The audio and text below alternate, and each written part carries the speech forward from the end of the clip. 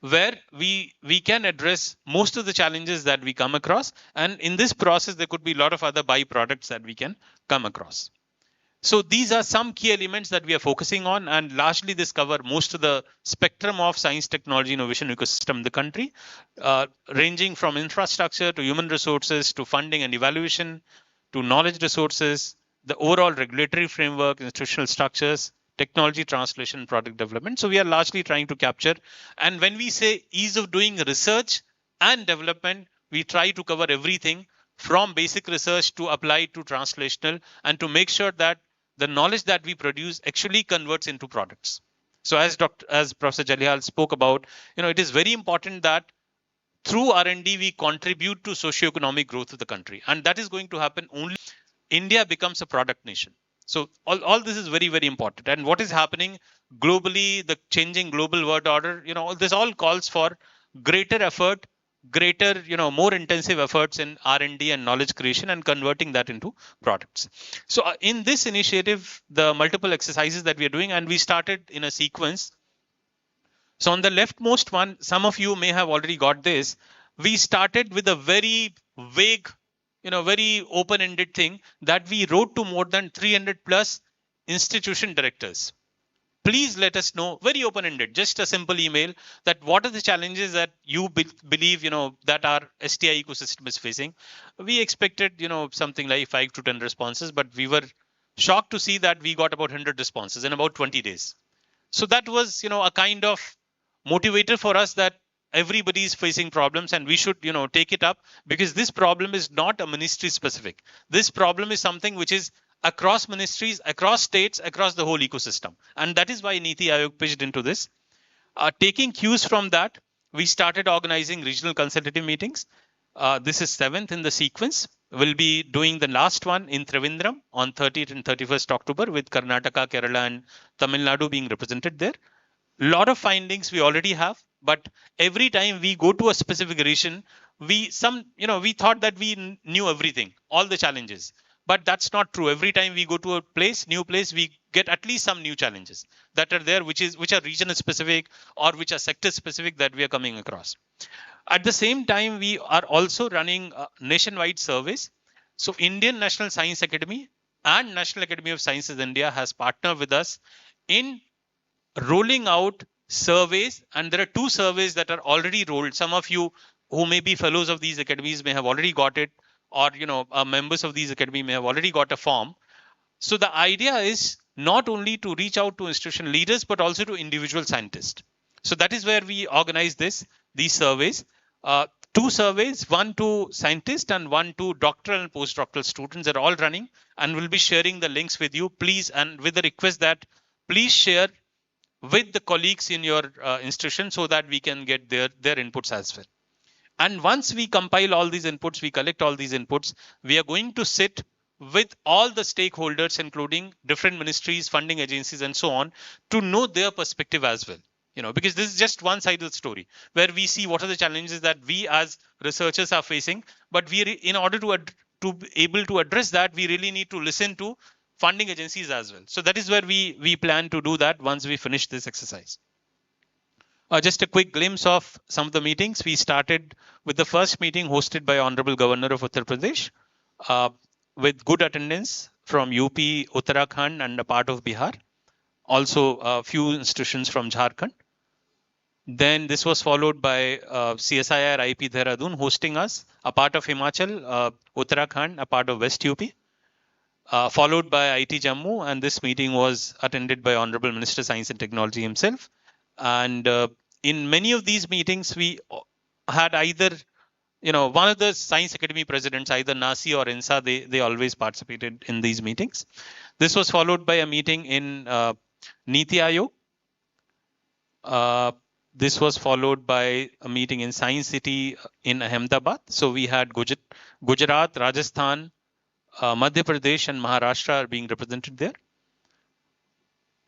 The last one, 6th, in ICT Hyderabad, we had Odisha, Andhra Pradesh, Telangana, and Goa represented there. And we got a lot of inputs from stalwarts also. So as you could see here, you have Dr. Anil Kakodkar here in this picture. in Gujarat, Dr. Mashelkar attended. So we have a lot of inputs from the whole spectrum, from young scientists, from institutional leaders, from people who have been in the best leadership of the country, and so on. And this is the 7th meeting that we are on, and as you could see here, there are 5 themes that we are trying to capture, and every place we are slightly changing the themes so that we can get inputs on the themes that we have not covered so far. Also, very quickly, like to point out on some recent developments that have happened. So as we get inputs, we are also sharing those inputs with relevant stakeholders, and some of these inputs are being translated into actual actions.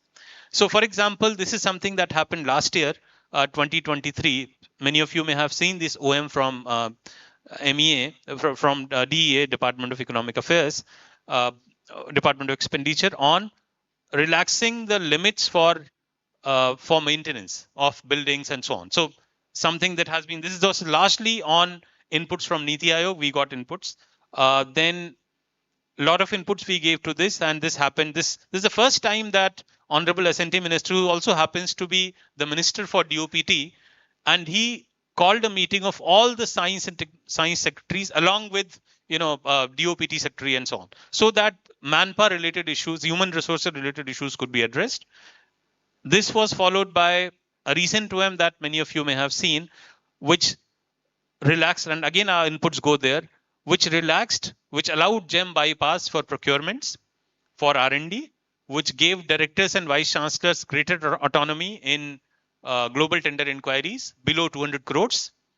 And also a lot of financial ceilings in GEM have been increased. So a lot of these inputs, as they are being collected, they are being also shared so that corrective actions are being taken as we move forward. Now, this is another important thing that we were also surprised to notice. This is an OM from 2009. And when we went into certain meetings, we heard complaints largely from CSIR labs that CSIR scientists are not allowed to open startups or to be part of startups. So we really started inquiring that, is it really the case? And we found that that's not the case at all. 2009 DSIR itself issued an OM, which is specifically a kind of enabler which allows researchers to have equity stake in scientific enterprises and a spin-off. And not only this, this is a very comprehensive OM which allows institutions to open incubators and so on. So it's a very comprehensive OM. Unfortunately, people are not aware. So see, the fact is, in 2009, we were much ahead of the time. People were not talking about startups in that sense, but we already had the enabling provision. So this is something that we are taking up with AICTE, with UGC, that this should reach to institutions across the country. Many IITs, people are already aware, and there are research parks, there are startups, there are incubators, but this should reach to all the institutions. Some other issues that we are covering is on enhanced R&D funding. 0.7, well, in absolute terms, we are growing, but that, as Professor Jalal said, a larger amount would be available for R&D, but we should also take into account, the higher cost, inflation, and so on. So that is where having higher allocation is very, very important, and we are pushing very much for this. Attracting private sector investment on R&D grant accounting system, unified system I talked about is going to happen very soon. Doctoral, postdoctoral research ecosystem, this needs to be strengthened, and this is something that we are very hard pushing with all the stakeholders. And just to inform all of you, there are two very important high-level committees, MHLCs, both hosted in NITI Aayog. One is on Viksit Bharat goals, the other is on reforms. So a lot of inputs that we are collecting, we are pushing through these two committees, and these committees, they report directly to the Honorable Prime Minister, and a lot of meetings are already happening. So government is now very actively looking at what are the challenges. So what we want, and the message that has been conveyed to us, is that India should really become a product nation. And this product nation is not going to happen unless we have an enabling R&D ecosystem. And that is where it is very, very important that not only we create knowledge, but we translate that knowledge into actual products which have socioeconomic impact, socioeconomic value. So this is the larger idea, broader purpose of organizing these meetings. And as I said, we are doing it region-wise. We are going to different regions just to make sure that there is larger participation. We are able to hear from all the distinguished institutional leaders from different regions. And I sincerely invite all of you on behalf of NITI Aayog and on behalf of all the important ministries who are responsible for science, technology, innovation ecosystem to share your inputs, your suggestions, your criticism as freely as possible, even if, as I said, involves some criticism of the government. We are open to that. We want to know the problems and to make sure that we are able to address all these problems. So this is our broader objective. We invite your insights, your experiences, and your suggestions. And when you share your problems, if you already know, or if you know what are the suggestions that we can take forward in able to be solve those problems, we'll really welcome that. And our broader tagline as we go on with this exercise is, we call it rope framework. We are trying to remove obstacles and to promote enablers. So this is the broader objective. Thank you very much for all of you for attending this, and we really look forward and we remain committed to address all these issues. Thank you very much. Thank you so much, sir, for the informative speech and for setting the tone for the sessions to follow ahead. I would now like to request Dr. Vanita S. Sahai, Director IIM, to please deliver the special address.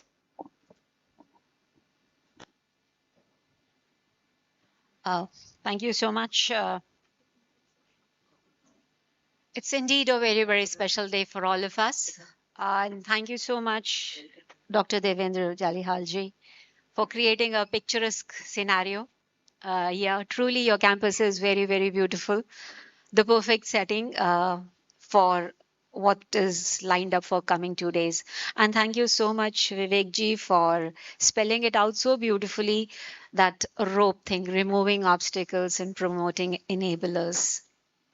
I've been sitting here since morning, and of course, the reason why we all came, the letter opened up with such a inviting thought process that yes, we know that there is distrust, there's mistrust, there is disgust, there is dislike, there are issues, but come on, let's come and talk.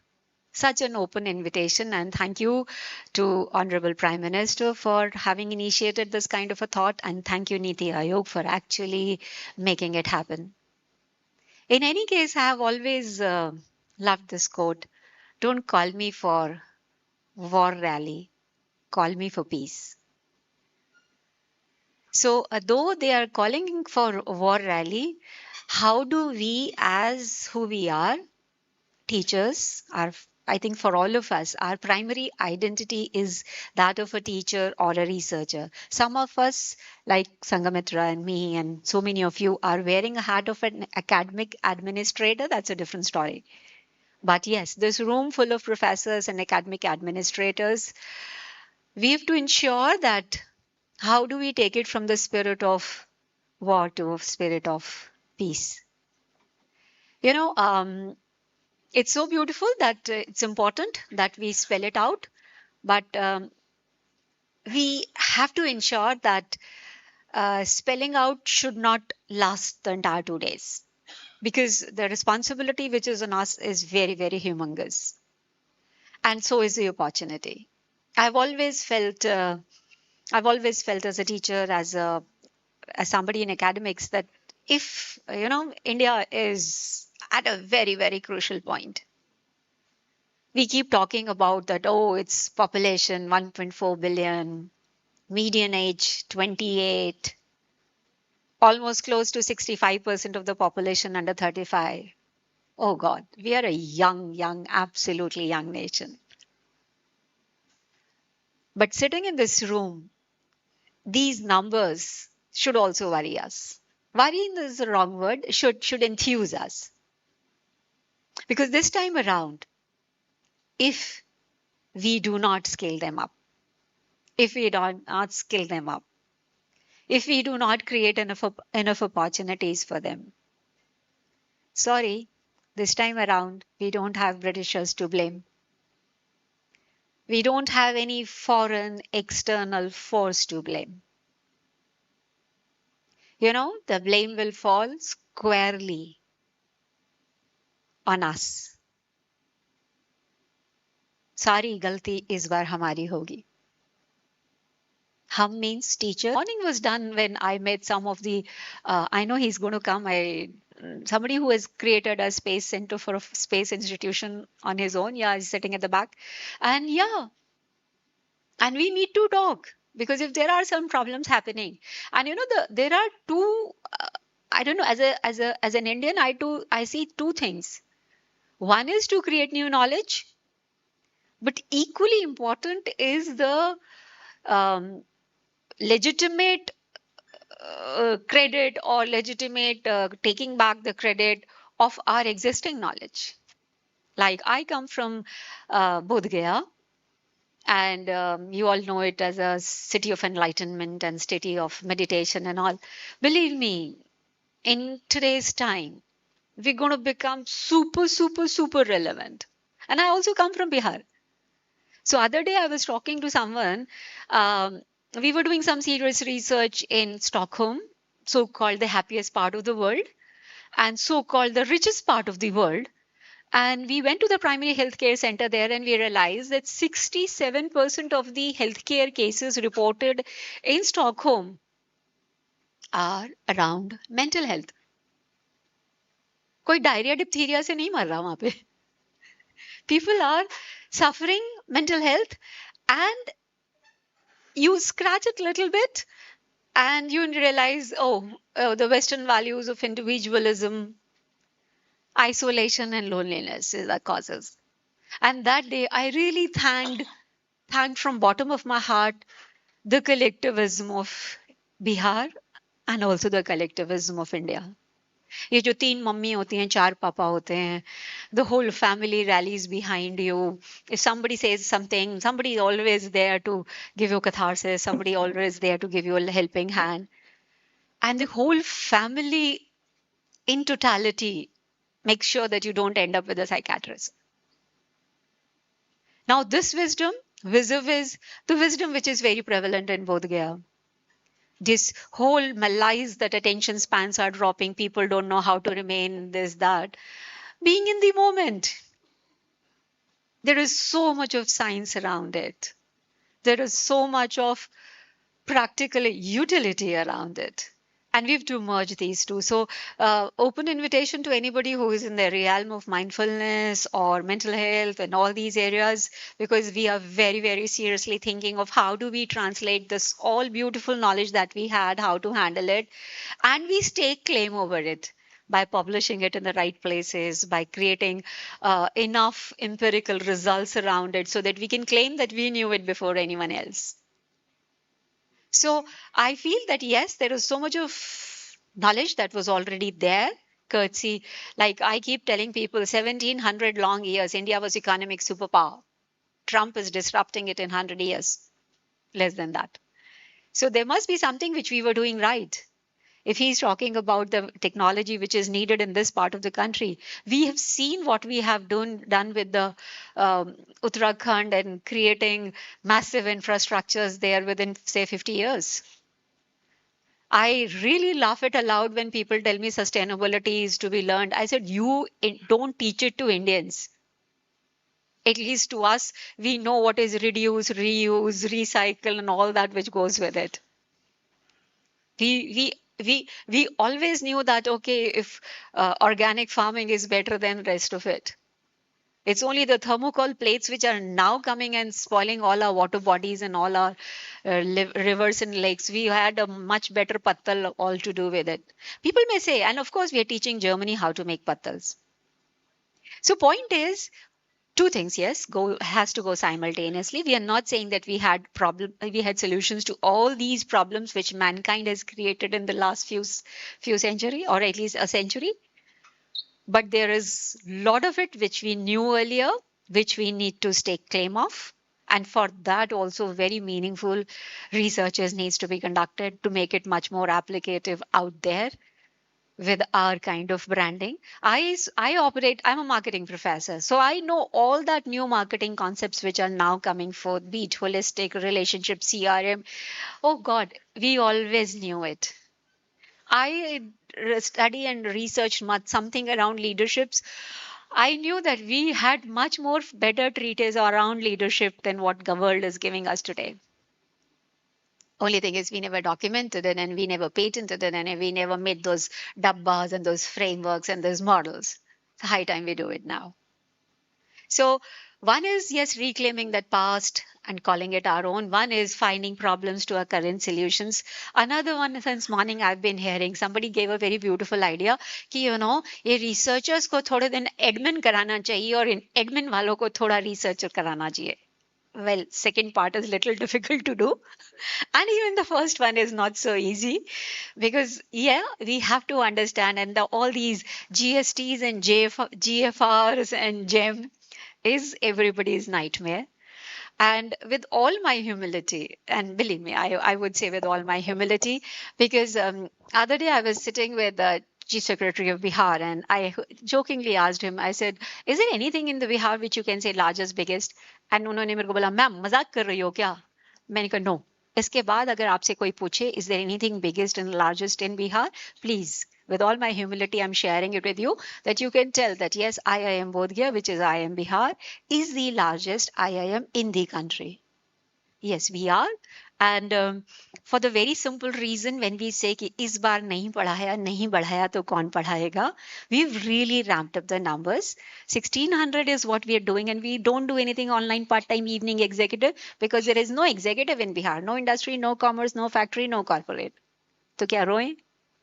नहीं. We thought, okay, we'll close the doors and we'll start teaching long-term, full degree awarding full-time programs.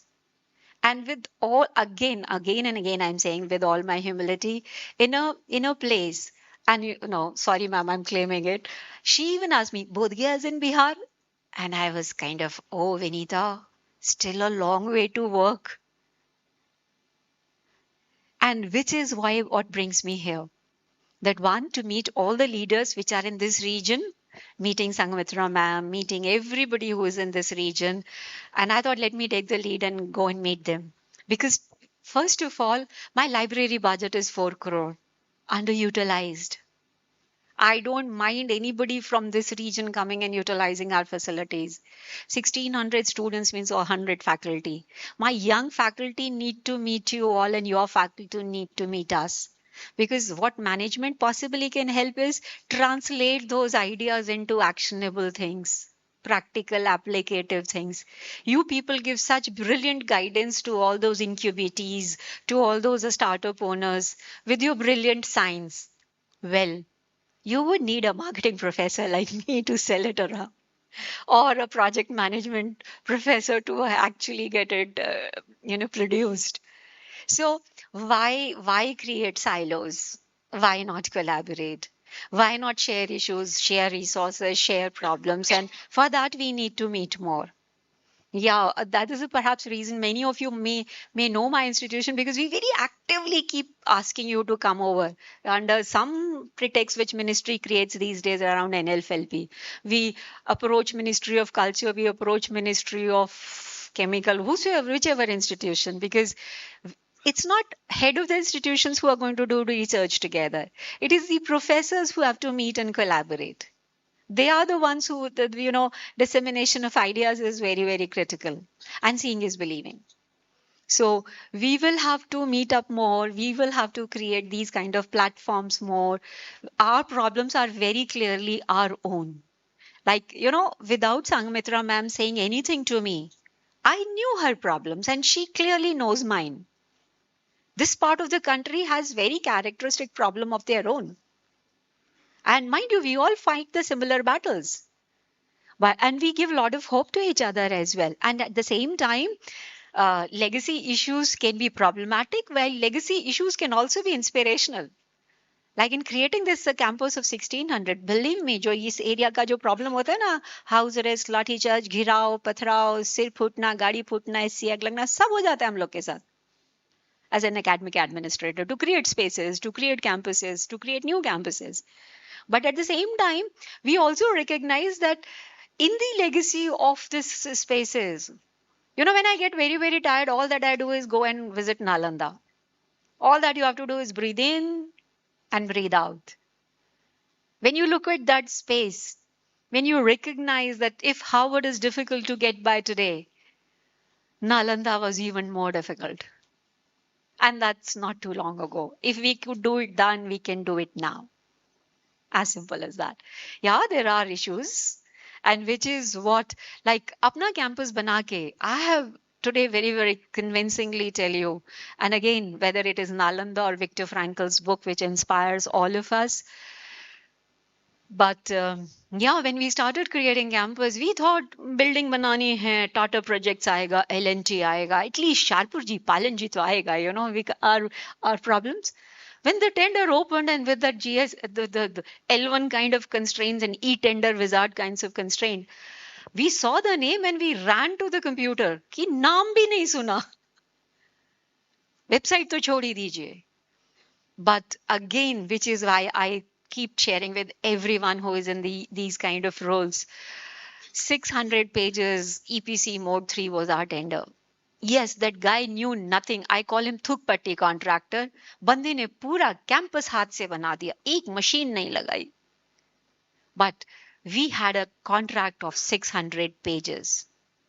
Every nook and corner was constrained. He had to do what we told him to do. So there is so much in our hand. When we had, as IM, we really wanted good furniture. So we had kept budget for 20 crores. Can you believe it? L1 was 6 crores. He would have given us garbage. And we insured steel case. We insured HNI. Minimum we insured Godrej. Just because what was in our hands was very immaculate. The specs that we wrote were, जिंदगी में कोई IIT IIM का tender नहीं छुएगा वो. Why? Because that was the part which we could exercise in our hands. So don't be under despair. If you want a gadget, GEM does allow. E-tender does allow. Only thing is that requires little more hard work from our side. Total knowledge of what we want and why we want from our side. I am complete support with the government, the kind of processes government is trying to make, the kind of transparency that they are trying to build. We have to support them. Only thing is that would require much more work from our side. So you ask, yes, I know exactly 963 SKUs are in my campus. In boardroom there is a think, and in the mess there is Imago. And both of them are the products which just cannot be replicated and qualify for PSC. And yes, at administrator, we hate to give PSCs to researchers. But if you write your specs better, we can do away with it. So many a times, yes, to understand each other's perspective. Currently, yes, the administrator in me is speaking aloud, but I also understand the researcher in you. Why you need sometimes what you need. And there has to be meeting ground. They are not hurdles. They're supposed to be facilitators. And when organizations like NITI Aayog comes and gives you these kind of platforms, again, I would say, let's, because what happens is if we only talk of disgust, mistrust, misgivings, only they would enlarge. So we have to talk in terms of solutions. We have to talk that, okay, this is the agenda that we are facing. Then how do we collaborate and we come across with it? And how do we strengthen the government and their hands to make things happen? There is no point, creating a struggle. It has to be collaborative work, and it works. Again, we will say that what in our limited experience in a space like Bihar, which is truly very, very tough, and the stories and the narratives can be very, very distraughting, but if we need to do it, we need to do it. And with a similar spirit, let's work even in these 2 days and iron out what are all problems that we're facing and create bridges, create mutual collaborations, which can really bring back glory to this part of the country, which was originally the most important part of the country, whether it was in terms of economy or whether it is in terms of intellectual capital or whatever. So high time that we regain that glory with our collective efforts, and feel free to to be in touch base in whatever limited means and ways we can collaborate. We'll be happy to create a platform like IIT Guwahati has done in this part of the country. We are happy to do something in our spaces. Now that the campus is up and running, an open invitation to all of you to the City of Enlightenment. And thank you so much, Vivekji, and to Jalihal Professor for creating these kind of platforms. We look forward to the collaborative talks. Thank you.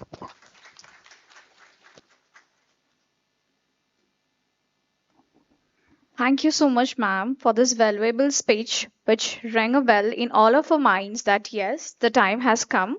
Thanks for the caution you have raised about research well-being. With this, we proceed ahead for the speech to be delivered by Professor Sankhamitra Bandyopadhyay. May I please request ma'am to please take over? Okay.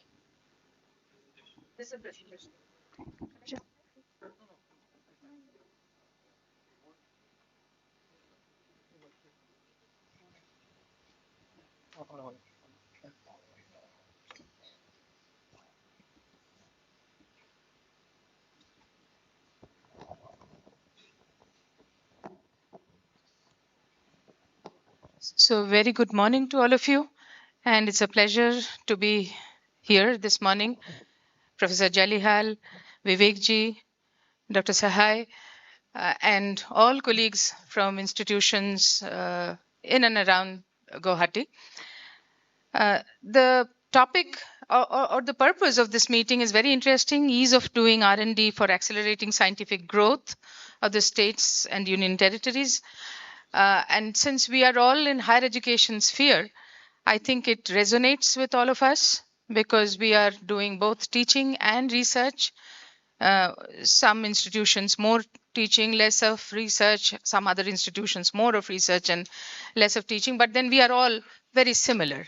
So our discussion is towards a robust and inclusive research ecosystem, and we would really like the next big discovery to come from India, and we have to prepare for that. In all these domains, now it's the era of data science and artificial intelligence. We really thought that something very big is likely to come out of India, and the intellectual capability is there, but something somewhere is missing. And I think these entire set of discussions which NITI Aayog has spearheaded, it will bring in certain changes. As we've already seen, certain changes are already happening because of these discussions, and we are getting newer and newer office orders, OMs, which are sort of making life simpler. So just very quickly, R&D, of course, we all know, is the foundation of innovation and sustainable growth. And investment here is investing in the country's future. The way we do science, the way we do research and development will determine if India will be the leader of tomorrow in science.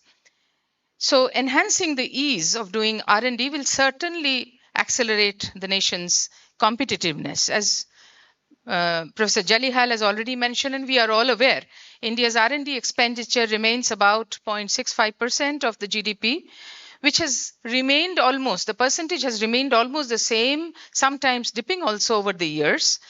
So a little bit of disruptive change is needed here. It has to go up. Of course, in absolute numbers, because the GDP is increasing, so values are increasing, but then the percentage also needs to go up. Lot more funding needs to come into research. But also we have to see how it is distributed. Significant disparities actually exist across the states. The key factors for R&D, I have it in the next slide also, is like human resource availability, institutional infrastructure and strength, publications and patents, collaborations, and translation of research.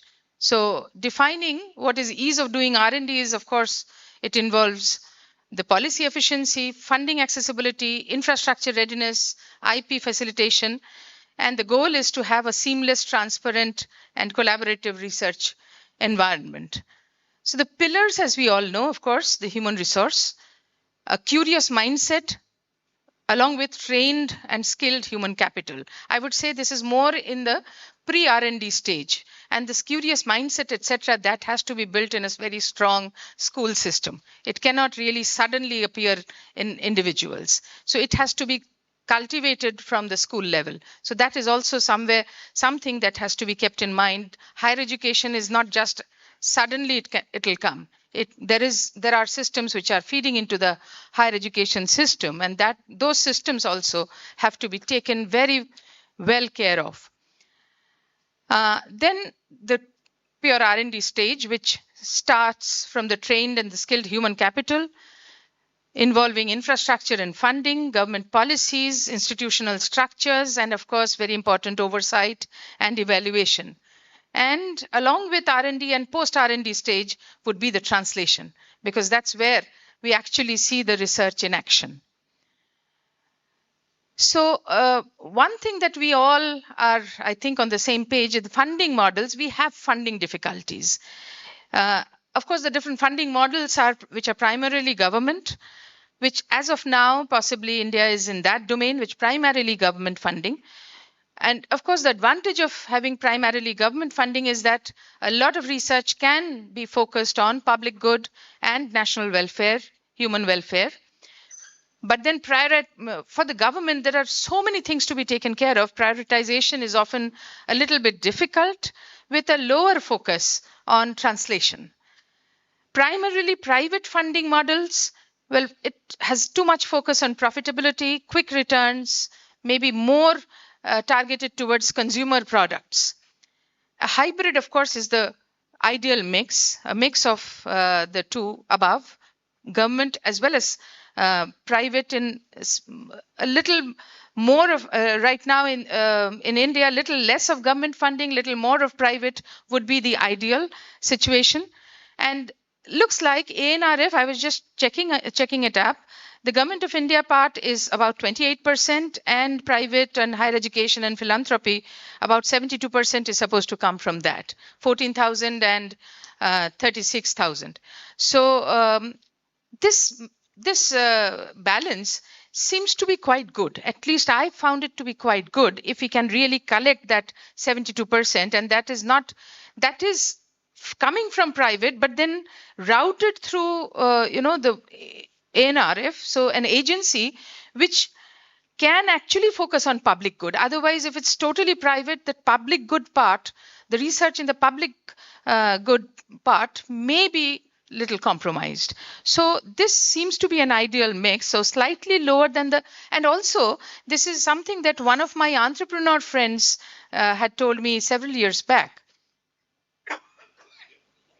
that slightly less than the required funding actually drives innovation.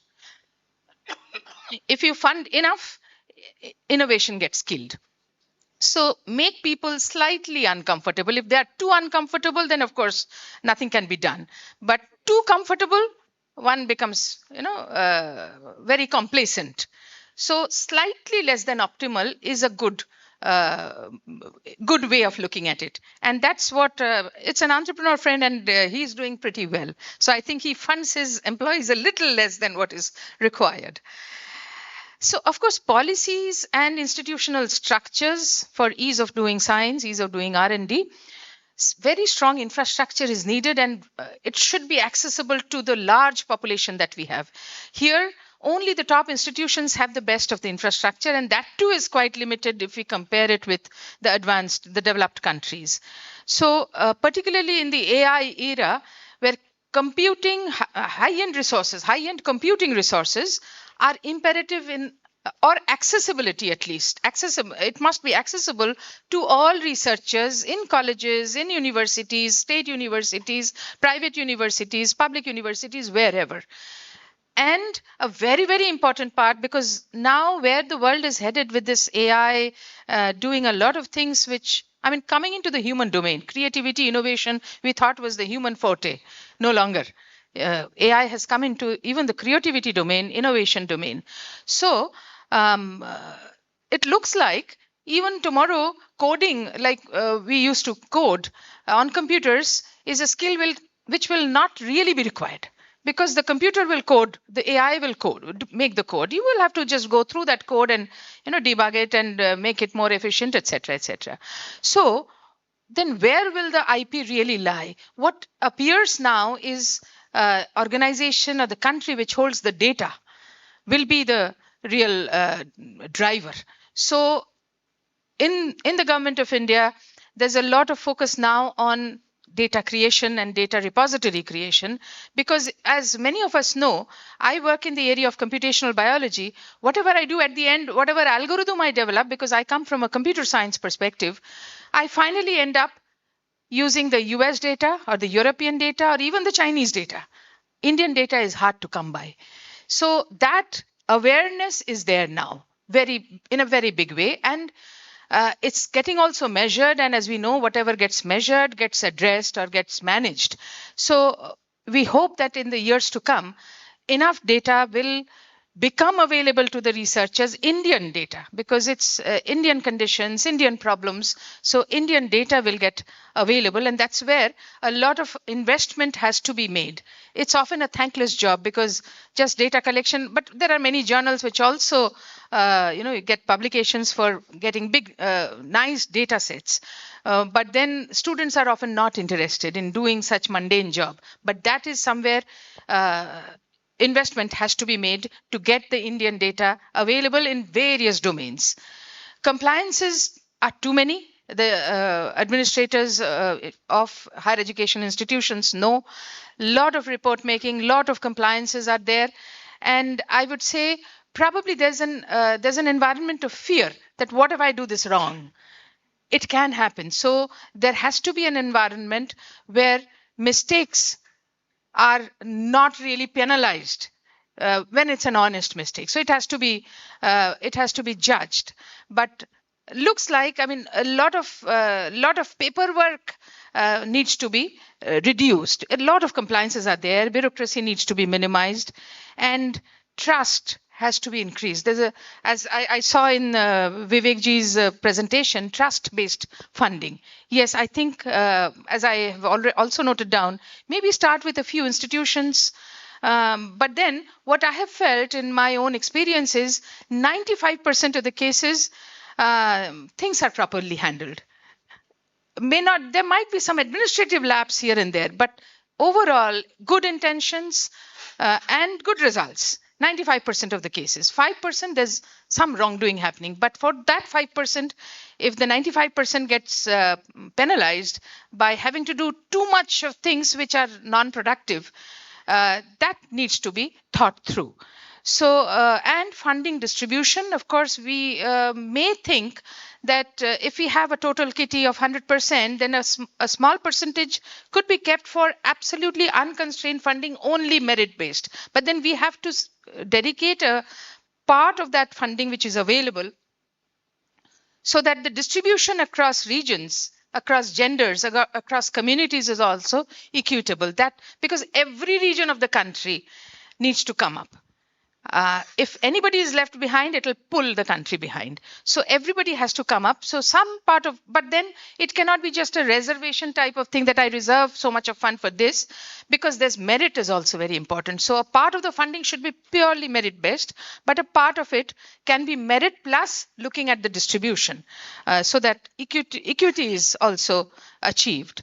And we have to invest, of course, a lot into skilling for the future, because that's where the country will, so that will always remain. There will always be a future. The other problem in doing science and doing R&D these days is that we have an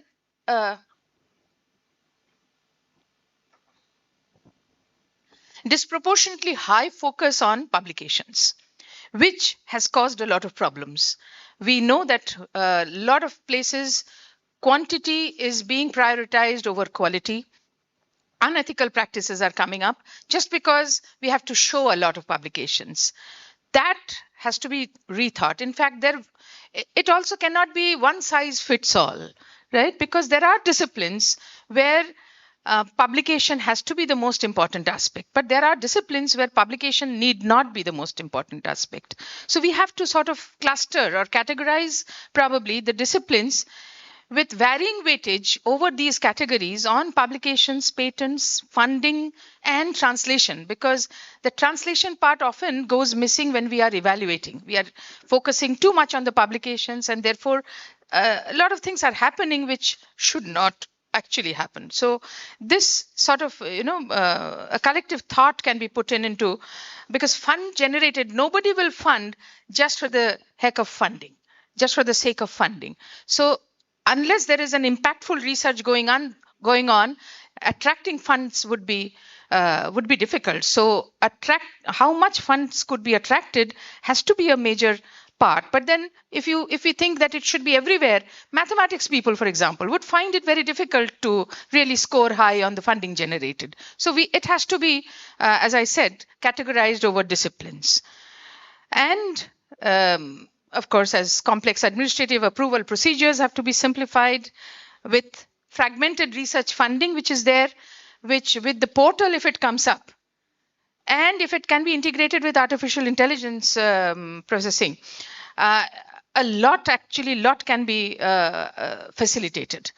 So, and I can talk to you offline about it later on. And there's a shortage of skilled researchers, talent retention issues are there. A lot of skilling activities have to be taken up. And of course, we know that industry academia partnership is very weak here. That their incentivization or different ways have to be thought through. I will not go through these policy recommendations. I think everywhere in all the meetings, those must have come up. But emerging technologies has to be leveraged. Of course, AI and big data, it will affect every domain of science and research and our lives. So, and we have actually a very widespread digital platform. We are digitally enabled country, and that's a great advantage that we have, and we can build upon that. Open science is something that has to be also very critically thought through, because all this most of the institutions face problems, for example, in paying for article processing charges, which is one of the models these days where the author pays, not the reader, but the author pays. That model in journals. So to conclude, knowledge and IP generation is imperative in this country, because this country is now ambitious. It's bubbling. It wants to be the greatest in the world. So with that thought process in mind, it has to be a knowledge-driven economy. IP has to be owned. Trust needs to be rebuilt in the system, and that's in capitals. That is imperative. Trust has to be there. 5% misdeeds, let it not affect the 95% good thing that is happening, and appropriate incentivization. And I just conclude by saying that, of course, we all know that R&D investment is investing in the country's future. So we all need to put our minds together to enhance the ease of doing R&D. Thank you very much.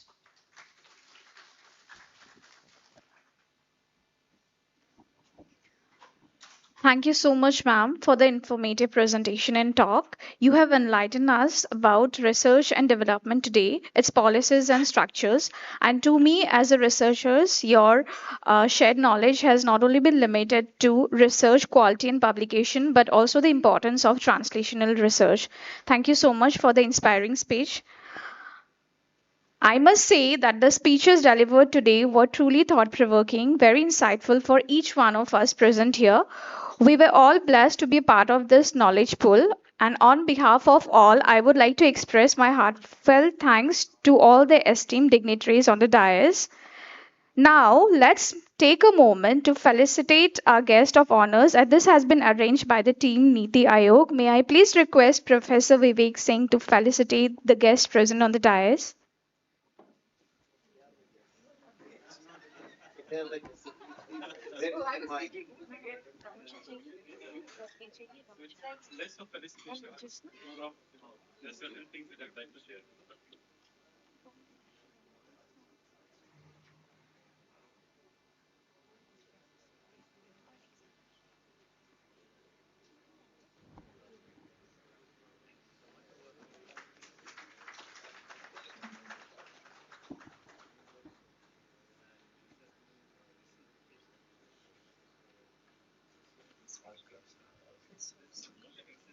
Yeah.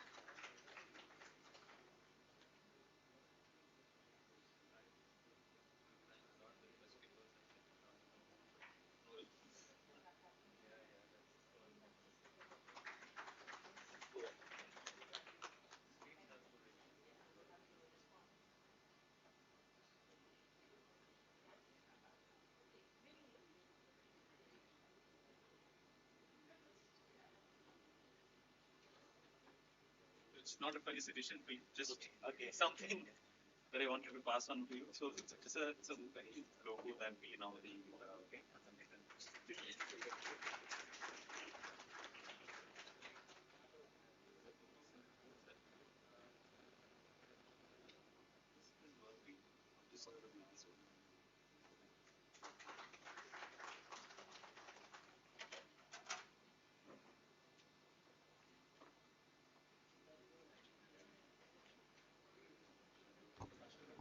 May I now request everyone present here to take a few moments and pay our respect to the national anthem? जनगण मन अधिनायक जय हे भारत भाग्य विधाता पंजाब सिंध गुजरात मराठा द्राविड उत्कल बंगा विंध्य हिमाचल यमुना गंगा उच्चल जलधि तरंगा तव शुभ नामे जागे तव शुभ आशीष मांगे गाहे तव जय गाथा जन गण मंगल दायक जय हे भारत भाग्य विधाता जय हे जय हे जय हे जय जय जय जय हे. Thank you, everyone.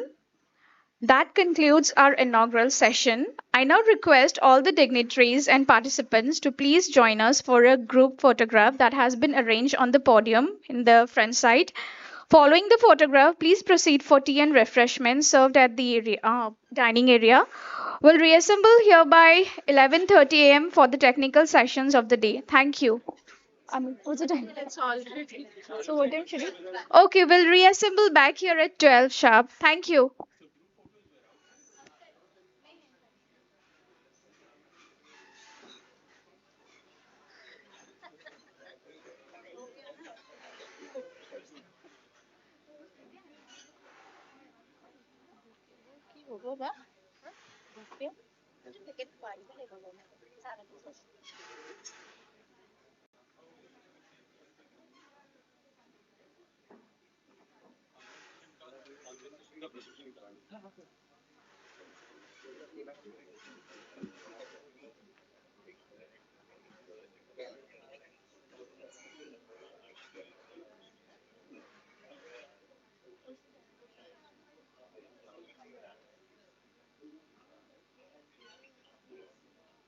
दो दो टेबल ऊपर आएगा.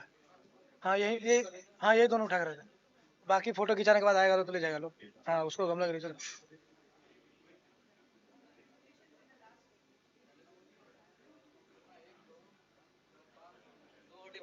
एक और 6 चाहिए हमको. इस बार 6 चाहिए. 1 2 3 अभी 6 चाहिए. उसके बाद 7 चाहिए. अभी 6 चाहिए.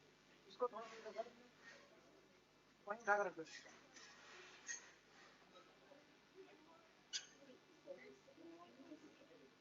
वहाँ इधर आएगा.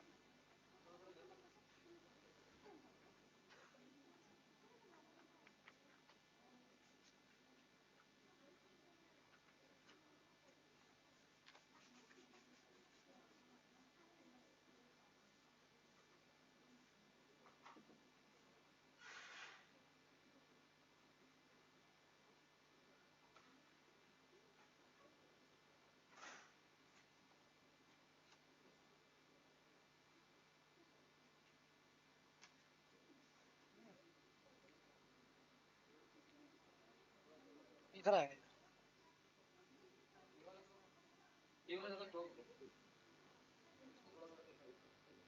छह है ना, बीच में बैठना है ना मॉडरेटर को। हाँ तो ठीक है, फिर इधर 3 लोग हैं, उधर 2 लोग, हाँ ठीक है, क्योंकि इधर 3 लोग है ना, उधर ज्यादा बैठे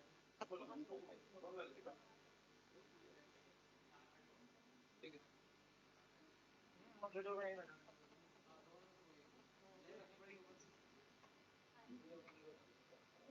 उधर खसका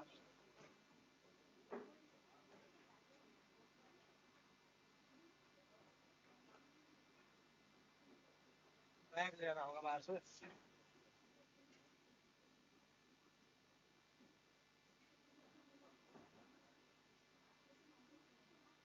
पीछे ठीक है, देखते हैं।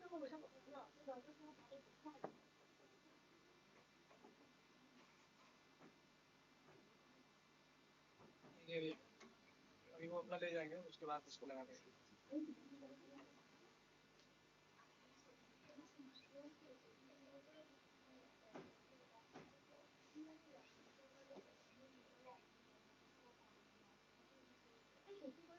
एक फोटो भेज दो भैया। कहाँ इसको पकड़ के बस यही, मतलब यही देखना चाहिए।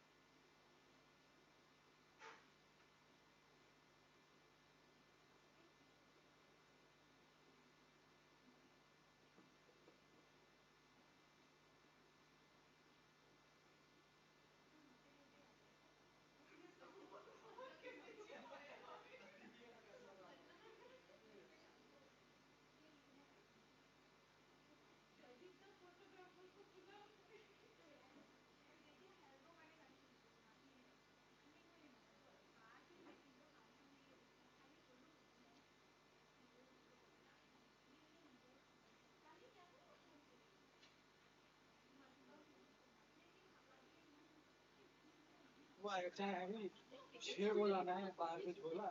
हाँ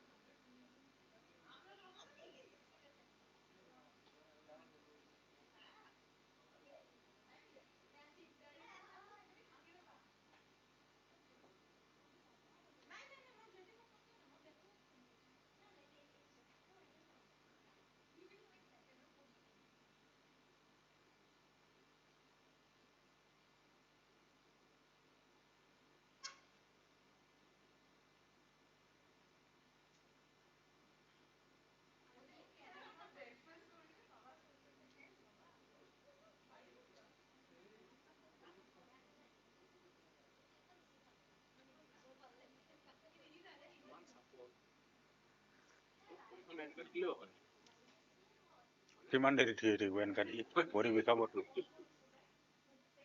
kayak teknik aja kan aku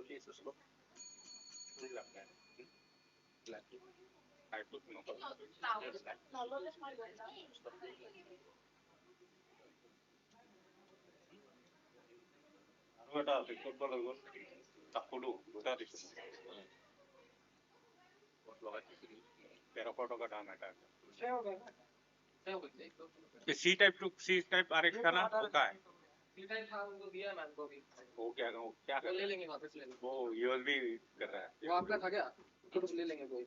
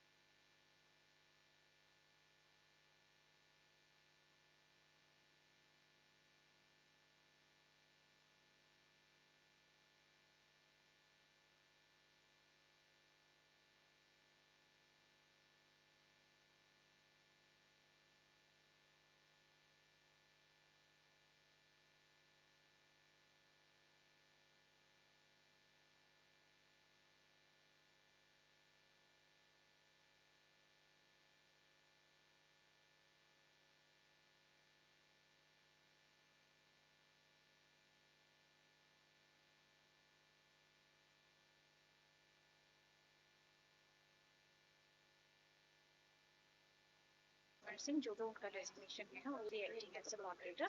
Along with him, we are privileged to speakers. नाम बोलोगे?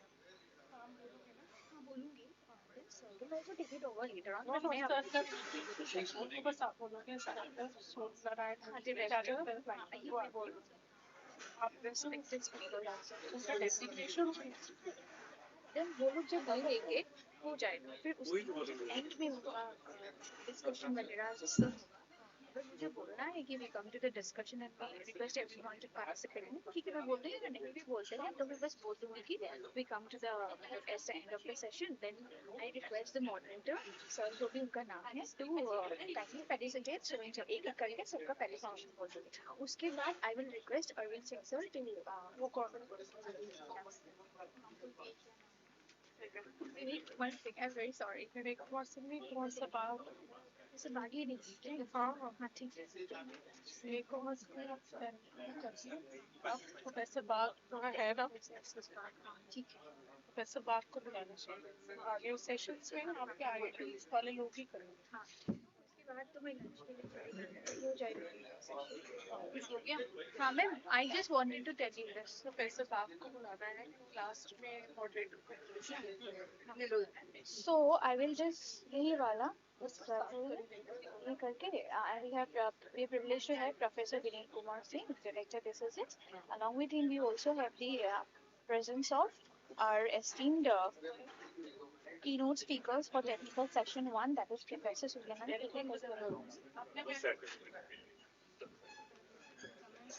Shortly,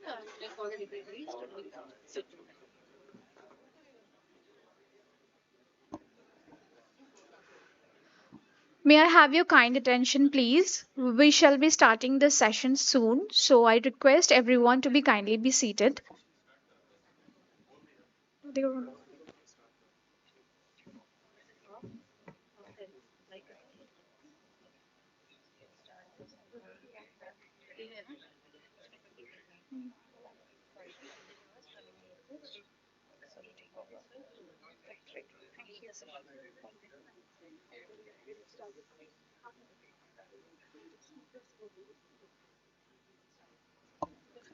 Welcome back, everyone. We now enter technical session 1 of the program, which focuses on streamlining processes to maximize R&D efficacy and productivity. This session will delve into key strategies and experiences to enhance the efficacy, output, and impact of research and development activities across institutions. We're privileged to have among us Professor Binod Kumar Singh, Director, National Atlas and Thematic Mapping Organization, Department of Science and Technology, DST, Government of India, as the moderator for this session. We also have the presence of esteemed speakers, Professor U. Suryanarayan Murthy, Director, National Institute of Pharmaceutical Education and Research, Guwahati, Professor Dhanapati Dekka, Vice Chancellor, Pattadev University, Pathsala, Professor Rajiv Mitra, Dean, DST, SN Bose National Center for Basic Sciences, Kolkata, Professor Brajesh Pandey, Executive Director, INSA, Delhi, Professor Sandeep K. Chakrabarti, Director, Indian Center for Space Physics, Kolkata. May I please request everyone to proceed towards the dais?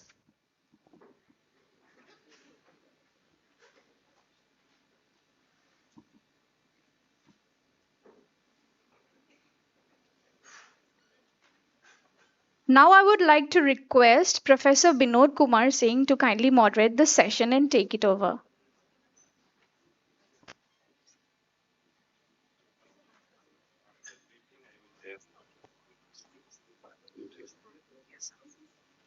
Do you need this? No, Okay.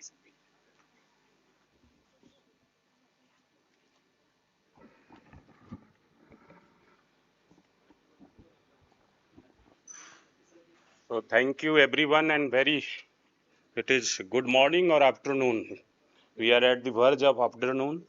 So I welcome all of you and this is the first technical session in which I am very much thankful to NITI Aayog that has come to our doorsteps. Our doorstep means the eastern states and the northeastern states. means Niti Aayog has reached at every 24% of the total population covers in these states, sir. So this is one of the every fourth person are going to be covered under this session. So in this light, without wasting our time, so this is the seventh conference in the series of Niti Aayog organized by in the one of the seven sister states and one of the largest state of the country. So this is the big achievement. So Niti Aayog has reached finally to the seven sister states in India. So third one is that in the guiding principles set for the sustainable development, that one guiding principle is that no one left behind and reaching the furthest behind first. So this is the attempt made by the Niti Aayog, sir. So Professor Vivek Kumar Singh is deserving a special thank for reaching the furthest first, sir. So a special thanks to this Professor Singh. So now I am coming to the some quotation with marked by the Albert Einstein. Albert Einstein has made the statement that he said once upon a time, I think 99 times and find nothing. I stop thinking, swim in silence, and the truth comes to me. It means the power of silence is more than the power of science. So we have to, if we have to do or we have to culminate the culture of research in India, we have to cultivate the culture of spirituality within us. So who should do the research? Who should be the team member of the researcher within? So team means I am coming to the team means TEM. Team means our thought should be the part of our pure thought should be the part of the researcher. Emotion should be content, and the attitude should be well defined, and the mind should be in the peace of a state. So this is the team member who are doing the research, and I will quote three slokas from Bhagavad Gita, from chapter 2. So everybody knows that uh, कर्मण्येवाधिकारस्ते माँ फलेषु कदाचन. तो research वही कर सकता है जिसमें त्याग का भाव हो, जिसमें सभी को त्यागने का भाव है. तो सभी लोग उस श्लोक से परिचित हैं. तो हम चाहते हैं कि रिसर्च जब भारत में हो तो इन जो हमारे जो शाश्वत सत्य हैं, जो भगवान उवाच हैं, उसको स्मरण करते हुए अगर हम करें तो हमारे सारे क्लचेज दूर हो जाते हैं. दूसरा जो श्लोक है उसी अध्याय का सेकंड चैप्टर का श्लोक नंबर 50 है. वो कहता है योगः कर्मेषु कौशलम. इसका पूरा अगर आप पढ़ेंगे तो उसमें कहता है कि योग जो है हमारी कुशलता को बढ़ाती है. तो हमें कुशल होना होगा, स्किलफुल होना होगा, हम अपने आप को अप स्किल करना होगा और री स्किलिंग करना होगा अगर रिसर्च के डोमेन को हमको बढ़ाना है. एंड द लास्ट, जब अर्जुन को 18वें अध्याय में भगवान पर विश्वास होता है कि भगवान का तीनों जो ज्ञान है, सांख्य योग, भक्ति योग, जब वो कर्म योग की बात करते हैं या निवृत्ति मार्ग की बात करते हैं तो उनको स्मृति लब्धा नष्टो मोहा का भाव उत्पन्न होता है. मतलब वो तैयार हो जाते हैं कि मैं सारे मोहों से नष्ट कर चुका हूं और अपने कर्म के लिए सज्ज हूं. तो मेरा ये मानना है कि जो रिसर्च है, रिसर्चर को एक गुड हेल्थ में होना चाहिए, जिसमें फिजिकल वेलबीइंग के साथ में, सोशल वेलबीइंग के साथ में, फिजिकल वेलबीइंग के साथ में स्पिरिचुअल वेलबीइंग होना बहुत जरूरी है. अगर कंटेंटमेंट नहीं है तो आपका रिसर्च सही नहीं होगा. तो कंटेंट होना जरूरी है, कंटेनमेंट होना जरूरी है. And the second, I will come to the last statement before conducting the session made by the Swami Vivekananda. Everybody knows that arise, awake and stop not till goal is reached. So this is for India. This is for India. जो madam कह रही थी, madam सहाय madam ने कहा कि it is the time, हम अब किसी पर ब्लेम नहीं करना है. हमें अब ब्लेम आप किसी पे नहीं कर सकते हैं कि एक्सटर्नल फोर्सेज ने रोक दिया, इंटरनल फोर्सेज ने रोक दिया, पॉलिटिकल इनस्टेबिलिटी ने रोक दिया. तो अब ये रोकने बहानेबाजी का समय नहीं है. अपने आप को यूनिफाइड करके रिसर्च का जो गोल है उसको अचीव करना होगा. और थर्ड, जो अंत में मैं यही कहूँगा कि जो साइंस एंड टेक्नोलॉजी का जो पर्सपेक्टिव है, वो किसी भी साइंस को तभी प्रमोशन मिलेगा जब हम जियो इनेबल्ड होंगे, हमारा डिसीजन लोकेशन बेस्ड होगा। लोकेशन बेस्ड का मतलब कि जो नेविगेशनल प्रोसेस है उसको आपको लेना पड़ेगा, तभी आप राइट डिसीजन रियल टाइम में काम कर सकेंगे, otherwise it will be a missing opportunity. So department of science and technology has recently launched two things. One is the National Geospatial Policy, which is notified in 2022, where two remarkable changes has been made. One is the democratization of data. So now data is accessible to everyone. If it has been collected by the public fund, it is freely available for everyone. And second one is it has opened the door for private industry. So thank you. Sir is saying seeing the watch, so I have to restrict my words. So now in this series, I would request all the panelists, honorable panelists, to restrict the time, because we have very limited time, because we are already running short of time. So we have 10 minutes for each participants, and before after completing 2 minutes I will call you to conclude. So please bear with the time, and without wasting the time, I would like to invite first of all Dr. Suman Kanungo, Director, ICMR Regional Medical Research Center, Dhibrugarh. So please do. Professor USN Murthy. Huh? Professor USN Murthy, Director NIPA Guwahati. Sidhu. Color ये आप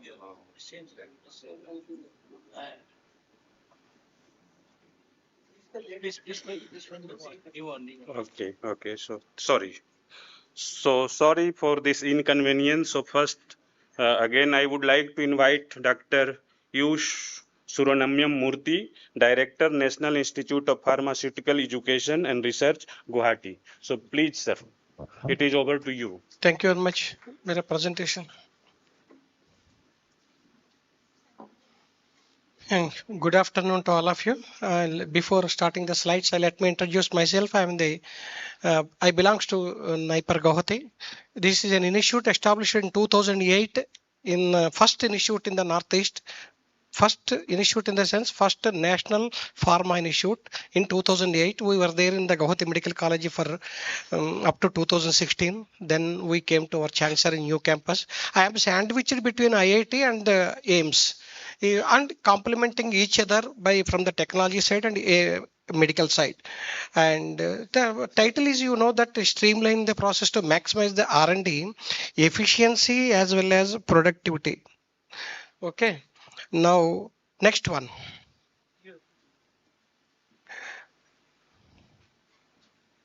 Next one, I think I will not read all those things. Most of the points are covered by my earlier speakers. Still, I will, when I rapid fire like that, I will tell standardizing and simplifying the process. That is the main cause for the inordinate delay taking place in the improvising the quality of the R&D. Next one is the define the clear objectives.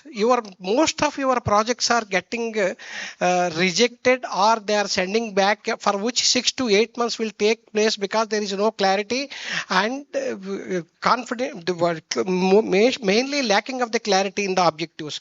Next one is a workflow. We can put the chart of the win with a special reference to the timelines. Number the fostering the collaboration. Success of project is mainly depending on 3 factors. Number one, first collaboration. Most important, second one is the collaboration. Third one is very important, is the collaboration. So that is why without collaboration, it is very difficult. Now, from 80 onwards, we are starting the interdisciplinary sciences. Bioinformatics started the age of 1980, early 80s. So similarly, collaboration, effective communication, whatever you have in the mind should be properly put it on the black and white and then communicate. And the adaptation of the cutting edge technologies, mechanical engineering is there, then pharma is there. How they will join hands, both are X and Y axis at all. Then in that case, there is a additive manufacturing and then personalized medicine, which is only the answer for the existing diseases for another 3 decades. Personalized medicine, 3D printing and 4D printing. You might have heard about the 3D printing and civil mechanical everywhere, but in pharma, 3D printing, NIPER Guwahati joined hands with the IIT Guwahati. That resulted to give the Center of Excellence with a 5 crores budget 6 years back by DST, and it has come out with the 6 patents and more than 10 publications. Patents are already transferred to the technology, but we will not patent the patent for patent. Patent will be patent for the process or product. Otherwise, A plus B is equal to ABA patent. It will not happen in the campus of Naipur-Gauti. Next one is the resource optimization. We don't have any resources. Already morning director told that construction how difficult it is. Your leadership will come, your creativity will come when you don't have resources. That is the way you have to optimize it.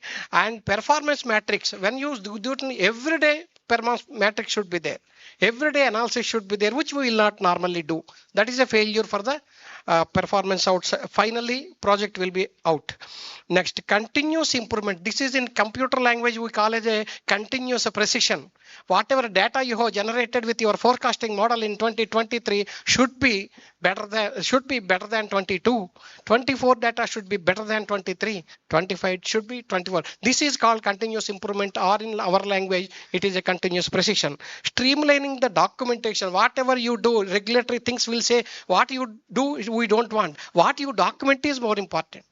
You see any regulatory compliance, whether it is a medical devices or pharma or ISO 9001, this environmental is 14,000. Documentation is important. That is the final one. Finally, streamlining the documentation both in hard copy. We are mostly infected with the soft copies and all, which don't have any guarantee. Hard copy is one of the important parameters. Now let us come to the benefits for streamlining, because this is a connectivity to tell my story about the case studies I wanted to tell in the latter part of my presentation. One is increased productivity. Second one is reducing the cost. How you will maximize the productivity by minimizing the cost. Minimizing the cost in the sense don't get the cash and in terms of rupees. By reducing the cost, including electricity and stationery itself is a minimizing the cost. Second thing is the faster the time to market. Timeline should be there. You can see in the foreign, even in India also, many software engineers are very busy, very busy. Why? Means product is going to be released by October 2nd target. Similarly, we too also have, though we don't have concept of product release to the market, we should keep ourselves target for the product release. Next, faster the time to market. When you are supposed to release, 1 week before itself, you should be ready with the packet. Next one is the enhanced collaboration. I already told you, no need of repetition. Best practices. Focus on this slide because my subsequent slides will be on the case studies of each and every heading. This is a regularly review and refine the process. Learn the mistakes from the past and see the future should be better than the past. That is the review and the refine the process. Leverage technology. This is already well explained by my colleague, Professor Sanghamitraji. Next, foster the culture of the innovation. These three, please note down, my case studies will be on that only, because bombarding the same thing of the earlier speaker doesn't have anything. If I give some kind of a case studies, that may be some lead to any of your studies in your respective areas. Next one. Now you see that is the first one, that regularly review and refine the process. For example, I am going to tell 33.75% of Indian population is suffering with a dry eye disease because of various factors. So what we want actually, now lubricant is there by many markets. My colleague, Dr. Professor Tamilvanan, has come out with one kind of a eye drop solution within 4 months after award of the BIRAC Incubation Center we have. He was the entrepreneur. Faculty is an entrepreneur in my institute. Out of 28 faculties, 5 faculties are the entrepreneurs by receiving funding from Atal Incubation Center or BIRAC. Otherwise, how Atmanirbhar will come? It will not come from the sky. Make it and then ask them to do it and all. Within 6 months, the product concept is ready. Within 9 months, patent is there. And after 12 months, 3 industries have come forward. One is Sun Pharma, another is BVG Life Sciences. This is the way translation technology will take place when you have the concept of all the 3D, whatever I told earlier.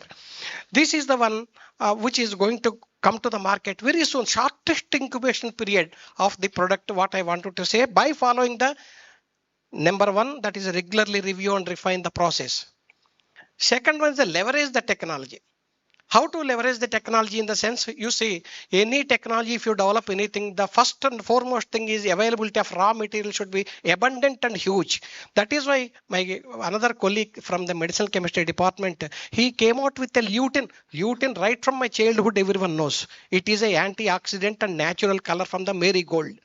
Okay, marigold is abundantly available. But how? What is the innovation of this particular product? It is again BIRAC Incubation Center under startup grant of 50 lakhs. Within again 1 year only, because BIRAC things are very time bound. So 1 year only we came out with this particular one. Before 11, I think around 11th month itself, we came out with the concept, patent accepted without anything, patent granted, and it is given to the 4 members. I mean 4 institutes. My interest is only to the local first, then national, then global. Then we have given to 2 locals, northeast based Assam and Meghalaya, and another 2 to the outside and all. This is the leverage technology of the success story. Another leverage technology I wanted to tell. We are into the national mission of the NTT. I think you know, though there is only one laboratory under Ministry of Sports and Youth Affairs. You know, dope testing laboratory under sports and all. So our recognition was seized back by WADA. World Dope Testing Agency Canada, they have seized our recognition. Then I was contacted by Dr. Sahu, director of NDTL Delhi. Can you do the referral standards, that is drug metabolites, can you please synthesize and then purify with 99%? Yes, we can do. Why did I say yes with having only 2 faculty? Level of confidence. If I fail, there are many failures in that. There is no time for me to tell the failures. Success stories only why I am telling. So it may be a carry forward message to all of you. Now what we have done, out of 22 drug metabolites, we have handed over so far 14 to them. Very happy to share, India got the recognition back by WADA, World Dope Testing Agency at Canada.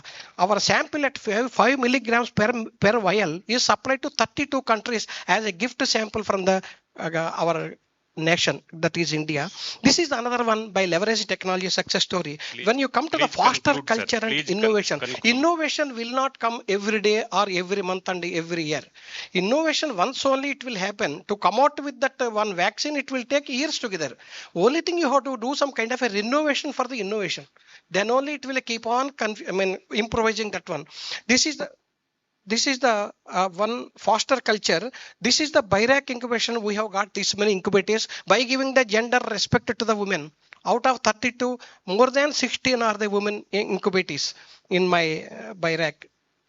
Next, Atul Incubation Center, also same story. This is by NITI-STATE, and with a lot of iterations of this one, we got it. And then there are online and offline. We prefer only offline incubators, and they have come out with the leverage technology and foster technology. They are coming out with the products. IIT Guwahati PhD students are also the incubators of NIPER. Next one is overall the result of my all the 3 benefits of the particular this one streamlining process of R&D resulted to get NIPER 9 center of excellence. So only one NIPER among 7 NIPERs to get worth of 75 crores.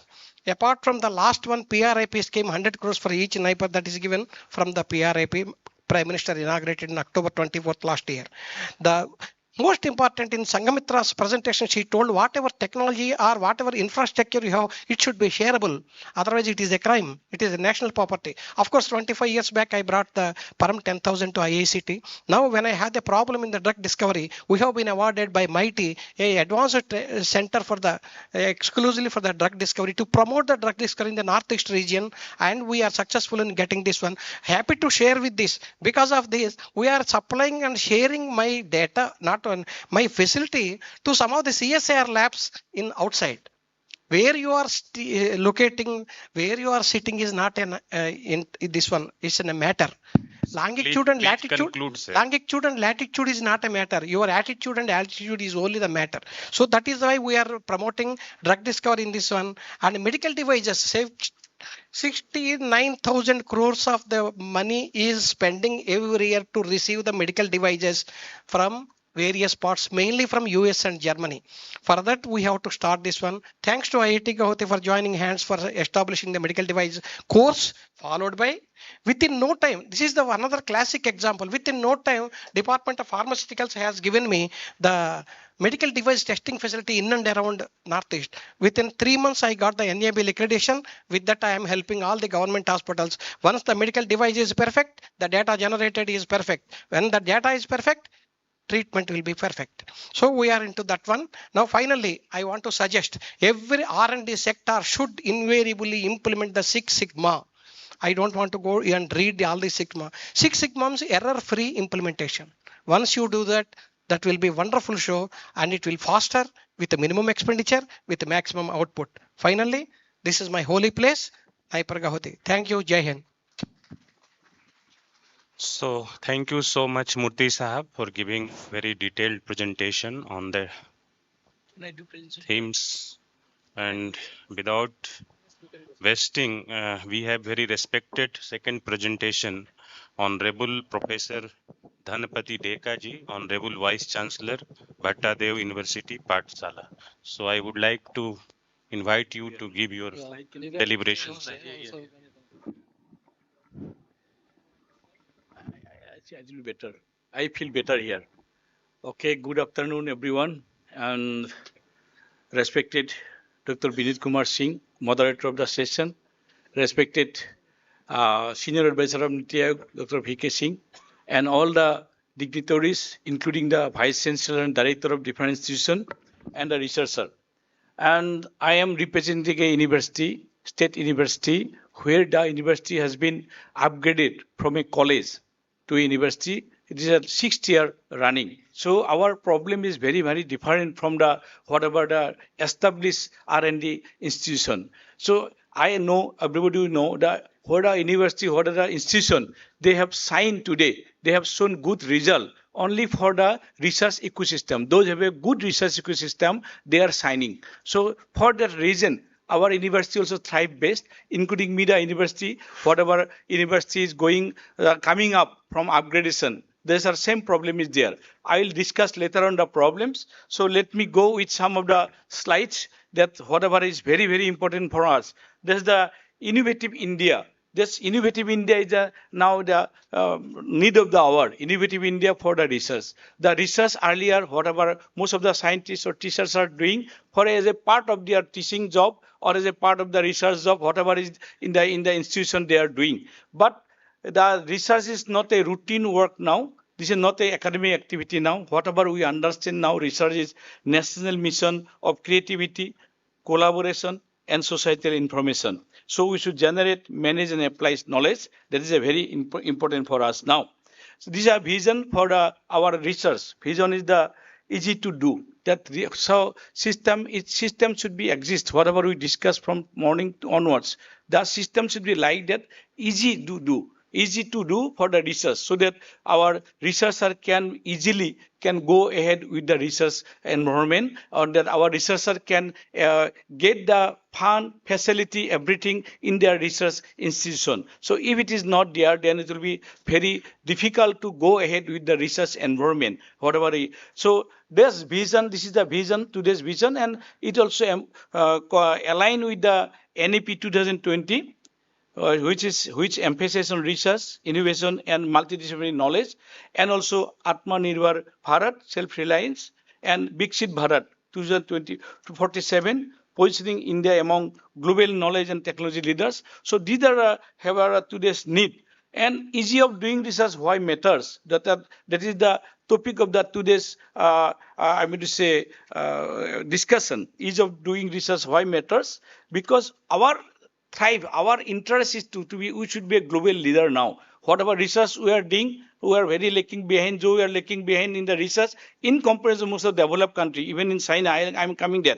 So our global innovation economics is very important. So among the top countries. So this is already our professor, our director from IIT. In a morning session, he told about our GDP percentage, 0.7%, but it is very less in comparison to South Korea and US. But if you see our total expenditure increasing, 6 major agencies, DST, DSR, CSR, DBT, DUS, DUE, MWS, all have been allocated more fund than the 2024-25. So this is one of the reason, maybe total our GDP is increasing, but total fund allocation also increasing. So this is a very, very important point for that government has given complete support for, I mean to say, increasing the research environment in each of the region, in each of the institution.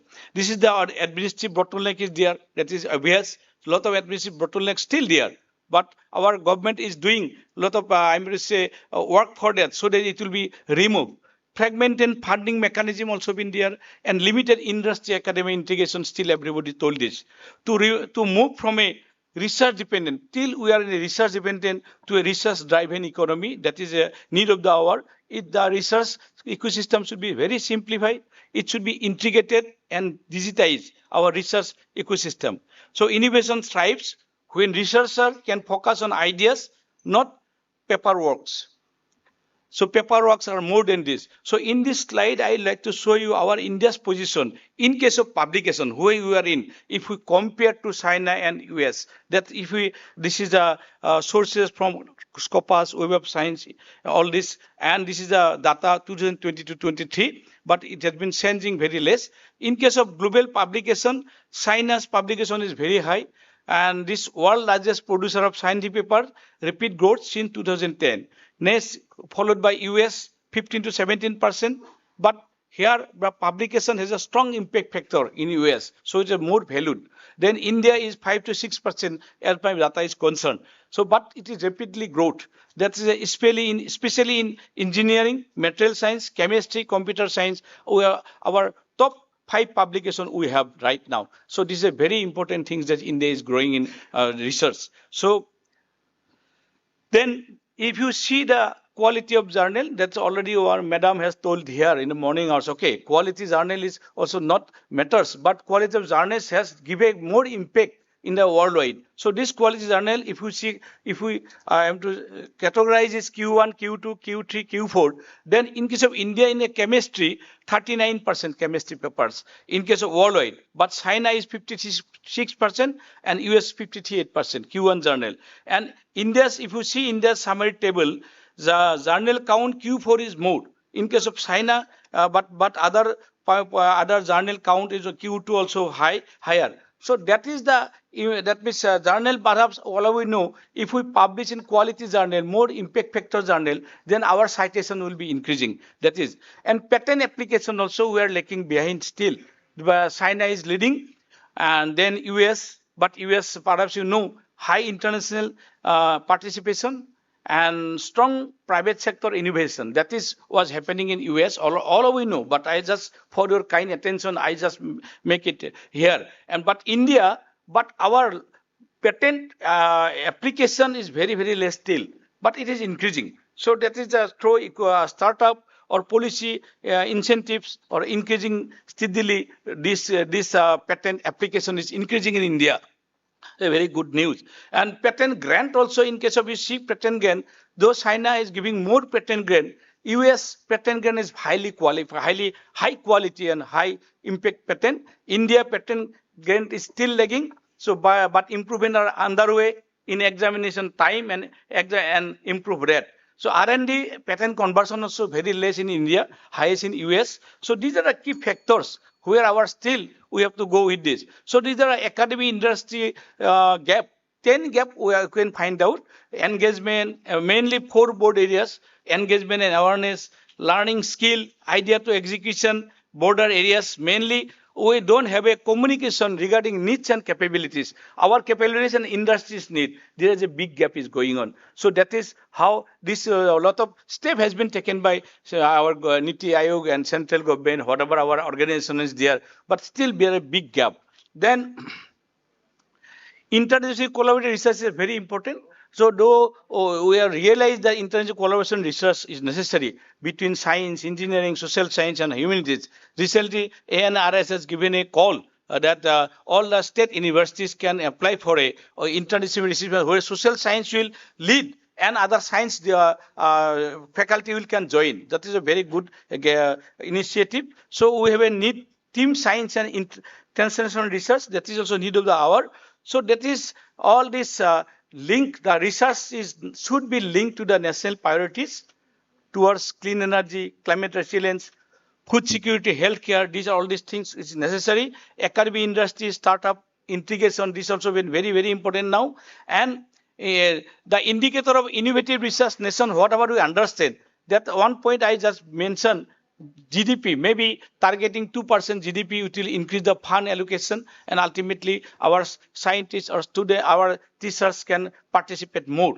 Increase patent filing is a very important point. I already mentioned. Enhance publication quality journal or global impact journal, and research driven startup and spin-off.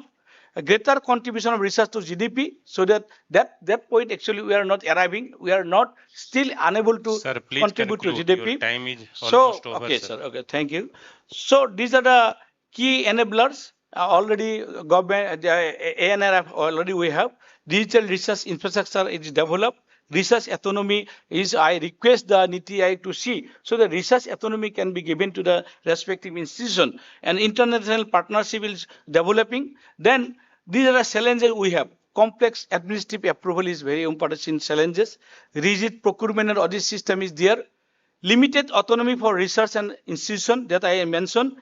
Data silos and lack of shared infrastructure is very important for our university like us, which is growing, which is a very nascent university, which is coming up from college to the university. We don't have a research infrastructure. That recently I just talked to the Assam government industrial secretary. He also mentioned, he also convinced that the research institution, those have a good research infrastructure. So these are been coming up and their product is very good. And this is, in our case, it is not happening. But a lot of fund has been given by Government of Assam for our university to develop the research infrastructure. This is a very good gestures from the government of Assam. So this is the some of the just streamlining process. Just I will conclude after telling this. Single research portal. Already our Professor V.K. Singh has told in the morning hours that NITI-STATE is on the way for a single research portal. This is very, very important.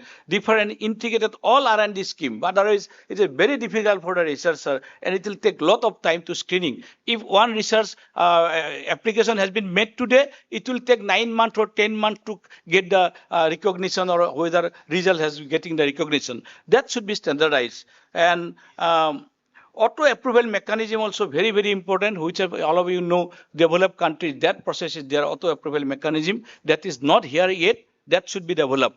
And as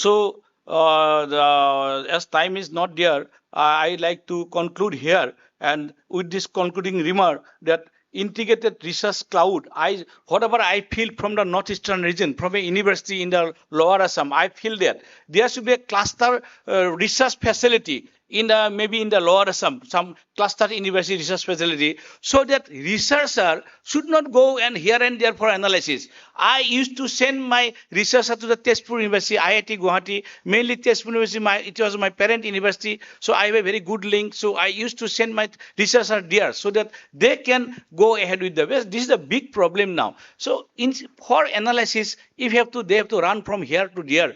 That's ultimately time consuming, and their research and going lengthy. So this point should be, there should be a cluster university in maybe in a lower Assam, so that their students will get very easy to go for analysis. Researcher can very get it easy for analysis. And concluding by the concluding remarks, so easy of doing research is not merely about some simplifying procedure.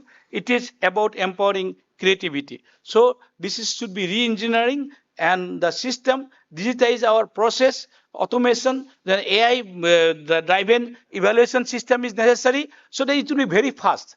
It is so. With these words, I would like to conclude, and thank you to NITI-STATE for giving me this very to stand before you and tell my things in front of you. Thank you so much.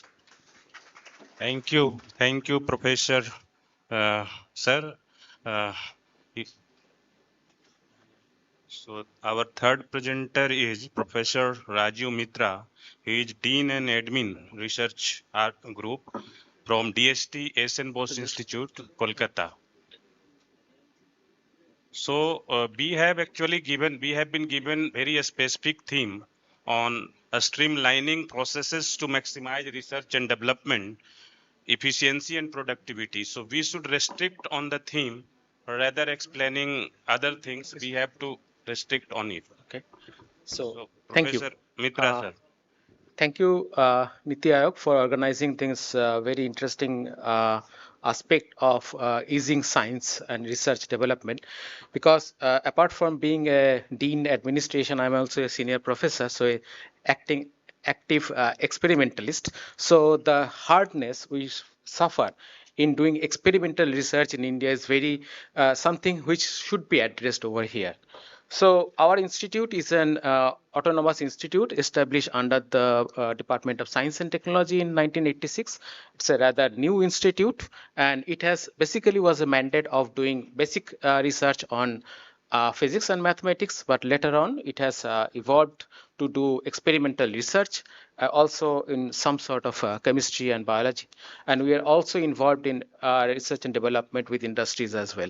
So we have a very small institute, over 34 number of strength and some 184 PhD students. And as you can see that we are actually involved in various aspects of science like chemical sciences, earth and atmospheric sciences, material sciences, mostly physical sciences, and also in astronomy and astrophysics.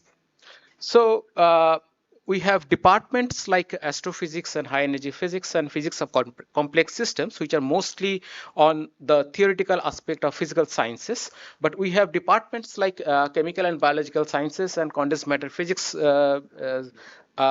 department, which are mostly on experimental sciences. We also thank to DST that we have some thematic unit which has been funded by DST, like the thematic unit of nano devices, thematic unit of excellence on computer sciences, and we also have technology research center, which has been given by DST, which has enabled us to think beyond the basic science and do handheld research, which can be translated to industries. And in the Technology Research Center, we have actually patented 27 patents, out of which 7 has been commercialized successfully. So as an institute, we do both basic science research as well as researches which can be translated to industries. So the major facilities, so you can see there are major facilities which has been developed in the institute, and there are some unique facilities which is very specific to our institute, which you may not or might not be found anywhere in India. But building up these facilities and mostly maintaining this very high-end research facilities is something which is very tiresome for us. To do state-of-the-art research and to compete with other nations, we have to have excellent research facilities, and the steps of research that and the major challenges are conceptualization of a research project. So what can be a research project? There could be 3 kinds of research projects. Some which is far-fetched, like I work on quantization of gravity or something like that. Something which is maybe not far-fetched, but in 5 years or 10 years I can get some result, like I can do work on myRNA research or some genetic regulation and things like that. There can be some research which is of immediate effect, like I want to get some vaccine or some mission mode thing. So if it is the problem is theoretical problem, it is mostly driven by the manpower system, which is very easily solvable in most of the cases. And if it is numerical, then needs a manpower and as well as computational resources. Thankfully, we have a Param Rudra, and that's why the computational resources are done. Now, if it is an experimental problem, it needs both manpower and resources. And in resources, I need recurring resources and capital resources. So what we get the funding from, mostly from the, we can get the core research grants like from DST. There are some big mission mode projects like a supercomputing mission, which we are a part of, nano mission, which we are a part of, national quantum mission, which we are a part of, and national mission for critical minerals, which we are also a part of. So these are the mission mode projects in which we have to deliver in time to time. And also there could be individual projects, which are the small kind of projects which have been driven by DST, DBT, CSI, NRF also. And there are some non-government projects. So we have some of the non-government projects which are mostly of consultancy based and which is the mandate of CSR of industries. We are actually looking for even more such CSR projects from industries which can foster our things. So what are the, how can we utilize the fund? First is the recruitment of manpower, which is a pretty easy thing to do. But procurement of capital and consumables is something which is very difficult for us. So the challenges, these are the challenges we generally face. First is the fixing of technical specifications. So within our budgetary provision, we have to fix a technical specification, which we should be do as best as we can. So we have to optimize our technical specifications. And then getting a suitable OEM, that is the original manufacturer. So with the James, so we have to first float this thing. Oh, so tendering. Tendering is a very lengthy process because first you have to float in some portal where everybody can, jump into your tender, and invariably there are 3-4 companies which quote, which put the technical bit, and they say everything is compliance. So you have to take some extra mile to get them rejected in the technical compliance. So making a very good technical compliance is something that as an experimentalist and as an administration, we have to do it. Then once the technical bid is we have received, then technical evaluation of the bid. So this is done under a committee which is actually driven by some experts of them, and then matching the budget. So by this time there are some this step which takes some time, and due to some delay or currency fluctuations, the budget then grow up.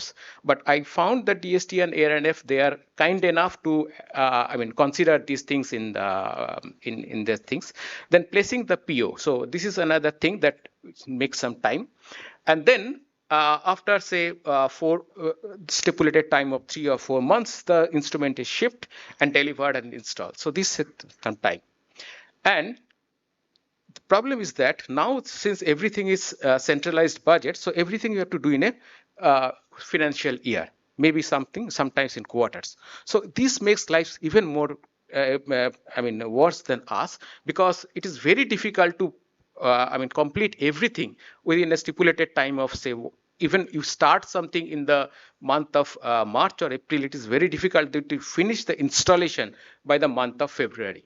So what happens that, okay, the thing is the money is there, but the next year budget is curtailed. So this is something in earlier days we could have put this money in our stock, but now it is not possible. So we have to make ourselves even more efficient to make these things. And procurement of consumables, this is something also very important, because we have to do research where we have to put any small components, like we have to procure a mirror, we have to procure a post, we have to procure some small chemicals. Unfortunately, these things are not being made in India, and if being made in India, they are also not of very good quality. So what Indian companies are doing, that they are actually getting these things from US or from China or some other place, and they are just repackaging it and selling to us at a higher price. So I asked NITI Aayog to, at least for the small components, like we want to make an optical lens, optical mirror, an optical stand. These are very mundane things that we can actually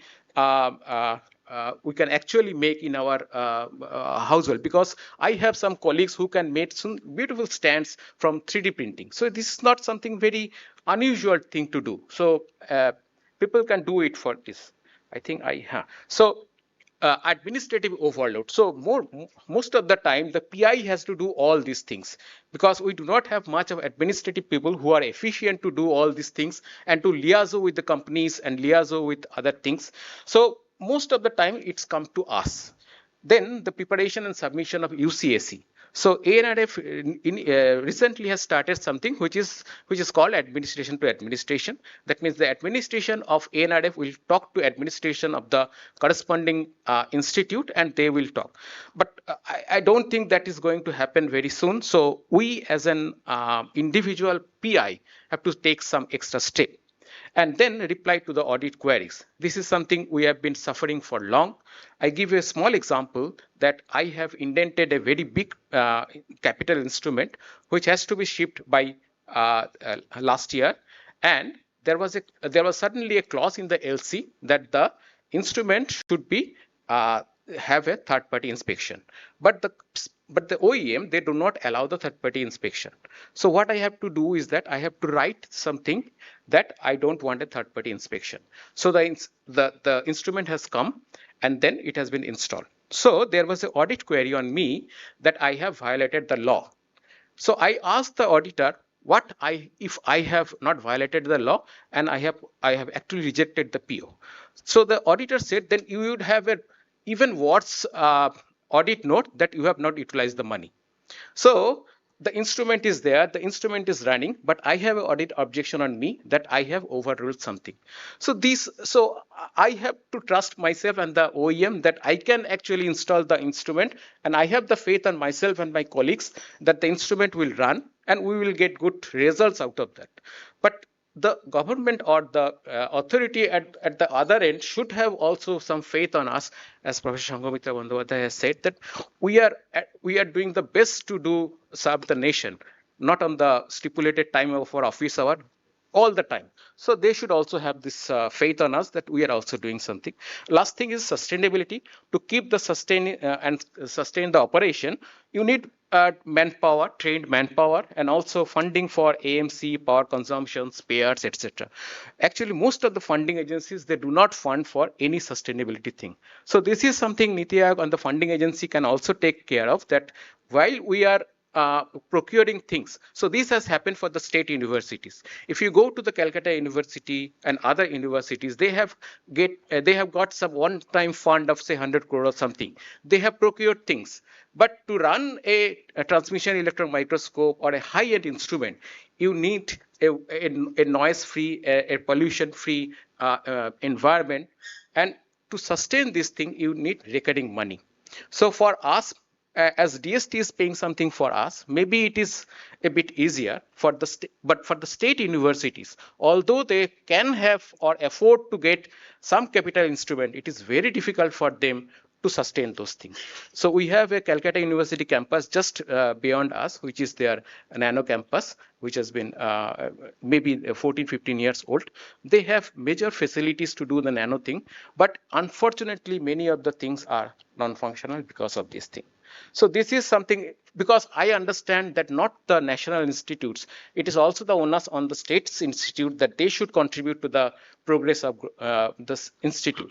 Because the problem with our research institute is that people in our research institute, we do not get students directly. So what happens in other countries, that people who teach, they do research, I mean in the universities. But here, people who teach are in the universities and people who do research are in the research institute. So there is a gap between having a research facilities and another thing I must say, that getting some primitive research facility in the university level is very important, because if you are competing with China, with USA and countries like that, you should have the students who are trained in their masters. So when we are a master students, we didn't know what a laser is. So we have all the theory with us, but we never had touched or seen any laser. So even a spectrograph. So somebody says that this is a spectrograph and this is a graph you are expected to get.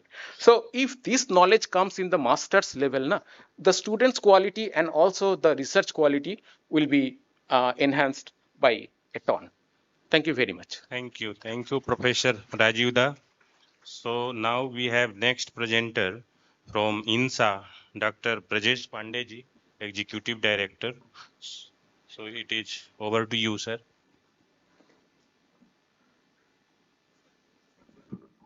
Good afternoon, namaskar. So I thanks NITI Aayog to give us opportunity to work on this particular movement is of doing research, and we have developed a questionnaire for you people, that is what kind of difficulties the different research group are facing. So in that, I'm not taking much time because we have 10 minutes and I have to discuss so many things. So there are some background why we have started, and there are different type of problems faced by different different institutions, different researcher and group of researcher. So to get an idea, so that the different that is government bodies, they can make a policy and we can go that is that policy can be implemented, and doing the research can be easier in our country. So that is, there are so many things which is already discussed, that is a lot of paperwork, delays, approval, and so many things are discussed. Many of us here also discussing about the real problem, that is what are the problem. So we are just doing a research, that is research on the basis of your feedback, That is, what are the different bottleneck which can be tackled and which can be removed so that we can get a good research environment and research ecosystem into that. So there are several things are mentioned over here. That is, what are the genesis and why we have started. That is why NITI Aayog and INSA has started working into this particular area. And this is the 7th meeting. In all 6 meetings, several things has been discussed. Many people, many vice chancellor, directors have discussed about their actual problem, what they are facing in day to day doing the research, that is also doing the research and procuring the instrument and getting the fund and many other things which actually hindering this research output. So these are the certain fields we have identified, that is on which basis we have gone to this, and that is one I can say: delay in the fund disbursement, complex cycle, insufficient private industry funding. Second, that is the second installment is many of the time we are not getting on the time. Funding agency like risk average, that is safe, incremental research and something like that. So on the excessive work, paperwork, bureaucracy, long thing, there are each and every things have their own, what is called, everybody can explain why this is taking too much time, but that should be optimized. And for that optimization, NITI Aayog also working hard, and we are doing in that particular business, that is ease of doing the research. Like this business, that is doing research business, should be very easy. And for that, what can be different type of mechanism evolve. So here, all of you have given a registration kit, and in the registration kit, there is a QR code. So I request you people, not now, but you can scan this QR code, and through that QR code, you can go to the this questionnaire, and then you can give your feedback. And also, I request you to, you can circulate among your faculty, topmost faculty, those who can give a reasonable, what is called, that is the survey. And depending on this survey, any survey will be useful only when if give some constructive idea. If you only कर that this system ऐसा खराब है वैसा खराब है तो भी कुछ नहीं होगा, और ये बताएंगे कि सब कुछ अच्छा है तो भी कुछ नहीं होगा. We have to give a balanced view so that it can be meaningfully used. So there are certain questions we are asking about some basic things, that is about your personal info, and then which institutions you are there, R&D funding, regulatory framework, administrative process. So there are several questions, and in some question there is some, once you say yes, there are 2-3 more questions are coming, and then this is going to use by INSA and NITI Aayog to make that like ease of doing research. That is what kind of different policy may be implemented. So till so far, this survey is selected among the very few people. One is INSA and NASI fellowship. Another is in last 6 consultative meetings, those who are participated among that. So today also it is circulated to you people, and you are requested to fill so that we can get. And here also different across, that is in INSA we have some young fellow, some associate fellow, some women fellow. So this is gone among that, and we have some feedback till so far 650, and we are eyeing to go more and more. Balance, I am saying, no, don't write very bad, don't write very good, but you have to critically write the thing so that it can be viewed, it can be reviewed, and then we can make a policy for the NITI Aayog, and NITI Aayog can go to the.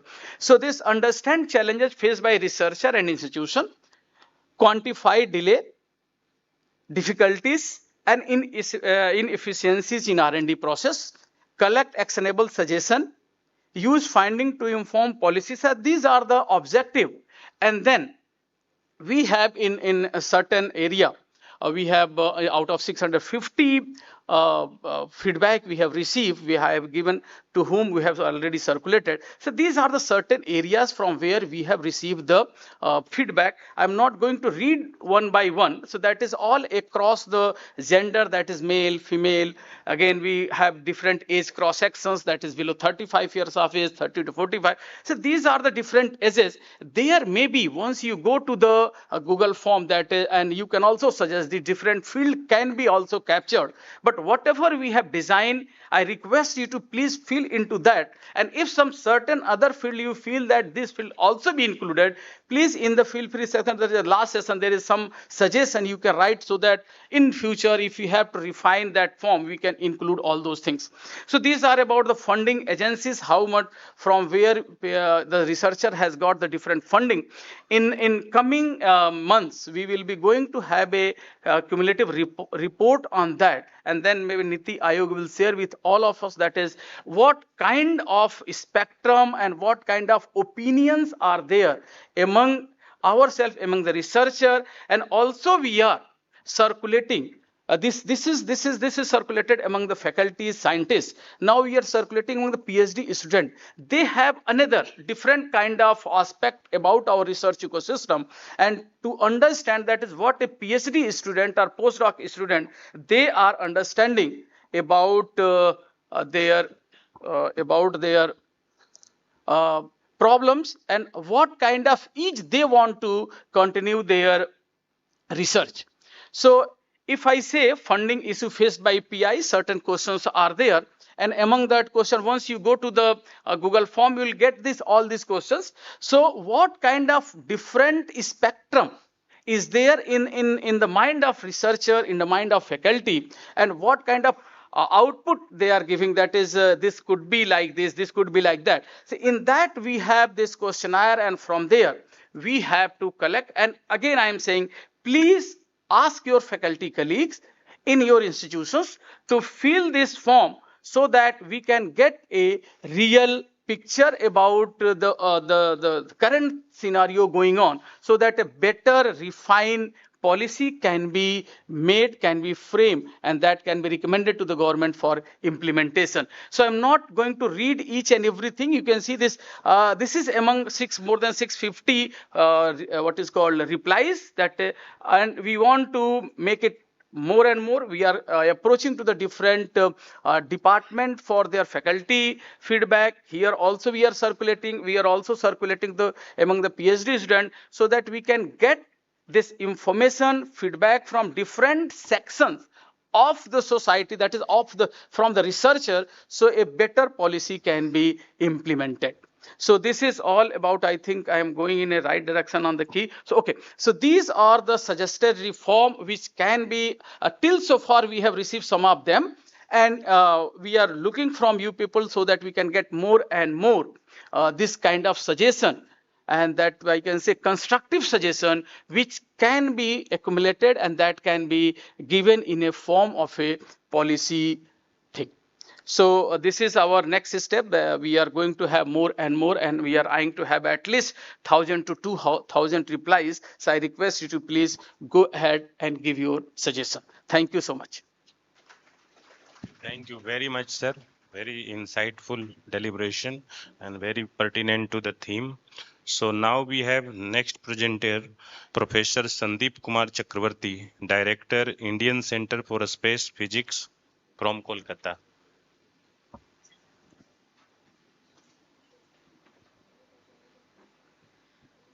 Good afternoon. Actually, I am a little bit, I have different issues, you will see. And it's an interesting, I have seen both worlds. I got base education from this world as well as from outside, from US. At the same time, I was involved in a government institution as well as private institution. So the mixed feeling. And most of the talk will be based on this particular book. I will be around this. This is a recommendation. Now, this recommendation is really a recommendation to take our institute over by Ministry of Earth Science. So it was already recommended 2013, and this is the picture that you can see. I don't know if there is a PowerPoint. Yeah, some kind of. Oh yeah. So okay. So I don't know where to point. All right. So this is the ceremony in which this recommendation was done. Recommendation was handed over to the Ministry of Earth Science that you take this institute over. Okay. And after that, of course, so all the due processes were taken. It took about 6 months, and After that, some recommendation was made, and you can see the recommendation. It says the committee head was Dr. P.S. Goel, who was the ex-secretary of Ministry of Earth Science. He says that this institute will be the same as the Tata Institute under DAE or PRL under DOS. So that is the strength of our institute. And the conclusion of the summary says that the institute's committee recommends an initial allotment of 21 crore from the 12th five-year plan. So I'm still talking of the days where NITI Aayog was not there. Now, clearly, this you can see that this is the final thing. We are very happy, had a few chocolates extra.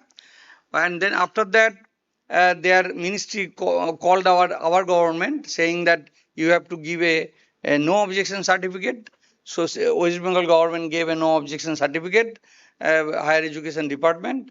And my request now comes to NITI Aayog that this particular recommendation was an honest to goodness recommendation by a huge set of people for 6 months. And we, of course, kept on harping on it. Even today, this process is not complete. Okay, so I request that if you talk about inefficiencies, then this is one of the examples. Now, this is so Dr. Goel, Dr. Soilesh Nayak, they were the secretaries, and they processed the case. And as soon as the other set of other people came, Dr. Rajivan, Dr. Omesh, Dr. Ravindran, etc., 2015, and I have tried few times to raise it up. They said that, look, it is not right time or whatever. They come up with various things. They said, well, it was recommended to Planning Commission. Now it is a NITI Aayog. So all kinds of things which really don't make much sense. Now, so there must be a logical end for this recommendation. Now, if even the cabinet note was written, expenditure finance committee, what they are going to pay, exactly entire process, how our institute fits with the other ISO institutions, everything was completed. So it was almost 3 years we worked on it. Now, what is this institute that we are talking about? This institute I have created myself because of the fact that most of the things that you pointed out to the central, the inefficiencies of the system. I said that, look, something like that has to be, in Eastern India, there is no space research institute. I am going to make one. Okay. So 1999, while I was still the senior professor at S.N. Bose National Center for Basic Sciences, in the weekends, I used to go to this, I created one, and I used to go there to make experiments, because S.N. Bose Center, the new director says that no. Even though they invited me to start a new astrophysics, earlier director, regime changed, director, DST secretary changed, and they said that no, astrophysics is not our part of, hey, you have to go to Bangalore for astrophysics. So this is, I have documents, okay. So this is the institution that I built in my own study. After a couple of iterations, the institute is now, of course, I even purchased a house just to ensure the institute grows, okay. And this is now the institution's headquarter only. Now 38,000 square feet, and I have, as you know, there is not much money. So if you don't have money, you have innovativeness, and so clearly we are going, running out of innovation. So I started this institute has another campus about 80 kilometers from here, from our institute, and this is a big campus which contains the largest telescope in Eastern India. Okay, so we are writing papers. This is the corner, you can see Vasishtha and Arundhati, these two telescopes, and we are writing papers published in ABJ, Astronomical Journal, etc. A lot of people are doing PhDs. Now, I will come to this. So this is the largest, this entire area there was no telescope. So I said, no, there must be something, and I am going to do it. Now, then I purchased another big land about 200 kilometers away, and we started sending balloons, large balloons for stratospheric studies. We have already sent 114 balloon missions, and we got data from our own payloads, and our own people got PhD from Calcutta University. Okay, so this is the 2 acres land that I purchased. I mean, our institute purchased the very limited budget, searching out the place where there is no aeroplane, so that there will be no complaint from ATC. And we are the only people in the entire world who have sent stratospheric balloon low cost, only less than $1,000. We go to space, get data, and come back. Okay. So these are the pictures. These are the payloads which we make. They are the same payloads that we sent in satellites. Same payloads we got it in satellites. So we are sending by this balloon. This is the picture. You can see that from our balloon, you cannot distinguish whether it is from space shuttle or International Space Station. We are going to space. We are we are taking data and coming back. Now, even the students are making payloads, and their payloads are also coming back by parachute, and they are highly encouraged. Now, I also created one museum, the largest museum in India, which contains 1,200 exhibits, absolutely rare. You can get even the hair of Neil Armstrong. All the people who went to space, everybody's hand signature is there. Everybody, Nobel laureate, every astronomer last 300 years, you have signatures there. Not only signatures, all the models you can see. Apollo space station. Even this museum was inaugurated by Rakesh Sharma, the first astronaut who went to space. There you can see American ambassador looking at nicer satellite that we made, American consulate, American chief, etc. So everybody interested. Now a lot of visitors, of course. We also made rockets, and very soon we will be started sending launching. Now where the money comes from is not important, because we have not written any such thing. So I am not complaining about the money and the time and all these things. If you have less money, you do innovation, and we are doing innovation, and if we get this money, then of course we will be 10 times better. Now, I come from University of Chicago. Of course, I did my master's from University of Chicago, from Calcutta University. I was the topper. I was in IIT Kanpur, and then I went to Chicago. I worked with Professor John Chicago. This is the picture you can see on the day he got Nobel Prize. I was a student that day of him. Now, then I went to Caltech as a faculty there. I was a Caltech faculty. With Keith Thorne was my mentor. He also got Nobel Prize 2017. And then in Italy, again, Giacomo got Nobel Prize in 2006. And these are the people which I worked. And also I worked at NASA for a long time. NASA got it. So when I came back to India, I thought that yes, we can do it. Okay. In Stanford University, I am in the topmost astrophysicists in this country. Sometimes my name is also written in top 10 Indian astrophysicists by India Today. This is you can see there is a link there among with Bhabha and Bikram Sarabhai, everything. Even my picture is also there. I don't believe it, but it is there. Okay. Now I produced 60 PhD students. So if you think I have been building houses or buildings, that is not true. 60 PhD students, most of them are in national institutes. Even in IIT Guwahati, this student, Santabrata Das, is a professor. He is in HRI, in IISc Bangalore professor, Bhabha Atomic Research Center, ARIES, UR Rao Center in ISRO. Everybody is at Bikram Sarabhai, Jadavpur University Physical Research Laboratory. Everybody is now. Sir, conclude. Yeah, please, concluding. So the conclusion is that we have about our budget is very less. Yeah, budget is less. So no. Sir, I have already said. No. This is about the report. We are here to listen from you about the how we can maximize the research and development and its efficiency. No, I talked about the fact that we are innovative. So we have very little budget. This is your report, but we need to hear from you. This is the budget that we have. It's coming. This is the budget that we are getting from the state government. They have capped at 1 crore. So budget is very little. Science is very high. Impact factor of our papers is about 10 per faculty per year. And these are the students we have produced from ICSP. So these institutes progress. If I can do it myself, I reduce my fees. Of course, I have a lot of suggestions. Don't have much time. But if we can do, when we make a vision document, we always say what we are capable of doing. We just discuss among our students. Can you do this? Can you send it to space? Can you do that? Yes. Okay, so this is our vision document that goes to the Honorable Prime Minister. It should be the other way around. Vision document should have, can we produce 3 Nobel laureates in next 30 years? And then you take the best possible people, 30 PhD students, 300 papers, shut them in a room for 1 month, let them have a document and let that document be Prime Minister hand it over to ISRO or any other places that you implement this document. You cannot write your own vision document and clap when after you achieve something. Okay, this is the biggest problem in India. The other problem is when you change the regime, the situation change. ISRO chairman changed, their relationship with us changed. The DST chairman changed, the relationship changed. So these happen many times, and this has to stop. If I can come back from one person from United States and create 60 students, and they have already produced 200 students, and therefore I request NITI Aayog also to take China model or Indira Gandhi model.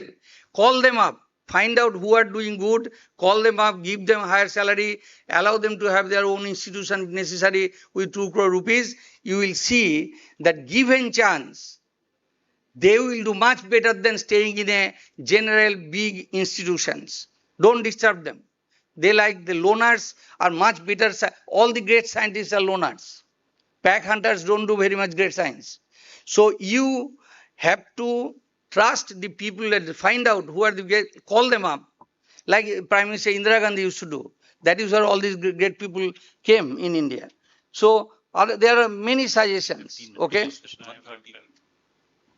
So this is what I want to say. I also say that this model that I have created. Sir, please conclude. So this is your time is already over, sir. This can already a model where one can have small institutions in all the states with less than 2 crore rupees a budget, and we can produce similar things, and these are quality. I can tell you that since I'm the topmost in, let us say, why I mentioned this, because if one single institution can be in topmost in terms of citations with so little budget, all other institutions which you can make in all other states can also be almost similar or even better. So you don't need huge money. India has huge money. You don't need them. Don't run after money. Okay. That is my conclusion. Thank you. Thank you so much, sir. And the country will be thankful to you for producing 60 PhD scholars, and all are working in very reputed institutions and contributing for the development of science and technology. So in this regard, actually, your question is more pertinent to the allocation of business. It is a kind of overlapping of one department to another department. What you were expecting from the DST that does not come under their purview. It comes under the Department of Space. So it must go, recommendation must be submitted to that department so that the respective administration can have. Okay, it may be. So so the question is that now the question is that we have just 15 minutes or 10 minutes left for discussion. So I would expect to start with question from audience, then we will conclude, sir. So any question from audience? Yes, please.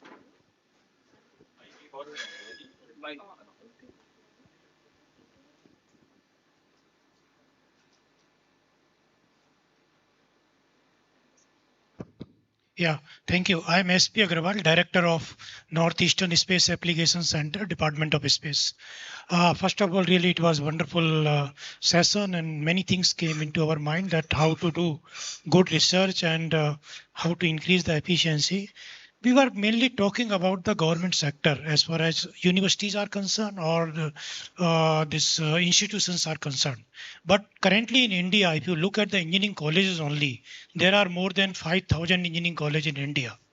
So how to make these private colleges more R&D friendly?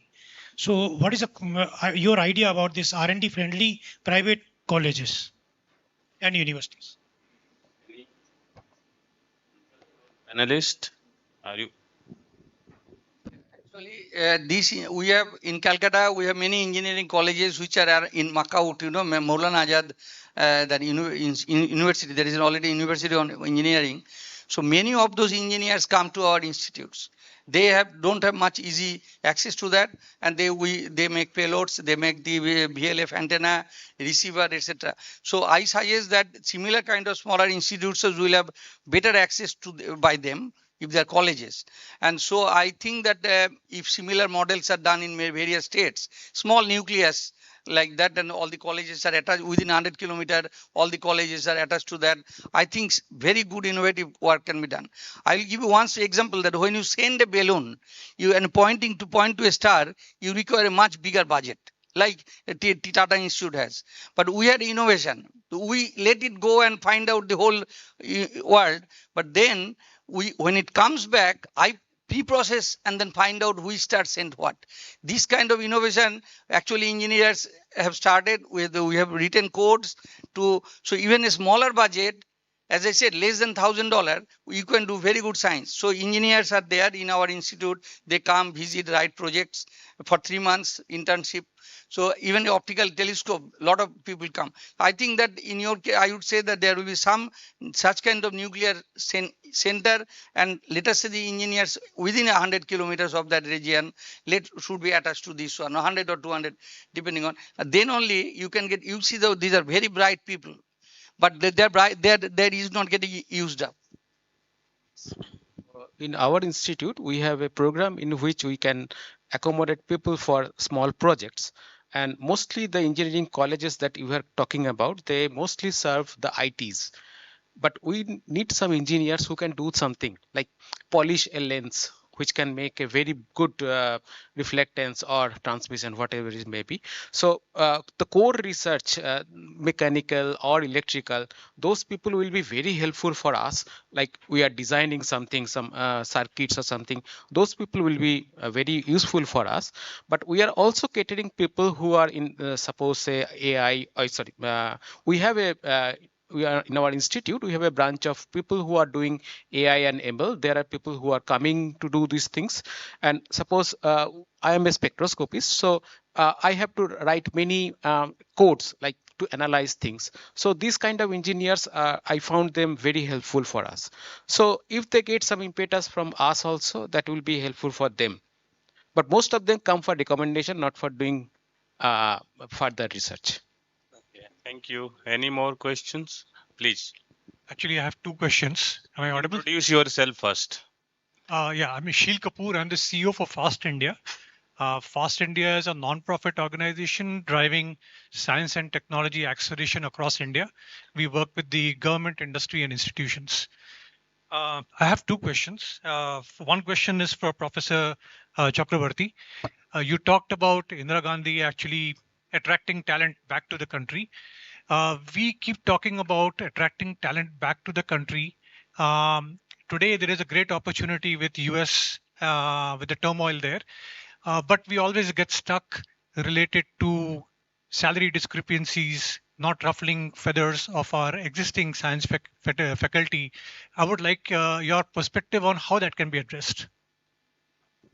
Very quickly, I want to answer very quickly that I have seen China to rise so fast right in front of my eyes. Some of my classmates were Chinese when I was in Chicago in 1980s. And 2000, by 2000 when I went to Beijing and so on, same people who were working in Marshall Space Flight Center, Johnson Space Flight Center, etc., Chinese, all of them were brought by Chinese government and gave them the salary they used to get in USA. Same department, those who are brought from USA, they are getting the absolutely same salary that they were getting there, and they are given free hand. Each of these people I found, they have created their new satellites, they have been given a Chandrayaan something to make, they have been Mongolian something to make, and they have become successful because they are coming directly from NASA. There are n number of, you will hear a lot of Indians are sitting in NASA, somebody in PI of Mongol, they find out the crater and etc. All these, some of these people, at least 20% of them, if you can bring them back, scenario will be completely changed. We will accrete around them. Agree. So this is paying global salaries. Global salary. You ask them, but not the subordinates who come, whom he takes, but the person you bring here with this salary. So don't worry, and give him absolute freedom. 3 acres of land for 40 crores of money. You make your laboratory, we want to have a payload from you within 3 years. Sir, you're setting up a private lab, right? They will be setting up their own private labs, and these scientists will come at that head. No. They will be given the leadership to make an institution without, because they have proven they have proven themselves there, and they can proven here also. There is absolutely nothing wrong with India. Got it. It is a mental setup. Okay. Thank you. Thank and given that India will change, I can tell you that. Thank you for that. Yeah, it is. No. That's what I'm saying. Separate something has to be made for this particular set of people. Even the C.N. Young and T.D. Lee, these two are students of University of Chicago, students of Professor Chandrasekhar. Both got Nobel Prize. Okay, but both of them were T.D. Lee was immediately brought by China. You create the group, I will give you as much money as you want. And why do you think that China has exponentially increased? They have taken some step. If you ask them to make a dish antenna from 40-meter telescope, we go to 60-meter. China says no. From 40-meter India has made, I will make 500-meter. That's what they have done. All their things are factor of 10 bigger compared to India. Thank you, sir. Thank you. Thank you. One last question, if I can. This is for Dr. Murthy. I think you talked about the drug innovation and other innovation being done in your institute. A lot of it is BIRAC support. We also know that drug discovery takes long time. The gestation period is long. And in the preclinical trials, right, and in the very initial stages, there is a lot of challenges in India's context in launching these drugs and these programs. So two questions. One is, where does the innovation ideas come from? Because India is low on innovation ideas in drug discovery. That's what we are finding. And second is, we are also not used to animal testing, right? It's culturally not something that we are used to. So how have you been able to overcome those two challenges of having a good funnel of ideas in your institute, as well as partnering with university, with industry, and then having the animal testing, etc. requirements managed? Over. Very good. The first question is regarding the tedious process of drug discovery. You are talking about the phase 1 clinical trials, phase 2 clinical trials, phase 3 clinical trials, a lamba journey. Now, thanks to the government of India for one-to-one contact important, no? Otherwise, I would have sat in my room and then participated. Yeah. Thanks to government of India for establishing the special route of Ayush route. That is reduced number of tedious steps. If you have anything nearby the IIT Guwahati suburban, a plant which is not explored, anyone want to talk anything medicine from the natural means he should be from India. He is an Indian. There are some hiccups because 45,000 plant species, 15,000 flowering plants, 700 medicinal plants. You can count on fingers which are come out as a drug. Still unexplored plant species are there in India. Because once you have to come, why China is excellent in exporting the crude extracts, they will put it to the Nepal and Burma and so on places. They will expect it, ours is not accepted. Question of quality, metal contamination, humidity contamination, bacterial contamination. Again, quality. Why it is started GMP, GLP and good laboratory practice, GMP. What is the meaning of it? 35 kgs of, if 135 kgs of any leaf, root, bark, fruit, anything, if any farmer brings to my laboratory, I should be able to give 1.5 kilos of the packed material, including covering, packing, also GLP standards. That should be going to immediately to the neighboring country. That is called GMP standards. Government of India is now far ahead, especially in fostering the drug discovery process. Second thing, India is far behind the animal studies. No. We are far, far ahead. The first one is in vitro at cellular. Second one is in vivo animal studies. Everyone cannot get the access. Government of India, especially ICMR, started Patent Mitra and PRIP scheme. There are two things have come: MedTech Mitra and Patent Mitra. Apart from they have started one centralized facility at the, Hyderabad, National Animal Research Facility. That is the thing. You just write by introducing yourself. I want these studies. In my laboratory, I can do it only rat and mice and at the most rabbit. I cannot do on the bigger animals like dog and monkey. Where you knock the door of ICMR, which is started a central animal facility, you will get it within 1 week. Short-term toxicity or long-term toxicity. Only thing you should know where the mine is there. Then become like a what you call gold mine is there. You yourself become like a goldsmith and get whatever you want, either necklace or vadana, whatever you want. Gold is there, goldsmith is there, but no one is there to connect them. But your statement that animal testing is behind the schedule is wrong. We are far, far ahead.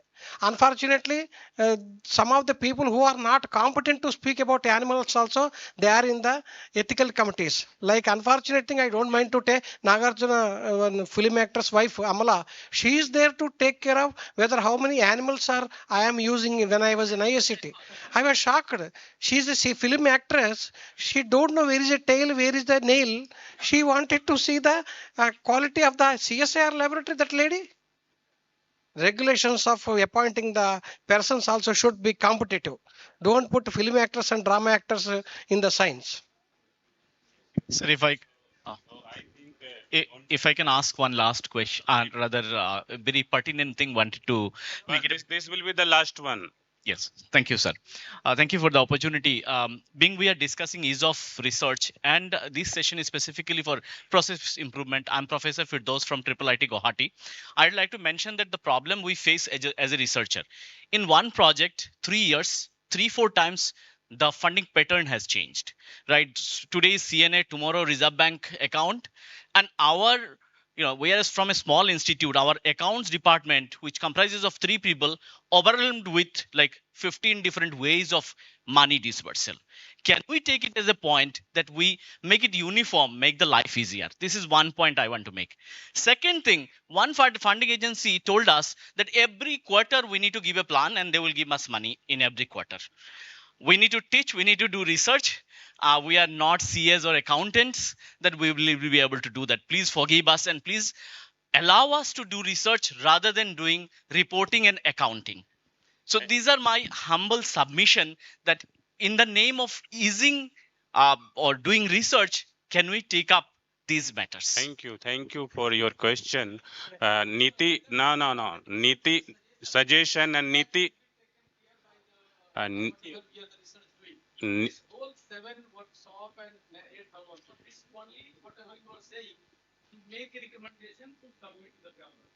Thank you so much, sir.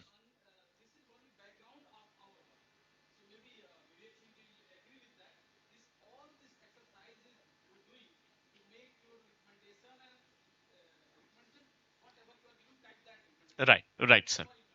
Right. Thank you so much, sir. With this note, sir, I am closing this session with one closing remark that every efforts are being made by the scientists of our country is to see the sea. And what is that sea? Our society, our economy, and our environment. So we have to achieve the sustainable development goals and indicators. So your role is very important in coming 5 years to achieve the sustainable development goal. So thank you so much, all the panelists. I am thankful and very much thankful to all of you. Thank you.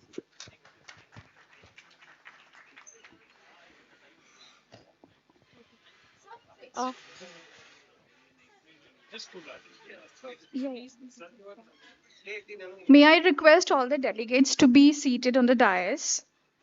As we conclude the technical session 1, I would now like to request Professor Binod Kumar Singh to felicitate the keynote speakers of the session as a token of appreciation for their valuable contribution.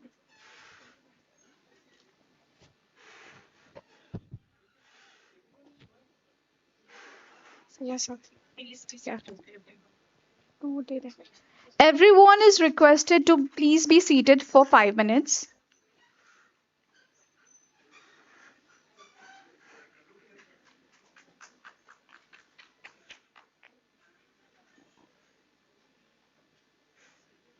Wikipedia.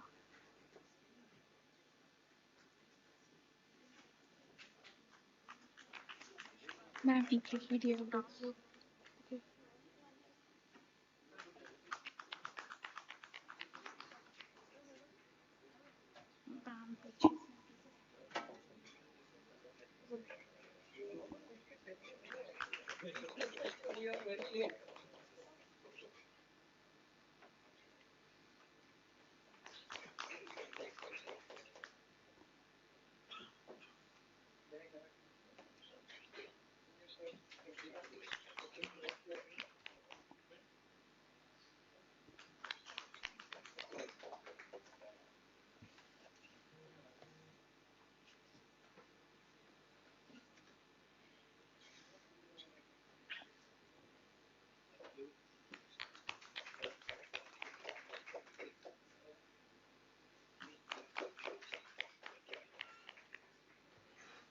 May we now call upon Professor S.S. Bag to present a token of appreciation to Dr. Binod Kumar Singh as a mark of our sincere gratitude.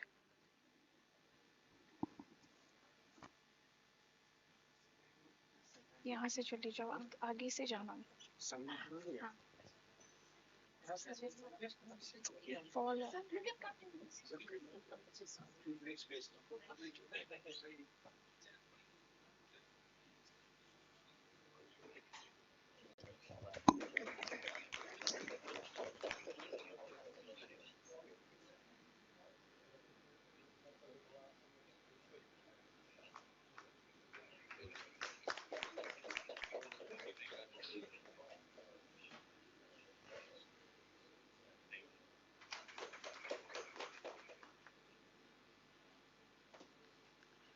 Everyone is kindly requested to proceed ahead for lunch. Lunch has been arranged at the dining area. Please assemble back here by 2:30 p.m. for technical session 2. Thank you.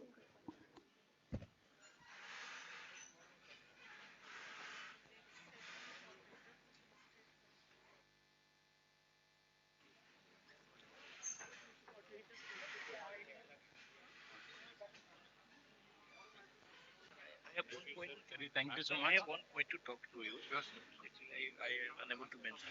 Seeing it, your presentation was very good. In our university, suppose it is a new university, and this, people are reluctant to do research. What option I feel there should be some provision from the government where some minor research project will be floated. This the NRF is coming up with something. Minor research project. I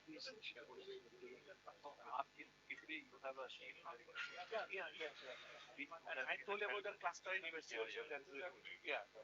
Yes, there's no Sati facility in the Not yet, because it's difficult for our university. But I think what we also do. We don't have. Because our difficult, some regulation is there, na?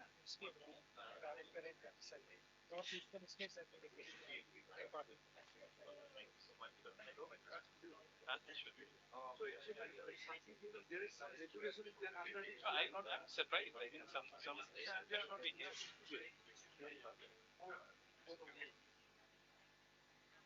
So yours is right. Yeah. Without writing.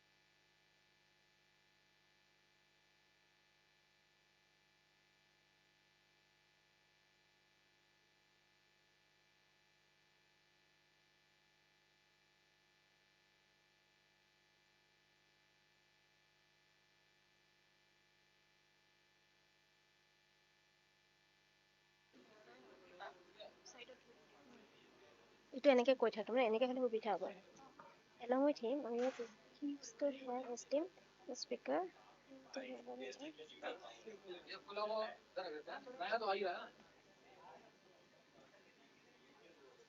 may I request all the delegates to come from to have a look at it he এখন কি নাজানো বাবা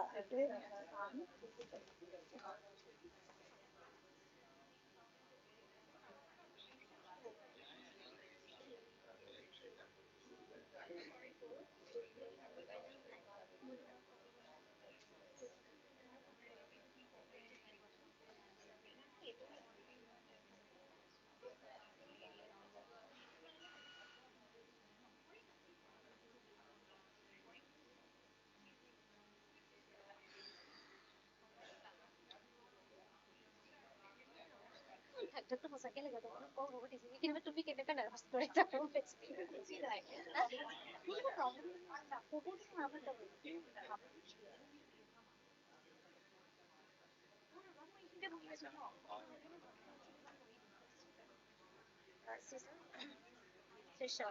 along with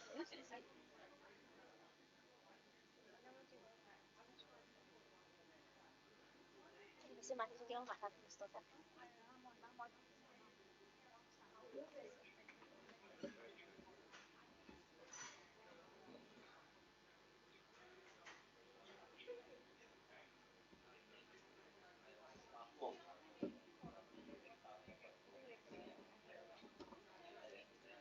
ठीक है कुछ change नहीं है ना वो तो वही रहेगा जो आपने बताया था हाँ उसमें कोई चेंज नहीं है ठीक है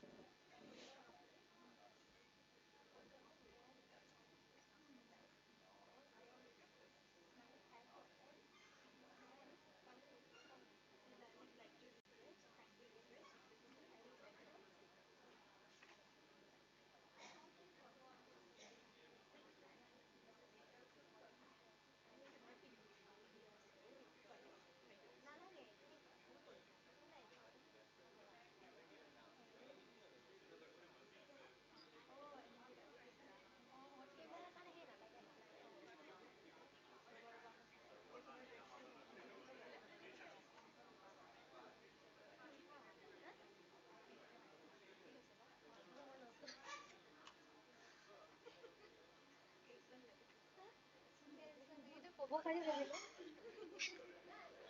মানে সেইটো চালৰ পৰা ক'ব পাৰি সেইটো চালৰ পৰা সেইটো আচ্ছা এইটো যে লিখা আছে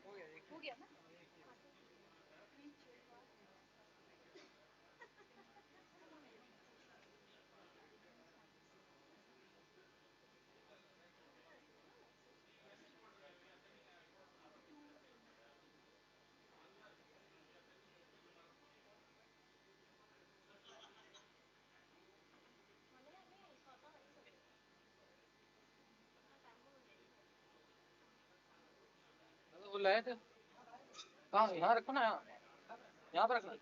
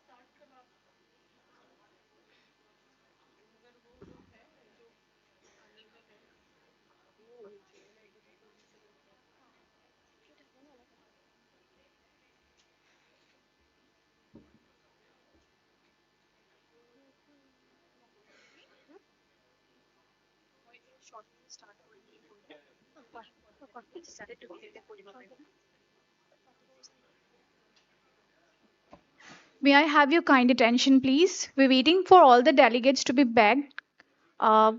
We shall be starting off soon.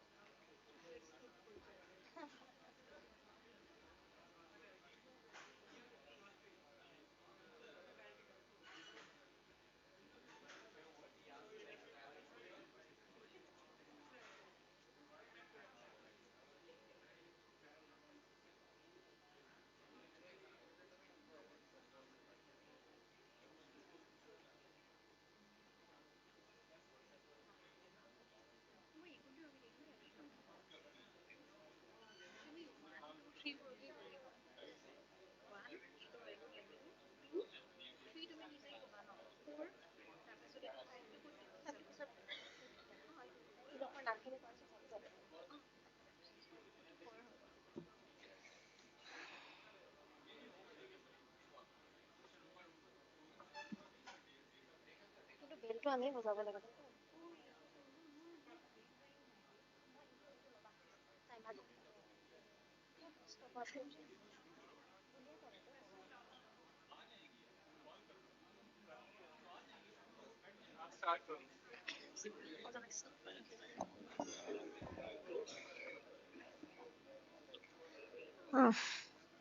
would like to welcome back all dignitaries.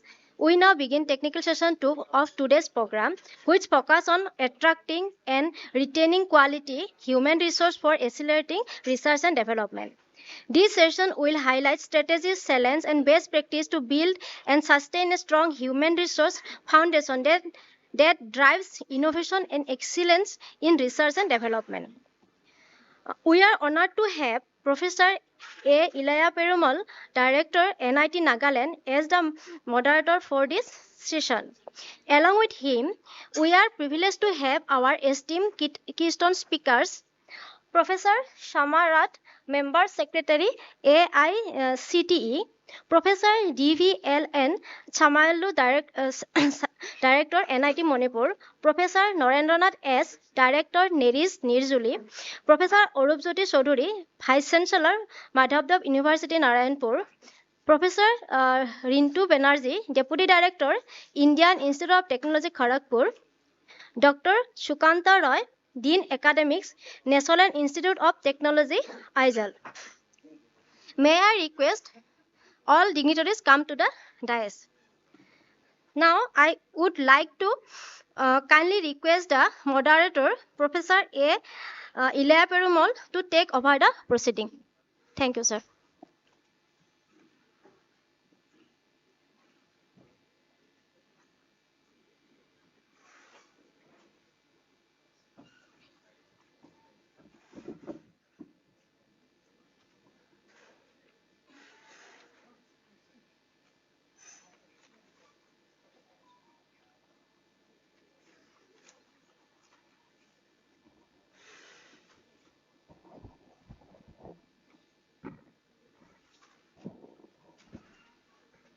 Very good afternoon. Sabikyo namaste. I think she has introduced all the panelists. I thought of introducing she made my job simple and she has introduced everybody. So all the panelists, I was requested to speak for 8 minutes due to time constraints and based upon the morning experience. 8 minutes and 2 minutes you can conclude. At the end of the every panel session, we have 15 minutes for discussion. And here, when you are given for presentation, better stick to the topic alone, that is faculty retention. That is only one point. Of course, this faculty retention, it depends upon the all other factors also. So we cannot avoid, but anyway, restrict to faculty retention alone. And second point, let us not put too many information about our institute or about ourselves. So that is not needed here. Here, they are expecting only for the points needed for the faculty retention. So let me call upon first speaker. Who is the first speaker? Dr. Narendra Nath S., Director, NERIS.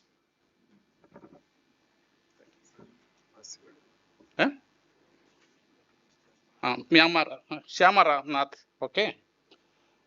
I request Professor Shyama Rath to give your comments. Sir, may I please, sir? Give me some other things.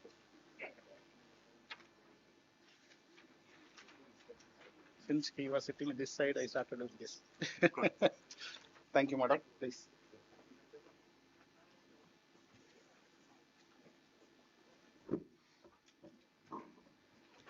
Good afternoon, everyone. I think it's indeed very heartening that the highest offices of our country have shown such keen interest in a topic, ease of doing research. This is a topic that is very dear to all of us and close to all of us assembled here. Now, just to introduce myself, I have only very recently moved from being a hardcore researcher to an administrative role in AICTE. A major reason for this transition was to see if I can contribute to policies where I perceive that, researchers and students faced issues. So in this context, I think this event is very apt, and I thank both NITI Aayog and IIT Guwahati for organizing this. So in my brief time here, I find that unlike what we think conventionally, funding is not the only issue. It is more to do with implementation and how we optimize our resources, which is a bigger challenge. So while AICT has generally been known to have to be a regulatory body, I think over the years it has been recognized more as a facilitator. So with this, I will focus on two aspects. First, I will talk about AICT schemes for empowerment, and because that is related to retaining of human resources. And second, the domains or the processes that support human resources and the challenges and the solutions. So, because I think this might be interest to some people, we have in the schemes support for students, faculty, and institutional support. So we have the doctoral fellowship, which supports the students, PhD students, and fellowship amount equivalent to what the JRF gets, and also contingency grant. Then we also support where they can have industry collaboration. The faculty can have industry collaboration. So when I mention challenges here, it is not the challenges which AICT faces. It is what we see when we implement our schemes, the challenges that are faced by institutions. So everywhere that I speak about, I will talk about what the institutions face. So one is the common thing is PhD khatam nahi hota 3-4 saal mein, then you want extension, then funding extension. Then when they complete the PhDs, and mind you here, PhDs are also a lot of the engineering institutions. The faculty does not have a PhD, so we are looking for to support them. And then faculty retention becomes an issue because everybody is looking to move elsewhere, and that is where the industry collaboration suffers. Then the guidelines. Now you've been hearing of publication चाहिए नहीं चाहिए वो सब guidelines, then interviews होने हैं नहीं है for PhD admissions. Those are also debatable topics. Then our scholarships are on the NSP portal. While I agree it's very good to have one portal, just like NITI Aayog also talked about, but there are challenges because nodal officers are involved in verifications. Then we have a scheme for institution, which is the modernization and removal of obsolescence scheme. Under this, there are 3 categories. Regular, which provides to all AICT approved institutions funding to the extent of 20 lakhs for a duration of 2 years. And then we have for polytechnic institutions and also for the aspiring institutions. So here the challenges are the capacity gaps in the rural and aspirational institutions. Then methods about how we can monitor the impact of these policies. A skewed infrastructure distribution. Some are very well endowed, others are not. So how do they utilize these grants? And then we have natural, logistical, and regional hurdles, which, hardship places or inaccessible places, they have genuine difficulties. The other schemes is the research promotion scheme, which started in 2003 as a standard RPS, but was restructured now in 2025 because we had to recognize that we had to be in tune with the times and look at emerging technologies. So to take into account all these new areas, we reformed that to a lab to market support. Where you go from, your research goes from the lab to the market. Then there are other schemes like grant for organizing conferences. Then we had, but again here, why can some institutions not utilize it properly is again because, adaptation to external disruptions, funding limitations, in the sense we give, say, 1/3 of the funding, we want institutions to generate some, and they do not have that capacity, so some of these schemes suffer. Then one we started, whether we should have in regional languages. We wanted to promote some conferences in regional languages under the Vani scheme, but that again is picking up, but everything takes time. This is, I think, a good scheme, the Margdarshan scheme. We have been talking of mentor-mentee. These engineering institutions need to be handheld. So here we have, and that is to help them improve the quality accreditation infrastructure. So there are issues here we face from both the mentee and the mentors. Mentee institutions, there's a requirement they must have 70% enrollment. So there, sometimes they do not show sufficient interest. Then from the mentor's point of view, you want a long-term program, long-term sustainability. So finding mentors who will see the institution through is a challenge. And then in remote areas, as we know, there are infrastructure challenges. So I talked about student support, human resource support, faculty, institution, and then if somebody's actually built something, how to take it to a product. And there we have idea labs. And the challenges that again face here are curriculum and skill gaps is the main issue because it requires faculty upskilling and implementation there for real world application is an issue. So here I've tried to put everything in one slide for human resource empowerment. There. Now you see my circle looks all distorted, but it's closed. In the sense it's closed because we must be our ecosystem. Distorted because we are doing some things right, but some things we need to work on. Here, one of the issues which has also come up is trust the scientists. We really need to trust that they're doing their work well, and if they're faulting somewhere, it is because maybe they're unaware of certain rules. And here again, the financial well-being, I think we have to take care of. In some of the schemes, the fellowship is really low, and that is an issue. Now, talent retention. We do not have, suppose somebody wants to go further, we do not have enough schemes for postdoctoral fellowships. That I think really, if you compare with the West, that's one area where we really need to work on. What do they do also that period when they've immediately got their PhD to finding a job? That transition period is very important both for the mental well-being, financial security, and their career progression.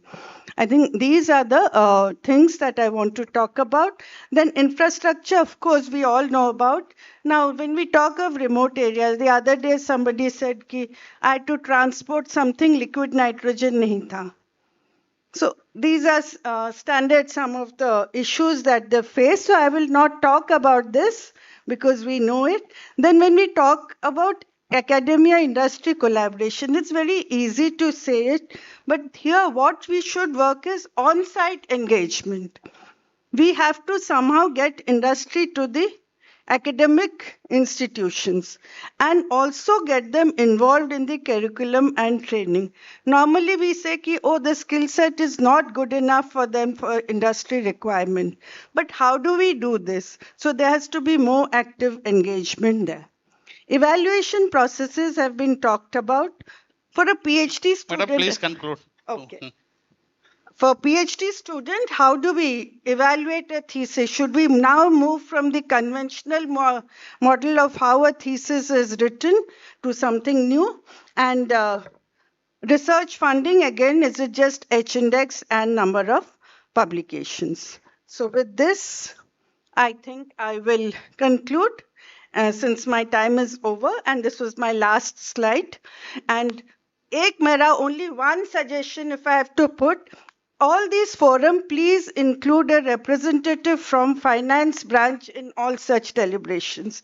I think if I have to give one suggestion, it would be this. Thank you. Thank you, madam. Thank you, madam. Thank you very much, Professor Shyama, for your most informative guidelines from the AICTE. And from my side, I have one question. So when recently we got a call for RPS, I asked my faculties to apply for the RPS, but I was told that INICs are not permitted to apply for RPS in the AICTE. Institution of National Importance, INIs. So, but there should not be such a restriction in my opinion, number one. Number two, say northeastern region, for example, industry collaboration, except the Assam, Guwahati, we don't, none of the states is having any industries. So there should be some policy guidelines, especially for the northeast. Maybe this comment, it is valid for all the subtopics, not only for this topic alone. So definitely I request because being a member secretary, was one of the most pillar of that organization, being the member secretary, you can take up the issues, and the northeast alone, it should have some edge in all the guidelines. We'll do that. Thank you, madam. Thank you, madam. Next. Just one thing to your first question about the RPS. Can we think of a scheme where there is hand-holding, even in other schemes like DST funding? Can a mentor, we have a mandatory requirement of an Institute of National Importance partnering, compulsorily having a co-BI from another institution? Okay, that's fine. Yeah, that I think might help. Okay, thank you, madam. Thank you, madam. Now I request Professor Somyajulu, Director, NIT Manipur.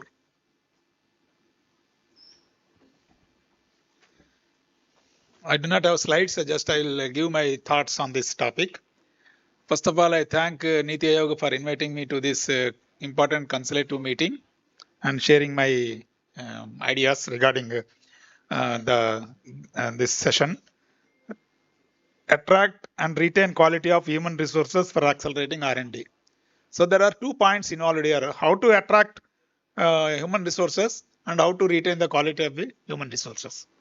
So in my opinion, to attract the talent, first of all, there is a great demand exists for teachers positions because of number of institutions are very large in India, and getting qualified faculty is becoming difficult for every institution. That means we have a lot of opportunities, but number of qualified teachers as per the requirements are not so high. So and in addition to that, due to the initiation of Rozgar Mela, retention is also challenging because everybody is like to move to close to home state. So both sides, there are challenges here. So in my opinion, in order to attract the talent, we need institutional branding, and competitive package is required, and also cutting edge infrastructure is required. So these three are important for every institution. But if you see the funding point of view, all institutions may not get funding in equal manner, and very difficult to get faculty qualified, attract good faculty to tier 2 and tier 3 cities. That is also a challenge.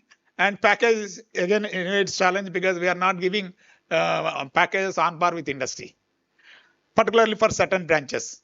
So these are all. So every academic institution has to promote the innovation culture and publicize the R&D achievements, patents, publications, society contributions, and also they have to enhance the visibility by organizing workshops, deputing faculty to different meetings, conferences, etc. So this is as far as the talent part is concerned. Then retaining talent, again, when the faculty are admitted here, each institute have their own policy of giving seed funding. Even CPDA also, different institutes may give different types of fundings. So in my opinion, all faculty are same. We should have uniform funding, seed funding to initiate the research. For example, in NIT Manipur, last 8 years, there was no seed funding given to any faculty. After I took over, I fought with my board, and then the board said, you use your IRG fund to give seed funding. So without any seed funding, how a faculty, a fresher who comes with a lot of aspirations can start his research? Because once after his PhD, he has to start his independent research. So therefore, seed funding enormous. In IITs, for example, for a fresher of faculty, he gets 20 lakhs seed funding. Whereas in some NITs, they give 5 lakhs. Similarly, CPDA point of view, 3 lakhs is not enough because of a lot of expenditures and due to the cost and other issues. 3 lakhs must be raised. At one time, Ministry of Education has initiated a proposal to study what is the effective utilization of seed grant by the faculty for attending conferences, etc. So in that connection, every NIT, every IIT, everybody gave the information. But now there was a proposal, empowered committee has already given recommendations to increase the seed funding to 6 lakhs to the 40% of the best qualified, talented faculty out of the existing faculty. So at least some kind of incentives, such kind of incentives needs to be moved out quickly to retain the talent. Then of course, all these parameters now, they are already linked in NIRF and NBA and all these activities. All these things are linked. Now every institution is striving hard to get the fund infrastructure and retain the talented faculty, etc. Then one more thing to enhance the R&D activity, industry based, as Madam mentioned, industry academia collaboration is very low. It needs to be improved. Again, I like the model of Samsung Research Innovation Lab. In fact, I got an opportunity when I was the director at IIITDM Kurnool. I initiated and set up a Samsung Research and Innovation Lab. They gave 1.5 crores worth of systems and software, and also worklets and mentors. Industry mentor and one faculty guided the small research problems for 3 to 4 months with stringent deadlines. And the best products, best developed projects got awards and incentives. Not only for students, faculty also got the incentives. So that way, we can retain some of the faculty. So, but that is very minimal. We have to enhance this facility. In fact, for example, Microsoft Research always gives funding for best proposals for faculty also. So, but that numbers are very limited. We need to enhance the industry collaboration so that we can take practical research problems relevant to industry in the institution, so that the output and quality can be enhanced. Then in addition to that, recently Ministry of Education has already started AI Centers of Excellence. In fact, I studied a first paper, AI for All, which was released by NITI Aayog in 2015-16. Then that activity has started in a big way. Now AICT has already started a PG diploma, PG certificate course, 6 months PG certificate course to train the faculty of non-computer science people also in the IT and emerging areas of domain, so that they can also do interdisciplinary research and teach the courses. Wherever there is a talent issues are there, those talent issues can be can be minimized by using this kind of training programs, so that interdisciplinary research and other things also can be enhanced. Then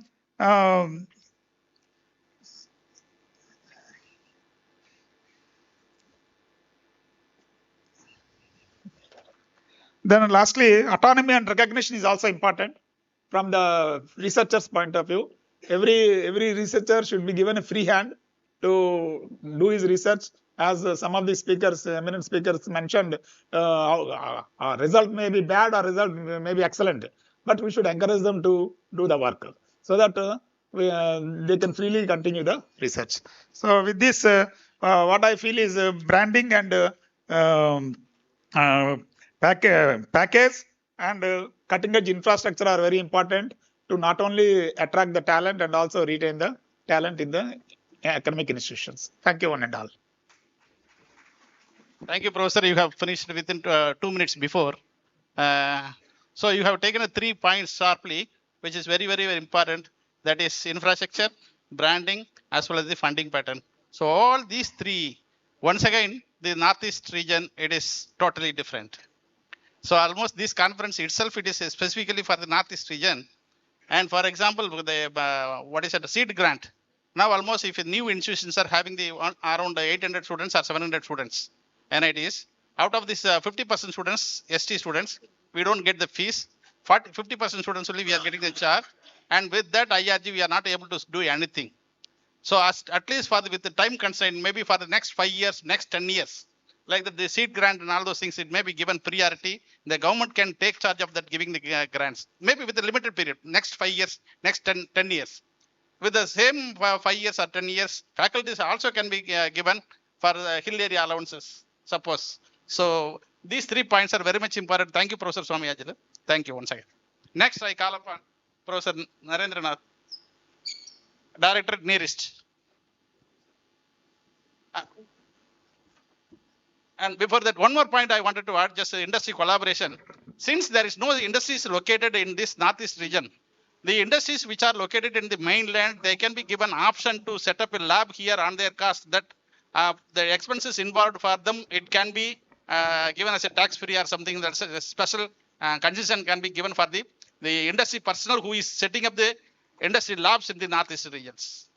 So they may be encouraged. This is one more humble submission regarding the industry linkages. Thank you. Thank you for giving me an opportunity. My name is Professor Narendranath S. I am heading NITI-STATE, Northeast Regional Institute of Science and Technology. This institute is purely deals with 8 states of students. 80% of the students belongs to these 8 states. Remaining 20% is bordering of these states like West Bengal, UP, Bihar, and most of the students belongs to tribal background. And I can say it is purely dedicated to them. Okay, so like earlier speakers already they said how to attract, how to retain. It is challenge for everybody, not only in Northeast, even in mainland. In mainland, so it is true. Always, and the fellow who is having knowledge is sitting at fence and trying to jump when next call comes from any IIT. They will move. And I am not saying it is wrong. It is their right to move. But at the same time, they should also think why we should leave when they gave some base here. So to attract research and development talent, whether it is a young faculty or a young student, he may be a postgraduate or undergraduate, or he may be a doctoral student, and we should focus on creating a compelling culture with opportunities. So normally we don't have any culture and opportunities. Student simply is following guide, and guide will say, oh, degree will get you publish 2 papers. The day one they are telling. So that is over. In his mind, he is not thinking beyond 2 papers. He is not ready to accept any kind of challenges. Yes, let me do something. So hardly, less than 5% is in that category. Rest are just to mere fulfill the criteria and get on PhD. So that should not be the criteria. So then we cannot, create any new talent. So to do this, we, young qualified students and faculty members, if you want to, attract. So first of all, we have to talk about growth. Why I should be here, what I am going to get benefit out of it. So, and what is your growth down the line after 10 years? So something we have to. So if there is no growth, if I know my graph is always flat, I don't think so. It is attractive for me being a young. I am always thinking or looking some other areas, and it should be some kind of innovative culture. That innovative and innovation culture, it is coming only the seniors or middle level, those who are in the research boards, they should put a little more serious efforts. Yes, we have to train them, these guys. And meaningful work ecosystem. Work ecosystem everybody knows. Meaningful means, see, for example, all examples I will take from my institute. Okay, I am basically from National Institute of Technology, Karnataka. It is top 17th institute in the country. Okay, when I came and admitted here, I joined here. Almost 3 months I am in mental trauma. I was not talking with my wife, not talking with my daughter in Germany, somehow disturbed, somehow Why should I came calling my friends? No, no, no. As if my body is full of nothing. Simply go and sit in a dark. Dark means AC is there, light is there. P1 is there to open door. And beyond that, what is my interaction? What is my business? What is my business? What I'm going to do here? I'm killing my time. So that is the work ecosystem. If I call somebody, they will talk 20 years backstory. Hurry, that is it relevant now? Is it relevant now? Now I am living in a 2023, I joined here. Let us do something. Come, you are a young fellow, you are 40 plus, you have another 20 years life here. That kind of ecosystem, if it is not there, there is no meaning. Just simply I am waiting for 31st. My salary is deposited, SMS I got. If SMS I didn't get, call to social group, क्या CA क्या करेगा? CA, competent authority. I don't know who is that person. It is an imaginary word. CA, what he is doing? 30. It should be before 5. It should be. See the rights how they are talking. If it comes to his individual, he is talking about his rights. If it comes to nation, he is not talking. He is not taking any responsibility. So this is where our young people, and somehow we have to create some meaningful ecosystem where they should talk at least each other, respect each other, and moderate labs. I said moderate. I am not talking of any high-end laboratories of Oxford or Stanford. Moderate. What do you mean by moderate? If I am visiting my central workshop, 1970 manufactured one turning machine. And you are teaching now. Hurry, yaar. Whole world is digitalized. Whole machine is computerized. Still you are, hurry, what is this? No, sir. Then where this boy will get placement? Where he will go? Where he can go and fight in mainland with Mumbai, Calcutta, Delhi or Bangalore or Hyderabad? He cannot. We are producing a graduates saying you are unfit forever. So this is very, and I will come to that point. I will come, little supported by competitive compensation and benefits. We are not giving any compensation to any same scale fellow who works, fellow who is not working. Same scale, yes, fine, pass. If you failed, you cannot leave. That is a system. So we have to have some kind of competitive compensation, and these kind of things as a director I cannot do. So as a higher policymakers like AICT, like UGs, if they said specifically, they will follow. Otherwise, sir, why you rejected? Sir, I got 20 points. I am 20 points. 20 points means I am eligible to appear for interview for associate professor. अरे zero publication. Publication एक छोटा paper में है. No, it is fine. See, these kind of arguments will come. And as an administrator, we cannot face these situations. And offer flexibility and some kind of, we have to say clearly some kind of career paths. 20 years also fellow who works is assistant professor. 20 years also not working is assistant professor. Same package, same thing. How you can, retain that fellow? And investment is zero in any kind of, professional things. If something comes, no, it is zero. They will simply say no investment. And training and skill development, it is again another challenging thing. Everywhere finances matter. Everywhere whatever allocation is there, that has to come from a mouth. If it come from a mouth, from a priest, people will accept as a holy water. Otherwise, as a director, we cannot. And strategies, it is there. And retention, we have to respect. We have to responsibility, revenue sharing, reward, and relaxation time. Fellow who is not at all taking class, fellow who is doing research. If research fellow comes half an hour late, we are questioning. As to you came late. I am not questioning. Fellow who is questioning because he is not working.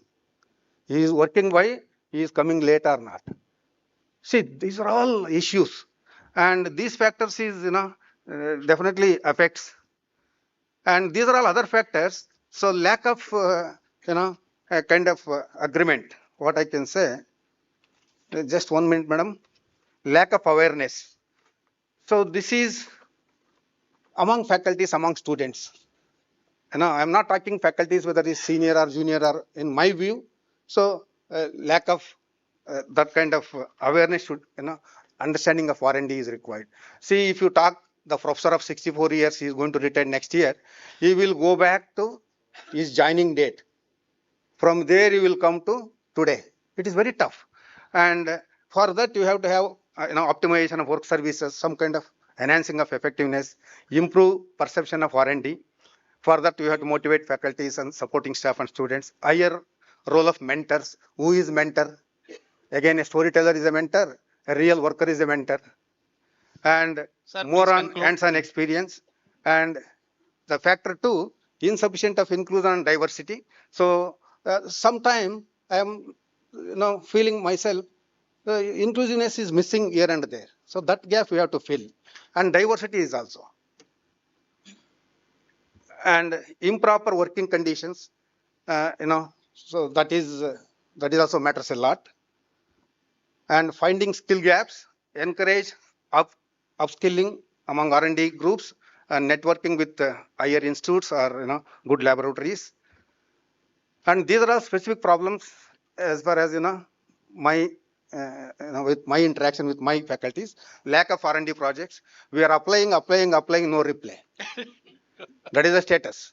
I am holding them like this, motivating them like this. Apply, you will get. So finally, what is the last 2 years? We got only 2 projects, 2 from NEC, 1 from recently ISRO. Only 3. How many we applied? But what happened? Something we have to think this. And lack of research facilities and suggestions, considering and sanctioning of R&D projects. If you are not considering, where is sanctioning? If you considered, at least if you considered, okay, there is a person here, you will sanction. So that is very important. And creating and developing of research facilities. I have 0 research facilities in my institute.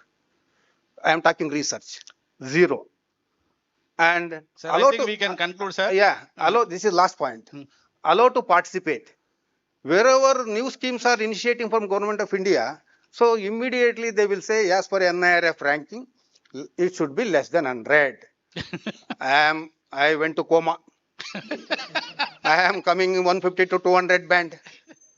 Now gone. Last time, GAN program, I wrote a letter to IIT Hyderabad. They included this time all centrally funded institutes, all institutes. DST, Inspire, I talked with ministry. They said, you write a letter. I said, why should I write a letter? It is a LKG kid will understand. He is not eligible. I am not eligible. You are tagging me, I am not eligible. So this is very hurting. It is hurting. Allow to participate. Getting, not getting, it is secondary. You are not allowing. Yeah, this is what, thank you. And there is one more, it is not a point. I am just telling the policymakers here, just 1 minute, Professor.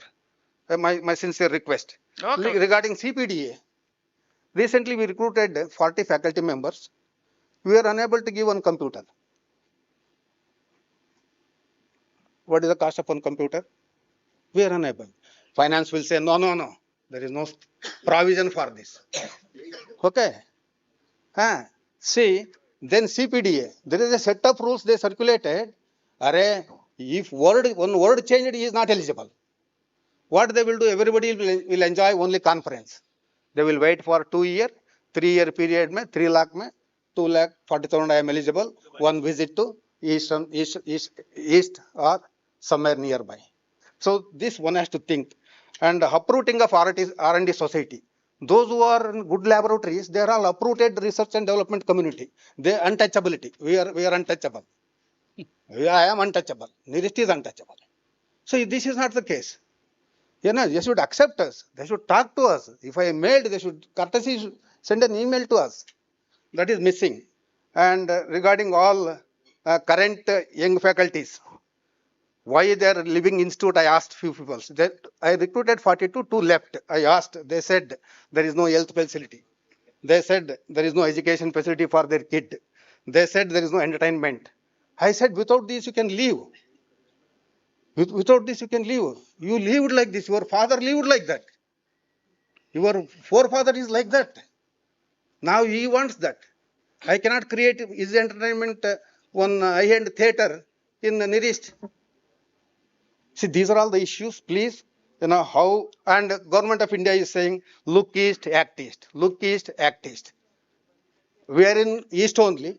Nobody is looking. Nobody is acting. Sir, you can give all this in writing and you can submit. No, I don't want to give anything on writing. That is another joke. That is another joke. I submitted 10 proposals to ministry because of their request. We will include this to ADB year. Finally, no. We tried, Professor. Unfortunately, our ranking is very less. We unable to push. So thank you. So thank you. So thank you, Professor Narendranath, for your open comments. And almost whatever he said and done, almost all Northeast directors are facing, maybe percentage may be varying. He may be facing 90%, I may be facing 40% or 50%, something like that. Almost all Northeast institution heads are facing the similar situation, except there some percentage variations. So what I did when I joined 1.5 years before, I just immediately I created many football court, volleyball court, then table tennis and all sports ground. I made all the students busy. So I eliminated the campus, entire campus. Then I made all the faculties to go somewhere for any training or something like that. Now they don't find time to come and meet me. So last year my institution rank was between 150 to 200. This year between 100 to 150. I just improved the ranking with their some all other parameters. Just I'm telling information. So once again I'm reiterating, the challenges are very high, very unique for the northeastern regions. Like that, there should be some unique guidelines, exceptional to the mainland guidelines, with all the categories. Thank you, Professor Narendranath, once again for your open informations. Now I request Professor Chowdhury, Vice Chancellor, Mahadev University, Narayanpur.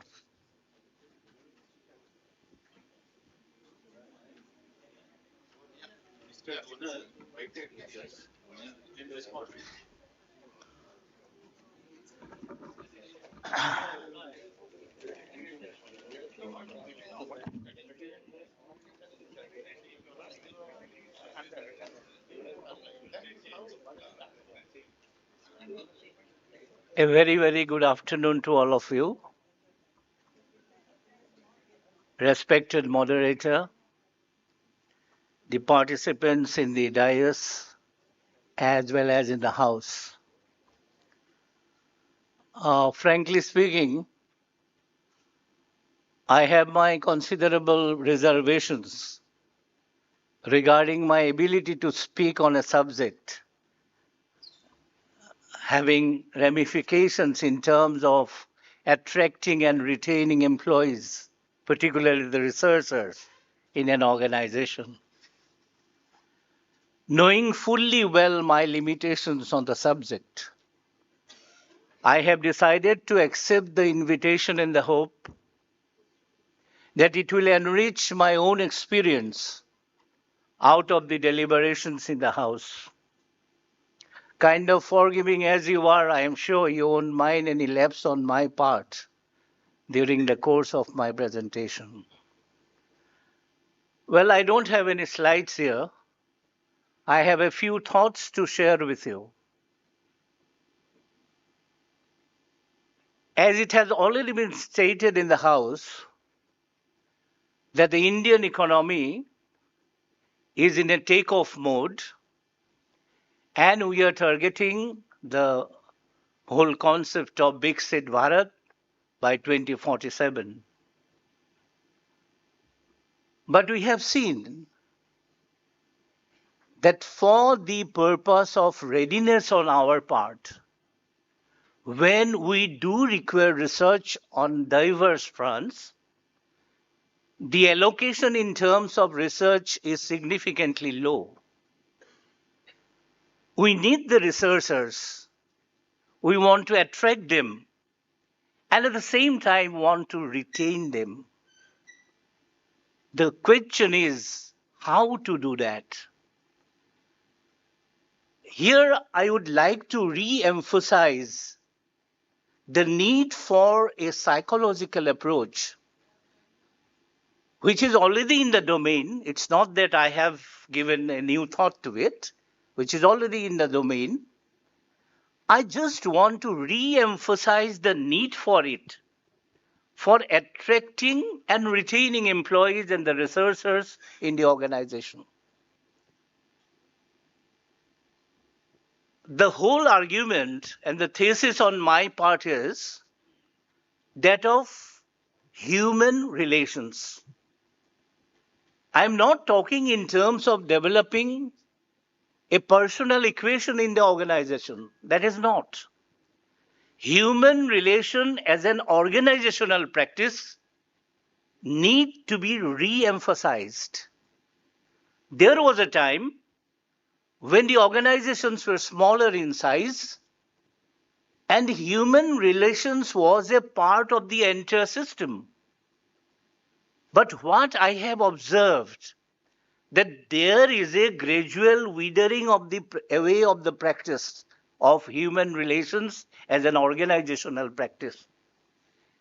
That is why I want to re-emphasize the need for introducing human relations in terms of relationship amongst the employees, amongst the researchers, and at the same time targeting utmost productivity in the organization. Now, when we are talking in terms of human relations, there are plethora of arguments already being shown in favor of it. I do not want to repeat them. I want to pick up just 2 to 3 points in favor of my argument.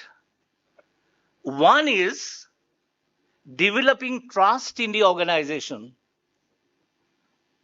What I feel at each and every point of the journey of a researcher, he or she feels the point of depression, a loneliness as to where to go, how to go.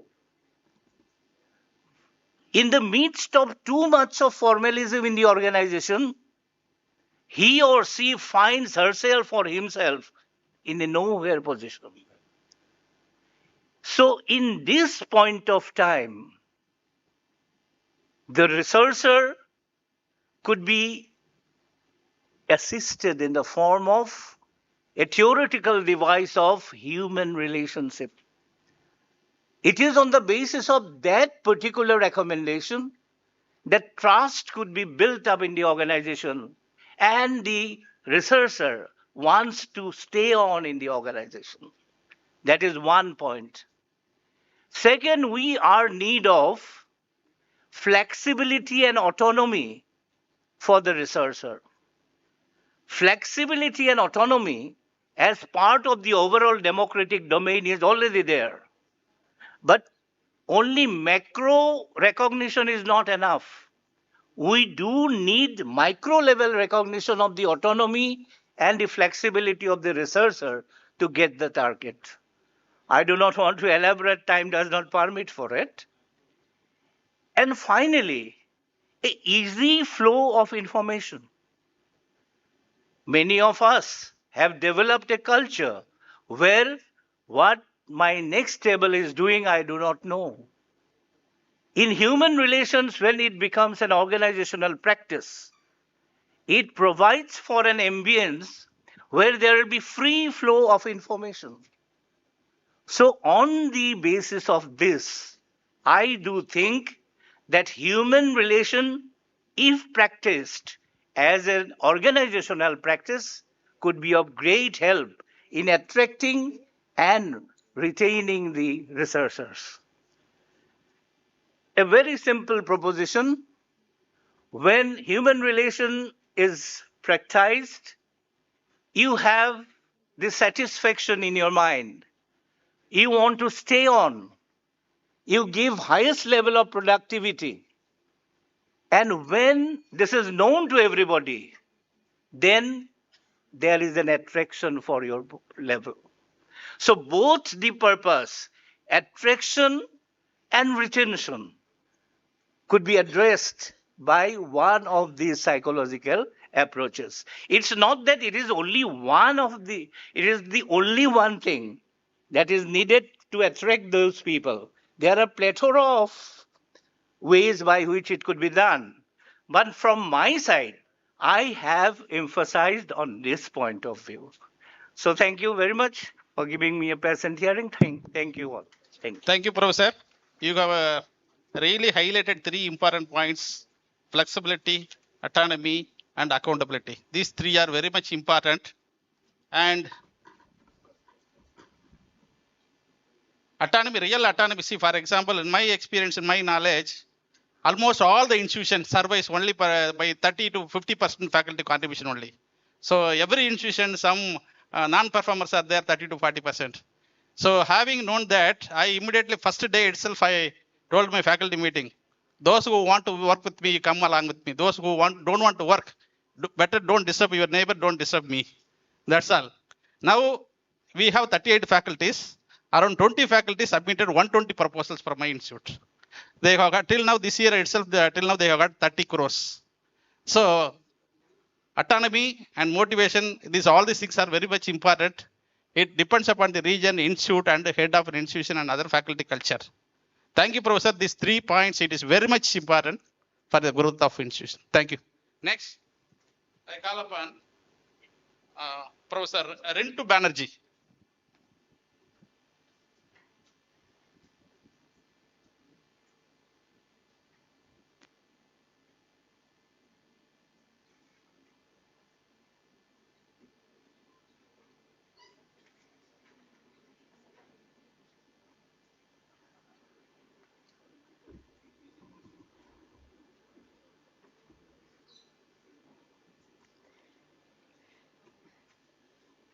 Good afternoon, everyone.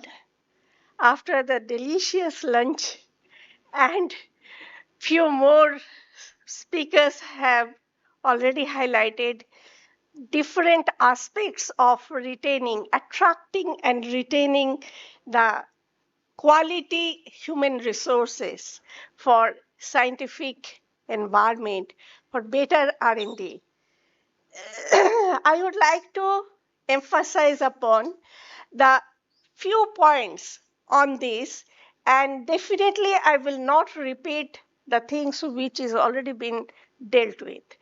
So as we all know that for better research and development, we have to have a better scientific ecosystem.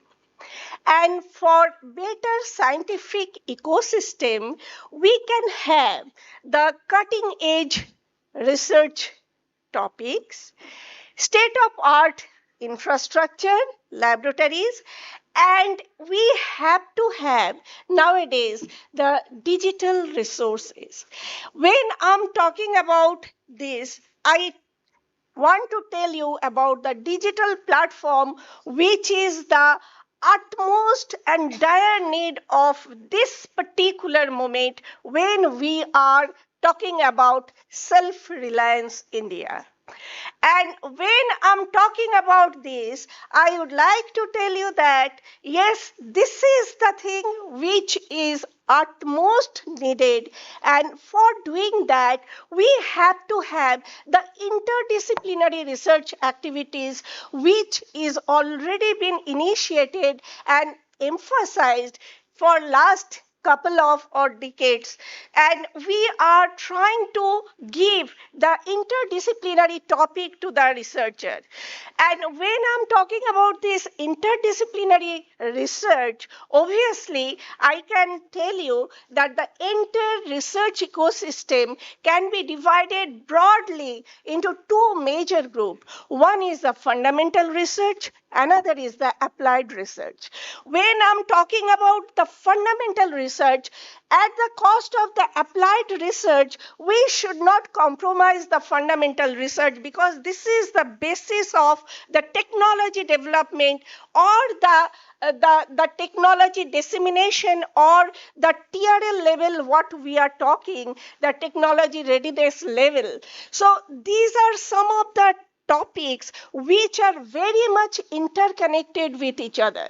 And when I'm talking about this interconnection, I would like to tell that the students, because our topic is attracting the best of the best brain and how to reduce the brain drain.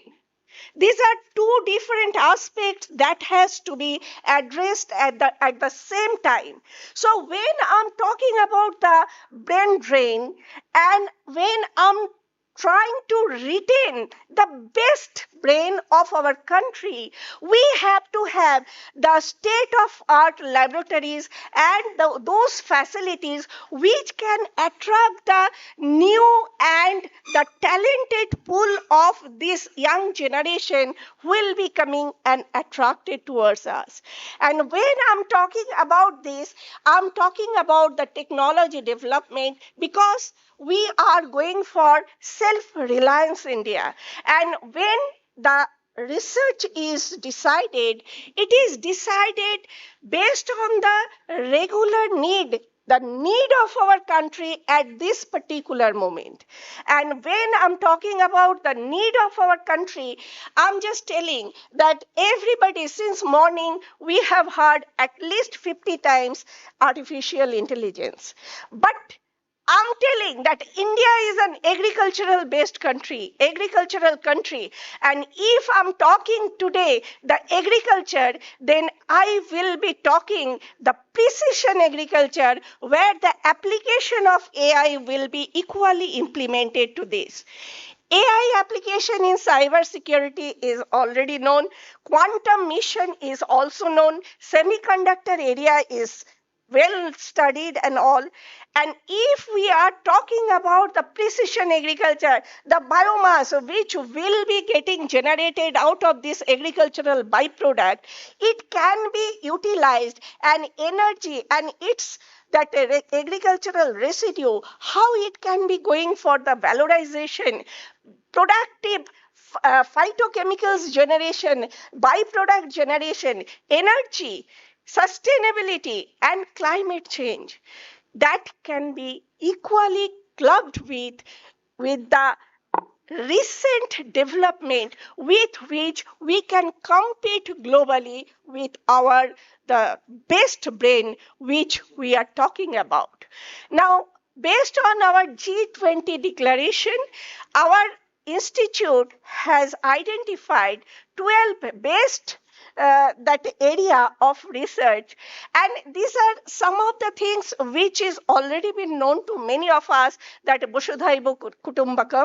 And here what we have done, when I was prior to this position, I was Dean R&D, and what we did, that how many faculty members are working in each domain has been mapped. More the faculty working in this particular area, more is the researchers' involvement. More is the researchers' involvement, more is the technical staff that is needed for these research activities. So each and every need of our research domain is interconnected with each other, which we have mapped through this. And this particular thing, when I'm talking, so best brain, if I tell that yes, retaining the best brain is the utmost dire need of this country, but we have to also equip ourselves. We have to also see that where is the lacuna, where is the problem or challenges that we are facing. And when I'm talking about this, I'm talking about the induction orientation program focusing towards the institutional vision, academics, and ethics. And utmost importance is the transparency of the process. Transparency, accountability are the very important issues of any scientific research, and that is creating the scientific environment for any institute or any universities. So adoption of transparent, efficient, merit-based hiring is some of the important issues of this, and interdisciplinary recruitment should further strengthen the cross-domain R&D and timely recruited cycles to minimize the faculty and the staff shortage. And that way, it is my recommendation to the NITI Aayog that if any such initiative can be taken by this NITI Aayog, not only the faculty or the students, but if any portal can be developed where the central research facility with high-end equipment can be attached and the trained manpower, non-teaching staff, that portal can be prepared and it should be uniformly accessible to all the scientific universities and institutions anywhere from any person, whether it is the extreme northeast or extreme north or south, anyone can open that portal and get who is the best person for such instrument handling or operating of this particular instrument. Madam, At the same time, yes, at the same time, just I'm telling, Government of India has taken many such initiatives like SCRB, NPDF or PMRF. So if we want to really retain the best brain of our country, we have to give the incentive.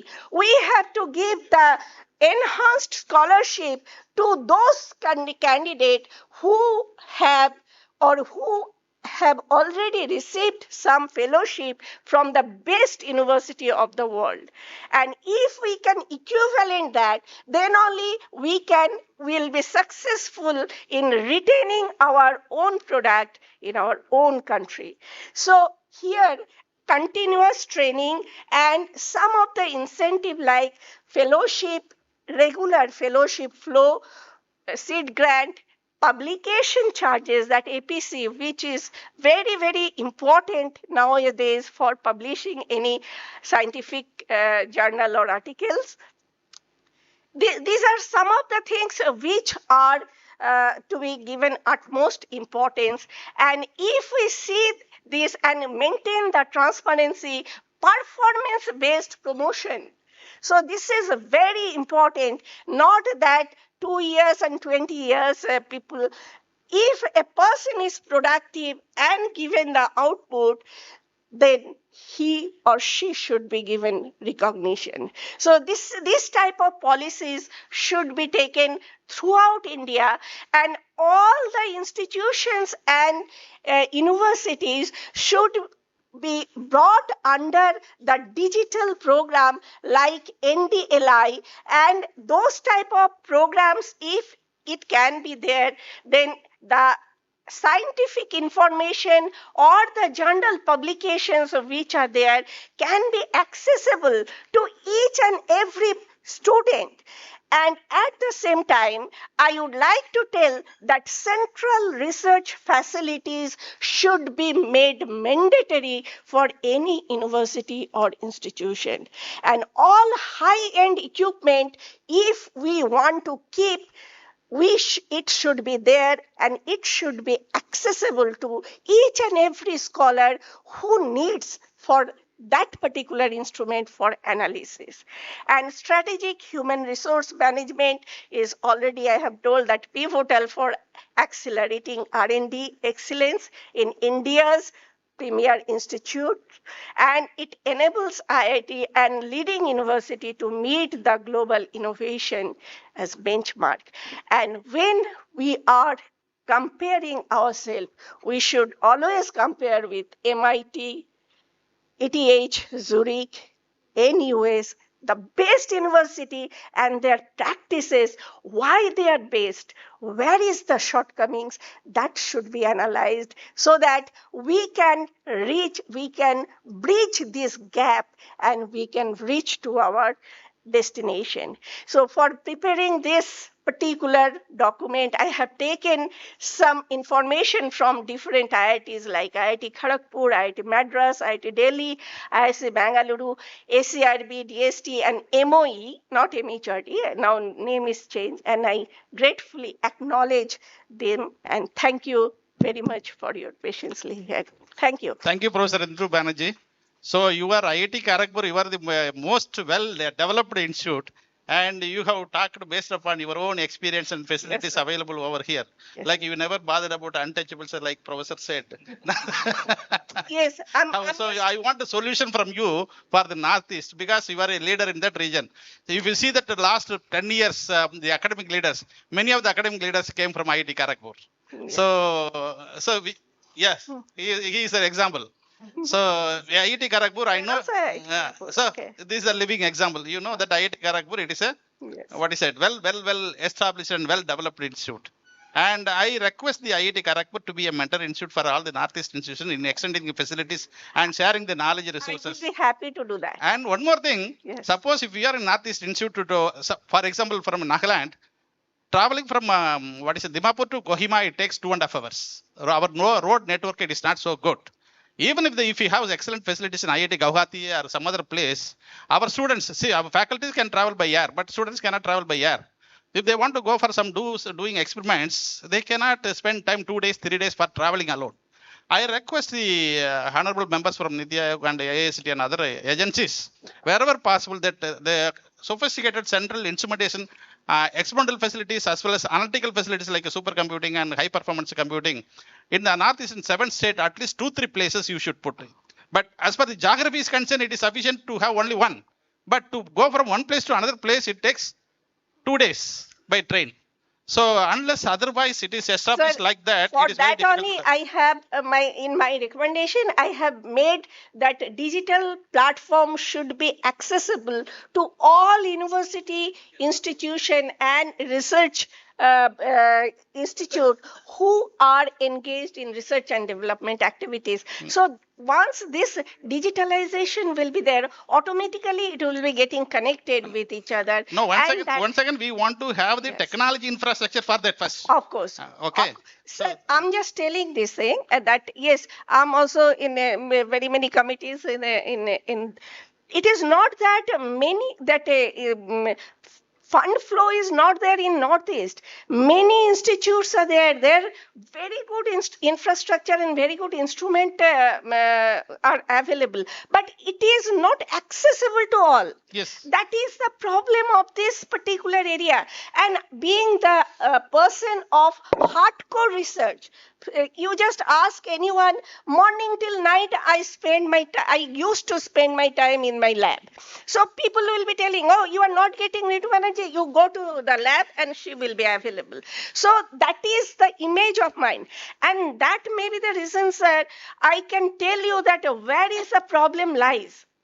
Practical problem, because theoretically people will be telling many things, but where is the actual problem? Those who are working, they can tell only that where is the actual problem, and this problem can be only that gap can be minimized with proper implementation of these technologies. And government of India is spending so much. We have to be a little bit thoughtful that in which way we'll be connecting one part to other and in which way. Thank you, madam. Thank you, madam. Thank you. Now I request Professor Sukanto Rai, NIT Mizoram, to offer his comments.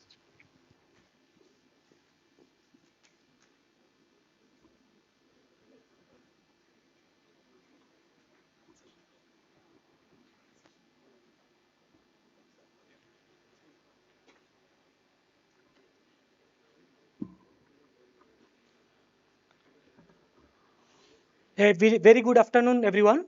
Respected moderator, respected dignitaries of the dais on the dais. Myself, Sukanta from NIT Mizoram. Today, the topic that is available with us is attracting and retaining quality human resources for accelerating research and development. From my experience and interaction with different PhDs, postdocs, in different countries, I'll share my experience also, so that maybe some of the points we can take in. So thanks to our different schemes through ANRF, DST, that different schemes are there, that research fundings through different fellowships, definitely it is encouraging.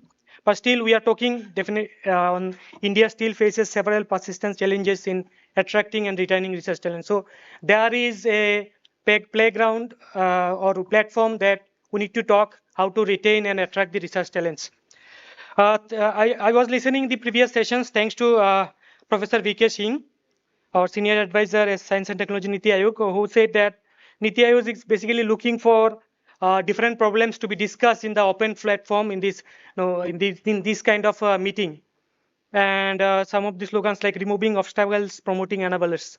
So with that, actually, I'll be sharing my views. So these are the common items that why we are losing the research talents. The basically 3 P's: perception, prestige, and pay. So if we look into our research scholar stipends, so the first thing that come into my how much I get and how much as a student who is doing research in UK or US or some other countries are getting. If roughly I can remember, it is 1500 to 2000 euros for a PhD graduate.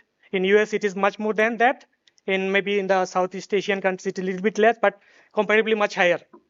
So that is one of the factors that comes into mind. And if I talk honestly and interacted with the other research scholars, I can say that almost 50 to 60% researchers are going abroad by attracted package. Not really that I have to do a better research, that's I am going outside. Mostly likely it is the attraction of money that matters, and a perception that no, if somebody is coming from abroad, no, we as a different engineering institutes also having evaluated them little bit on the higher side. There are definitely obvious reasons that experience on different maybe high-tech labs, but on the same side, there is a perception that works on people's mind. So that is also a driven factor that people go outside.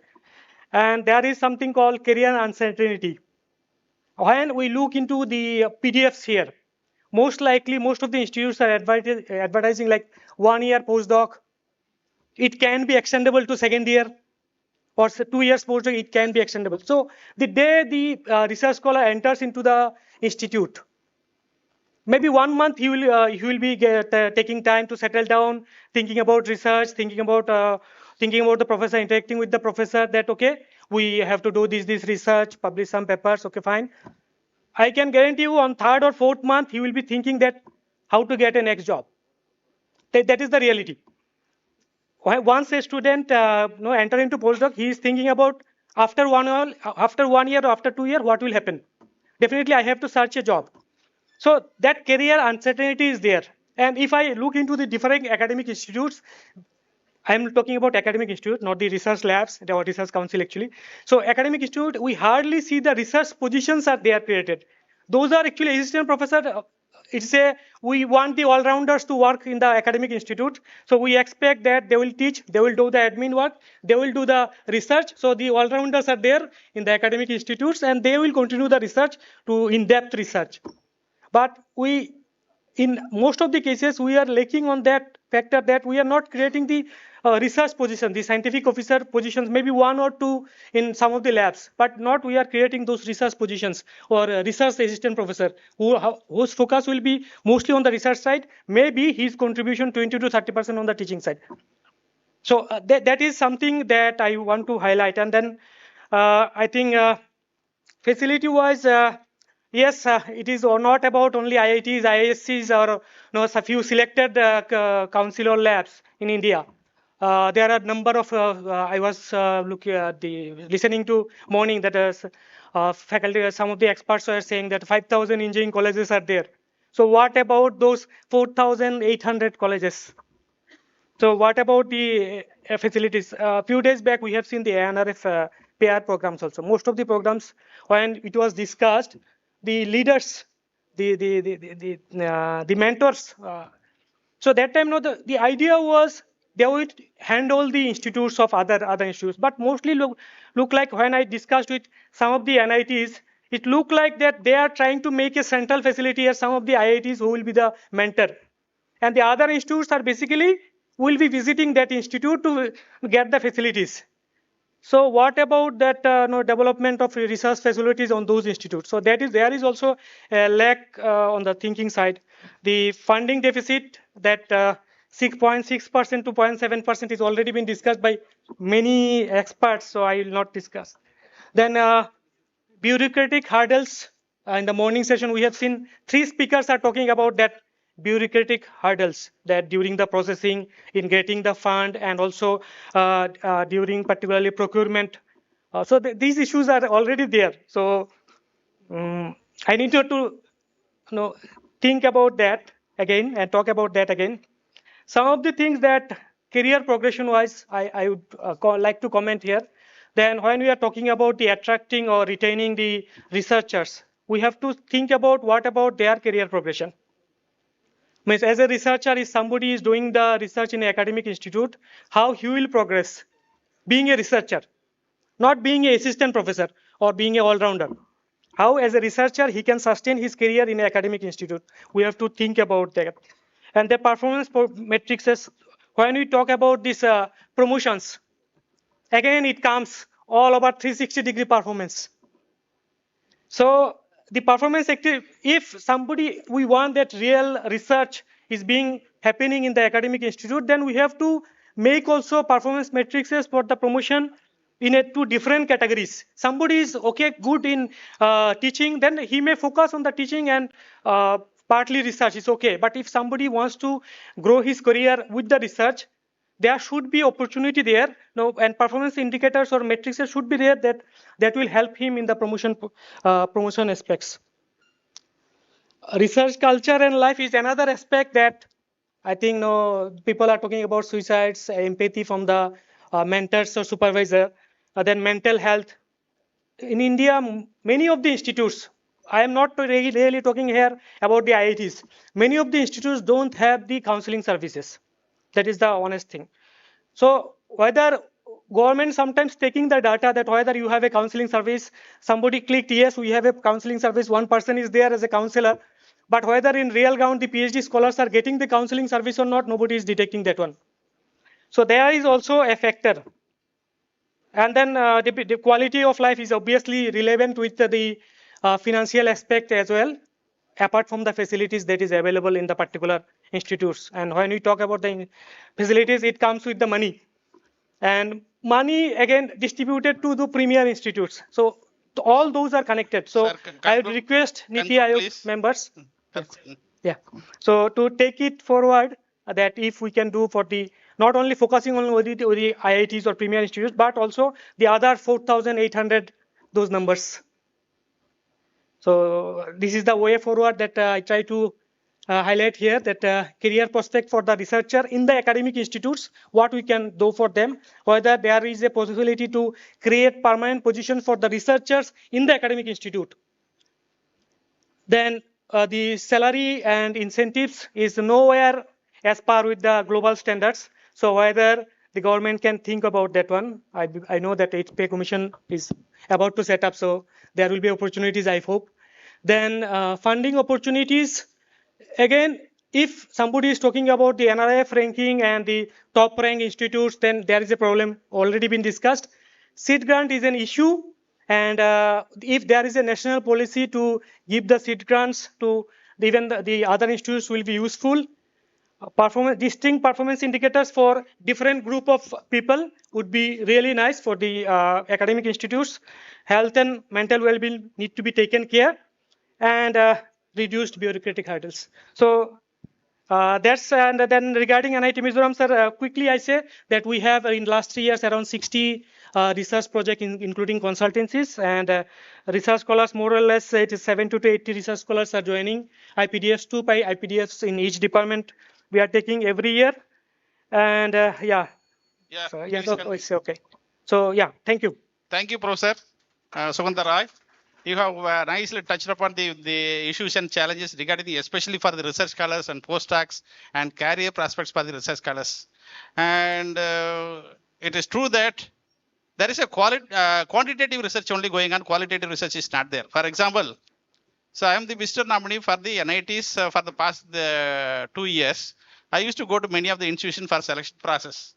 Even if we get 50 candidates for one post, we are not in a position to select one candidate out of the 50 candidates. Swami Ajala went there, NITI-STATE went there. And it is true that there is no candidate with strong quality. That is a problem. But everybody is having, I have this pattern, I have this many number pattern, I have this many papers.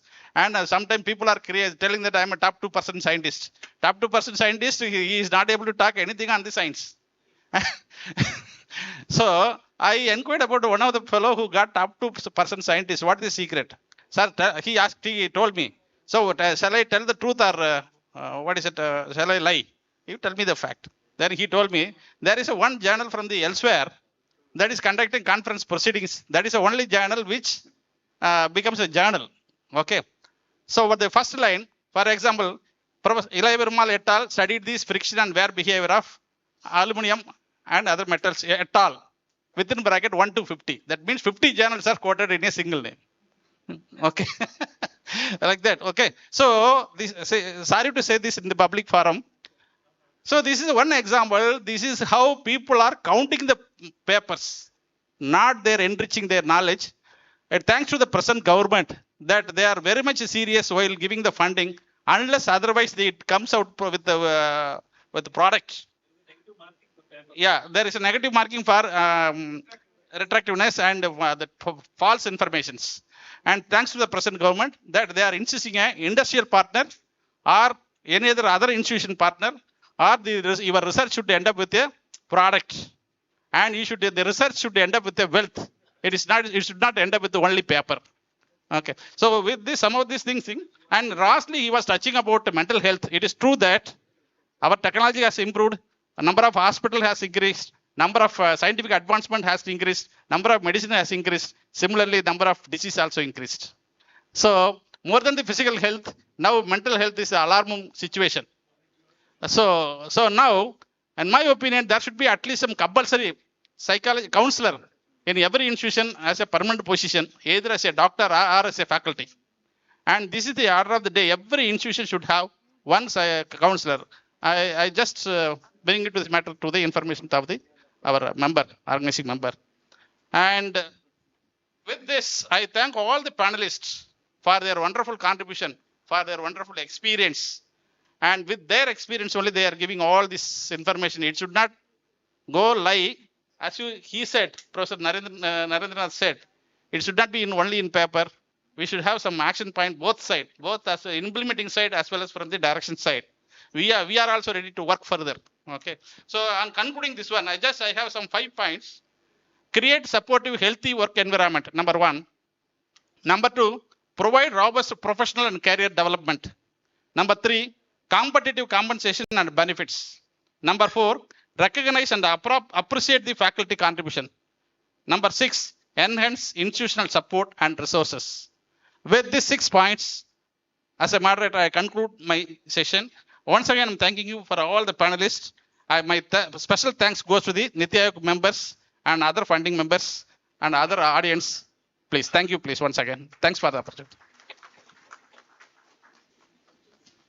Put the last question to the audience, please. Yes. You can give the mic to me.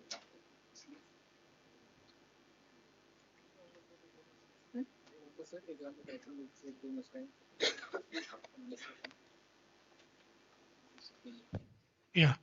Thank you. This is SP Agrawal from Space Application Center of Northeast. This is not the question, but queries after listening all the panelists. This is for moderator as well as to NITI Aayog also.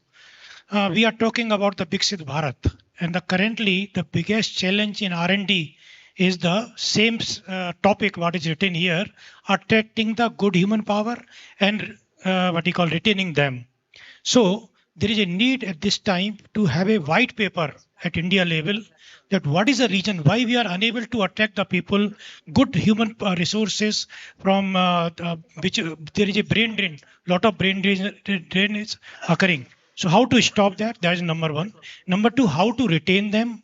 That is another thing. And number 3, which is also important, how to motivate them.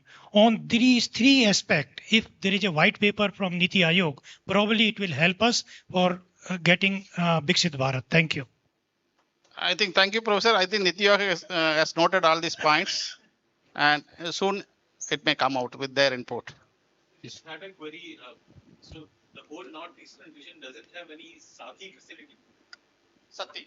Yes, to my knowledge, The DST, no, DST Fist is a small one. The DST Sathi one, which is up to 125 crore facility. Yeah, Sati, we don't have any Sati facilities Nowhere in the Northeast, in my knowledge. But this year I applied along with the Shastra University in Tamil Nadu. But we are waiting for the result. But And what about supercomputing facility? Nothing in Northeast? No.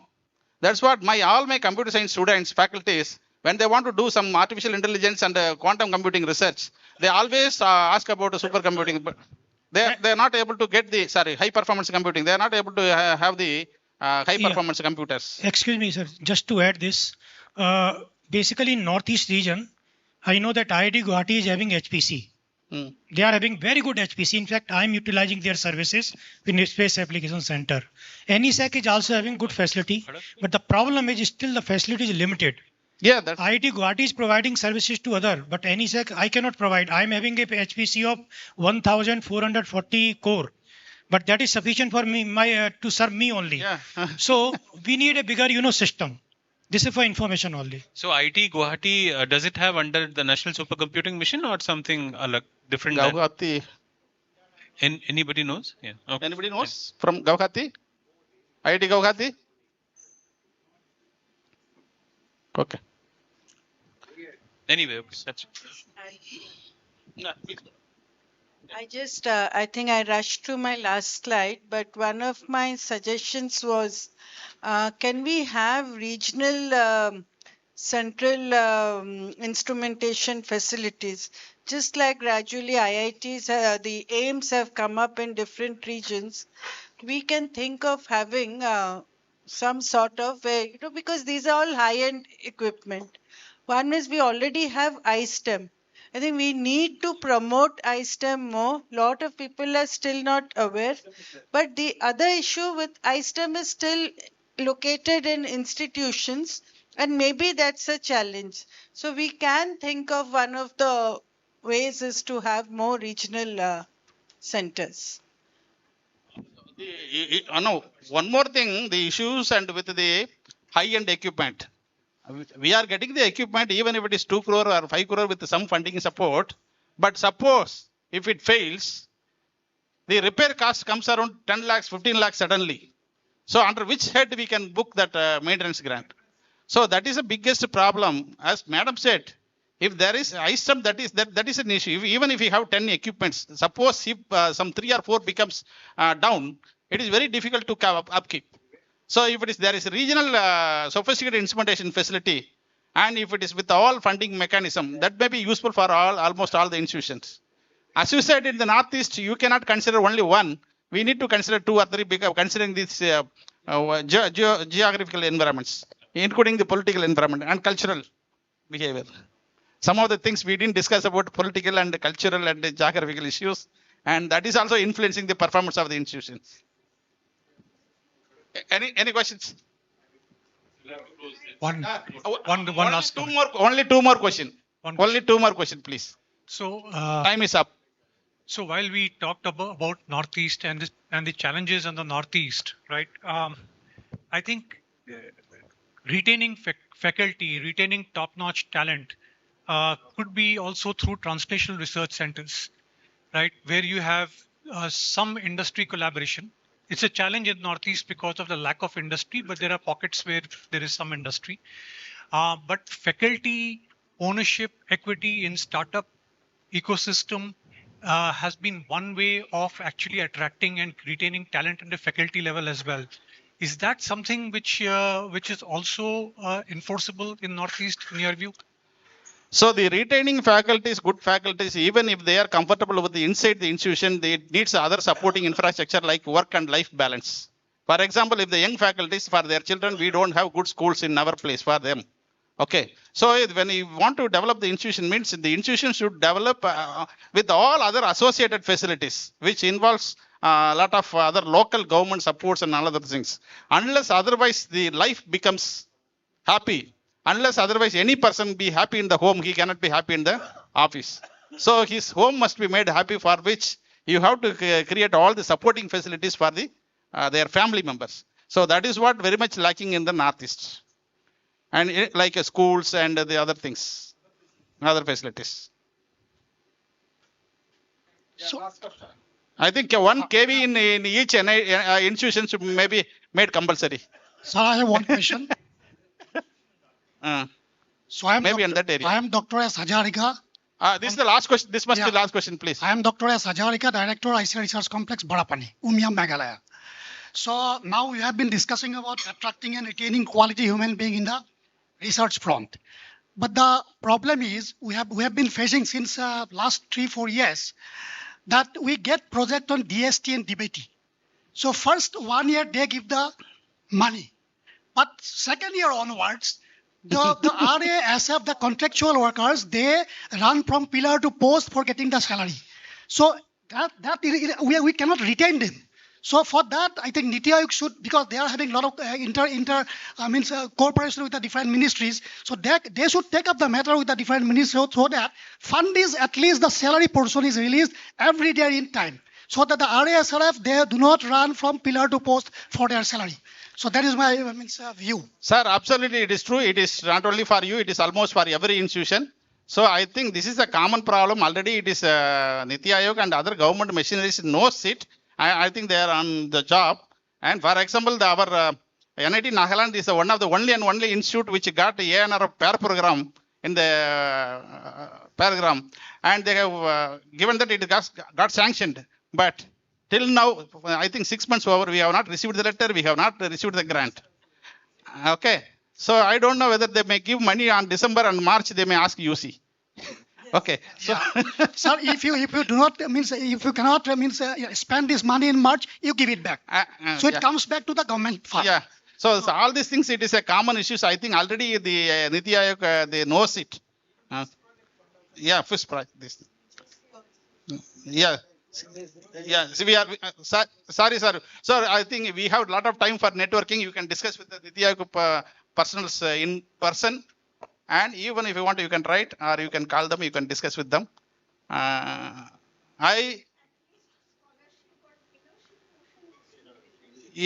It should. I think they are working on that now. The things are going in the right track. So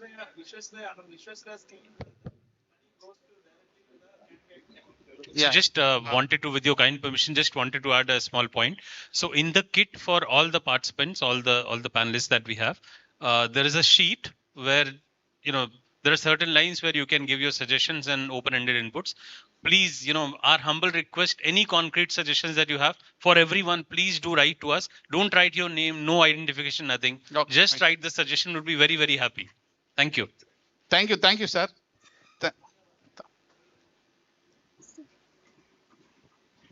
May I now request the moderator, Professor A. Ilayapuramal, to felicitate all the dignitaries with Fulam Gamusa and taken of love.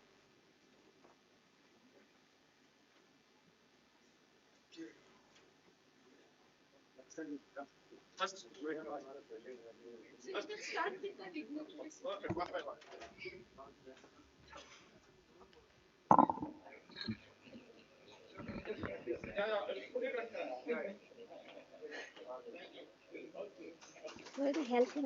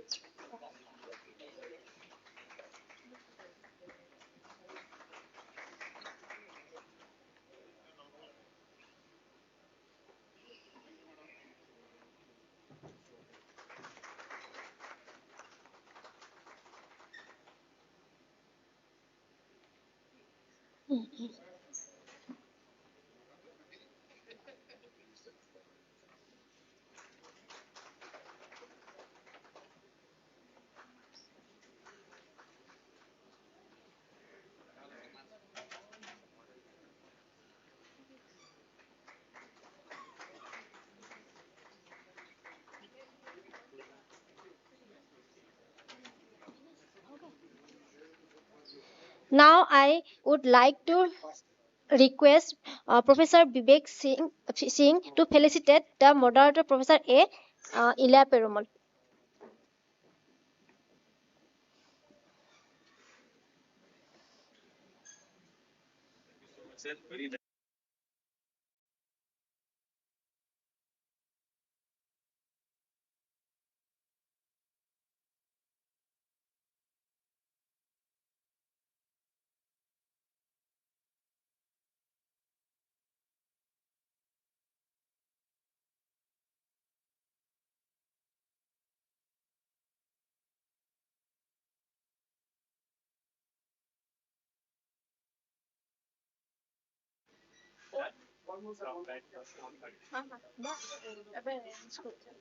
আর এবার announce করে যে চা খাই by 4:30 মানে starting is 4:25 Yes. Kindly gather back here. In kindly gather back here. Sharply 4:30. We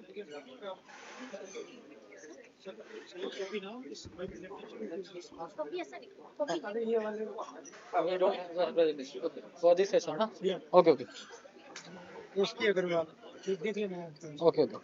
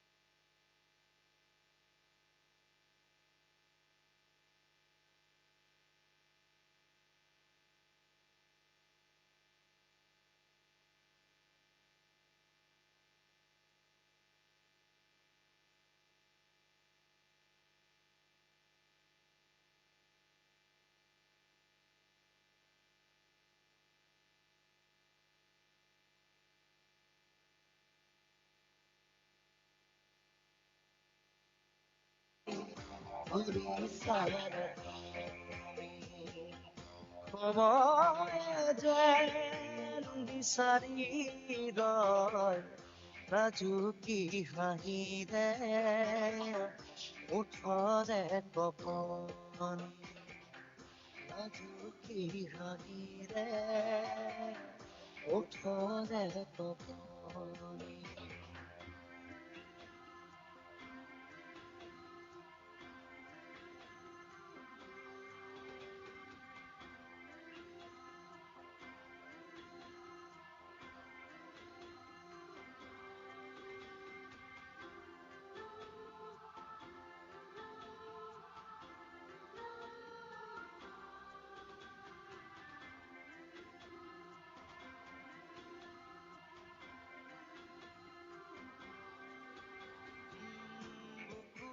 ভৰি আছে মোৰ ৰঙীয়া মৰম তেজে তেজে বিয়পি দিয়াহি জীৱন বুকুৰে ভাগৰা নৈ নেদেখো সিপাৰ বহু পথ বৈ বৈ এতিয়া জোৱাৰ তোমাকে পোৱা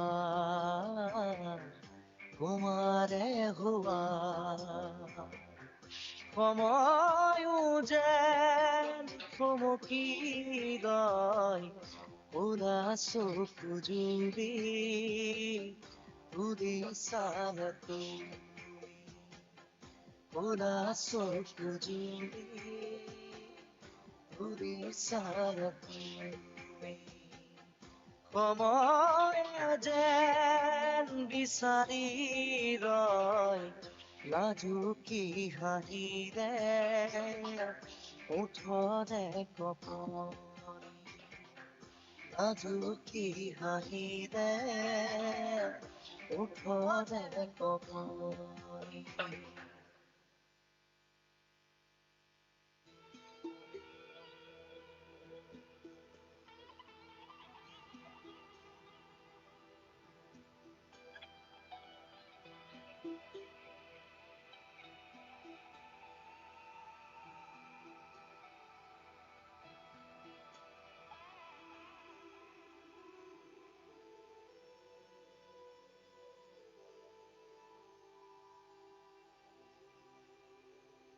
অমানিশা সাৰে আছে আৰু সাৰে আছো মই অমানিশা সাৰে আছে আৰু সাৰে আছো মই এটি চগা উৰি আছে কেৰি জৰিছে হৃদয় অমানিশা সাৰে আছে আৰু সাৰে আছো মই এটি চগা উৰি আছে কেৰি জৰিছে হৃদয় নাই শেৱালি নাই বকুৰে উৰি তোৰে আছে যে ৰৈ খুলি খুলি পাহি সদা স্মৃতিয়ে মাথো যাতনা বিলাই অমানিশা সাৰে আছে আৰু সাৰে আছো মই এটি চগা উৰি আছে কেৰি জৰিছে হৃদয়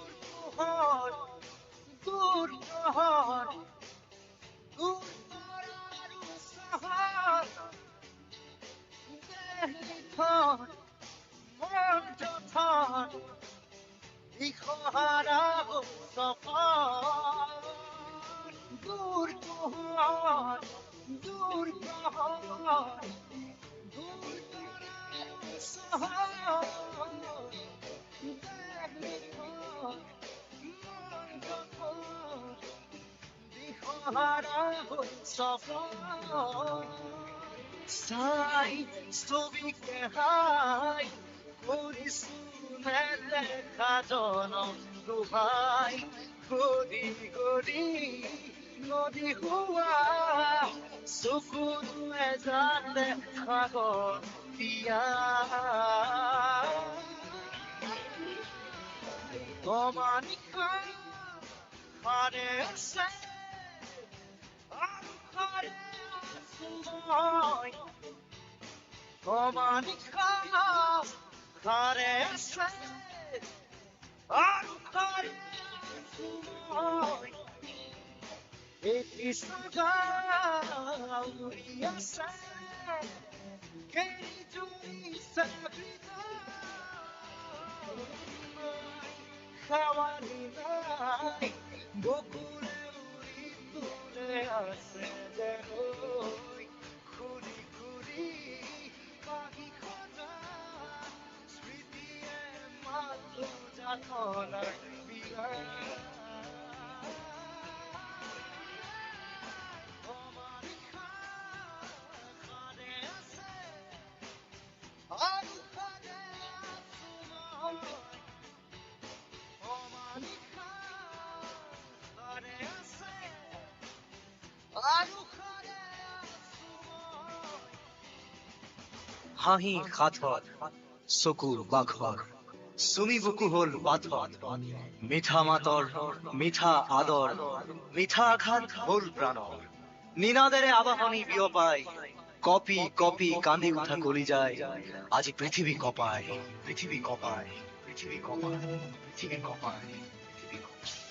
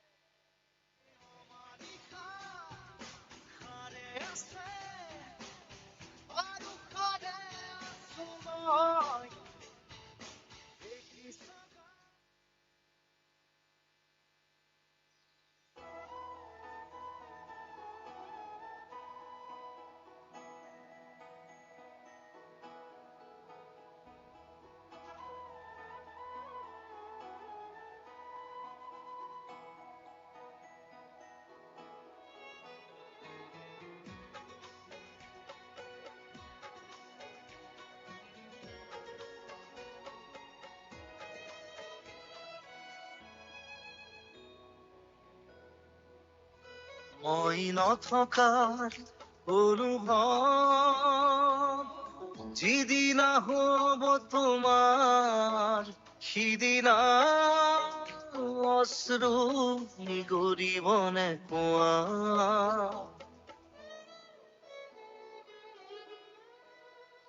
মই নথকাৰ অনুভৱ যিদিনা হ'ব তোমাৰ সিদিনা অশ্ৰু নিগৰিবনে কোৱা মোৰ কবিতাৰ ছন্দ গানৰ সুৰ বুজিবা তুমি সেইদিনা যিদিনা মই নাথাকিম জানা তোমাৰ প্ৰিয় গীত গাবলে যিদিনা মই নাথাকিম জানা তোমাৰ প্ৰিয় গীত গাবলে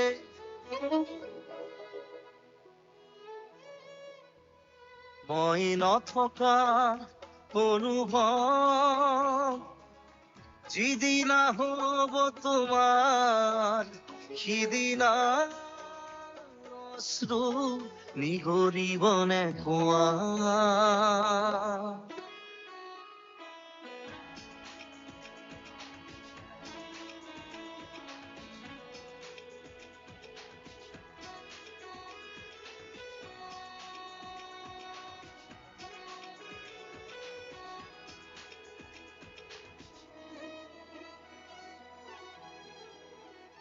যদি কেতিয়াবা পৰিলে মনত মোৰ আবেলি নদীৰ পাৰত আকাশৰ তৰাৰ মাজত আৰু বিচাৰি পাবা তোমাৰ বুকুৰ মাজত প্ৰতিলিপি ডায়েৰীৰ পাত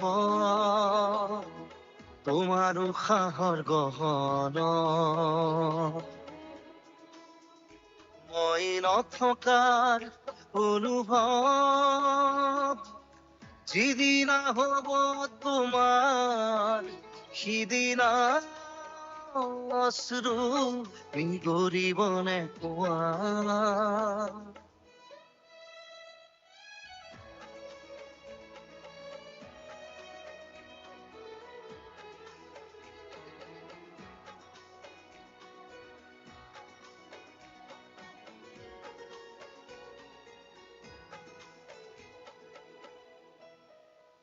আকৌ পোহৰ বেলি যদি অসীমত ডুবিবলৈ জোনৰ সাৰথি তৰা হয় এই লক্ষ কোটি তৰা সুধিলে তুমি মোৰ বতৰা দিব তোমাক বিৱৰি লক্ষ কোটি তৰা সুধিলে তুমি মোৰ বতৰা দিব তোমাক বিৱৰি মই নথকাৰ অনুভৱ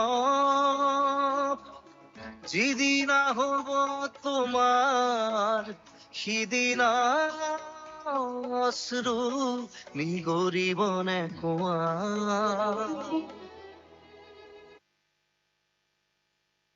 মই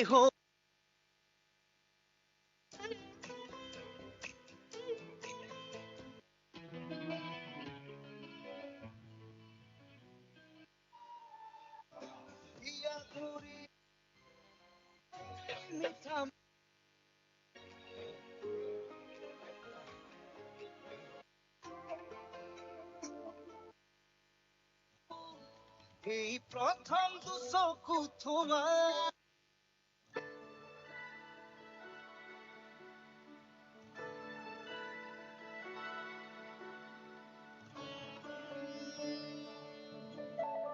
অনুমতি দিল এটি খাবতেৰে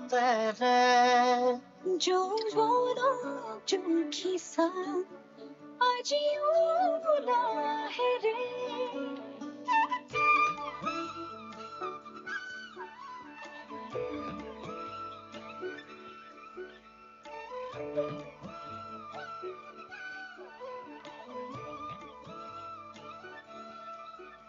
অনুমতি দিল এটি খাবতেৰে যৌৱন জুখিছা মধুময় এই সময় এই প্ৰথমতে চাই ৰোৱা মৰমেৰে দুই চকু এই প্ৰথম দুচকু তোমাৰ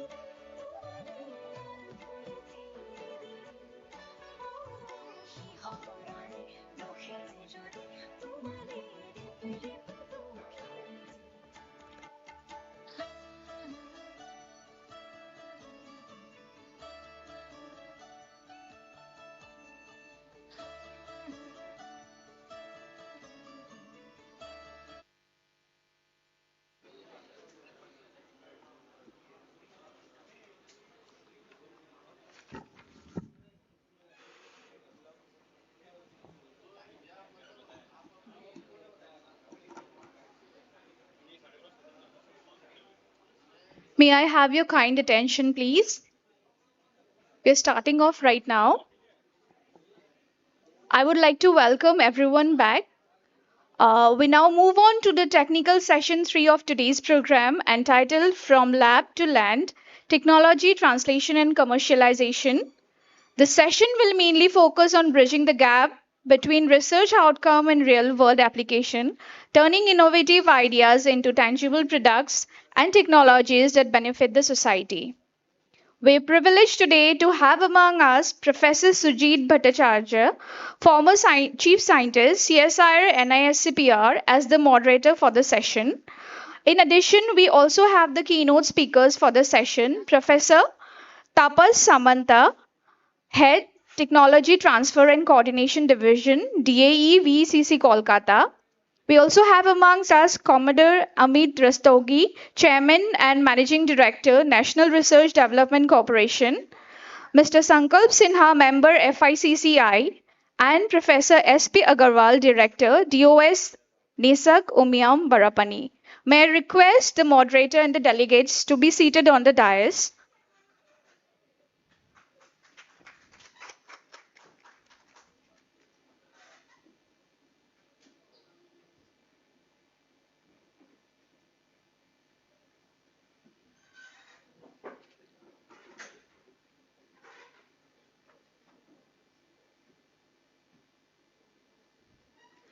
I would now like to request Professor Sujit Bhattacharya to take over the session. Thank you.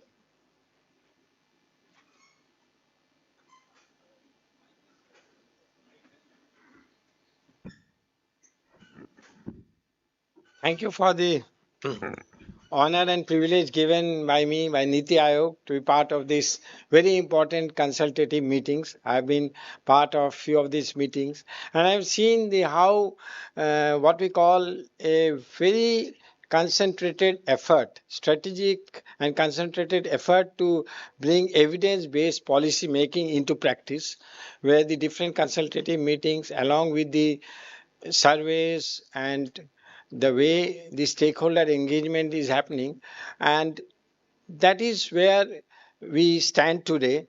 As you see from the morning, that there have been different aspects of research ecosystem, I would say. So now we are moving into a phase, the very important part of it, ease of research to ease of translation. So that is a point where actually when you are talking of ease of translation, we have to see also that how we cannot disconnect each from the other. So it is a very interesting session which I see with a diversity of the experts in the panel. What I see is that from the NRDC, the top down, I would say institutional intermediary to industry association, FICCI, and with the two very important state level institutes with of very strongly connected with the national institutions. So what I see from the today's uh, deliberation that should come out is not really speaking about your institute. That can be the context of the background, but more important is that what are the pain points and challenges which you have seen that can be taken up by what you call a very important policy deliberation in this, and maybe it also opens up a few questions in the end. So what I would like is that each of you take 8 to 10 minutes to draw across some of these what you call the challenges you faced, what are the things which you found, and how also maybe some of these innovativeness also you can always say, but also you would have to see that what we learned from these and how we can strengthen these so that these things can be addressed. So with that, let me start with welcoming Dr. Tapas Samanta, Head Technology Transfer and Coordination Division of ELCC, to please share his thoughts on this. Thank you.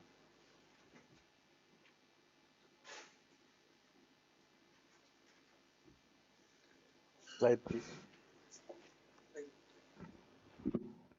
Respected moderators and dignitaries on the dais and in the house, a very good afternoon to all of you.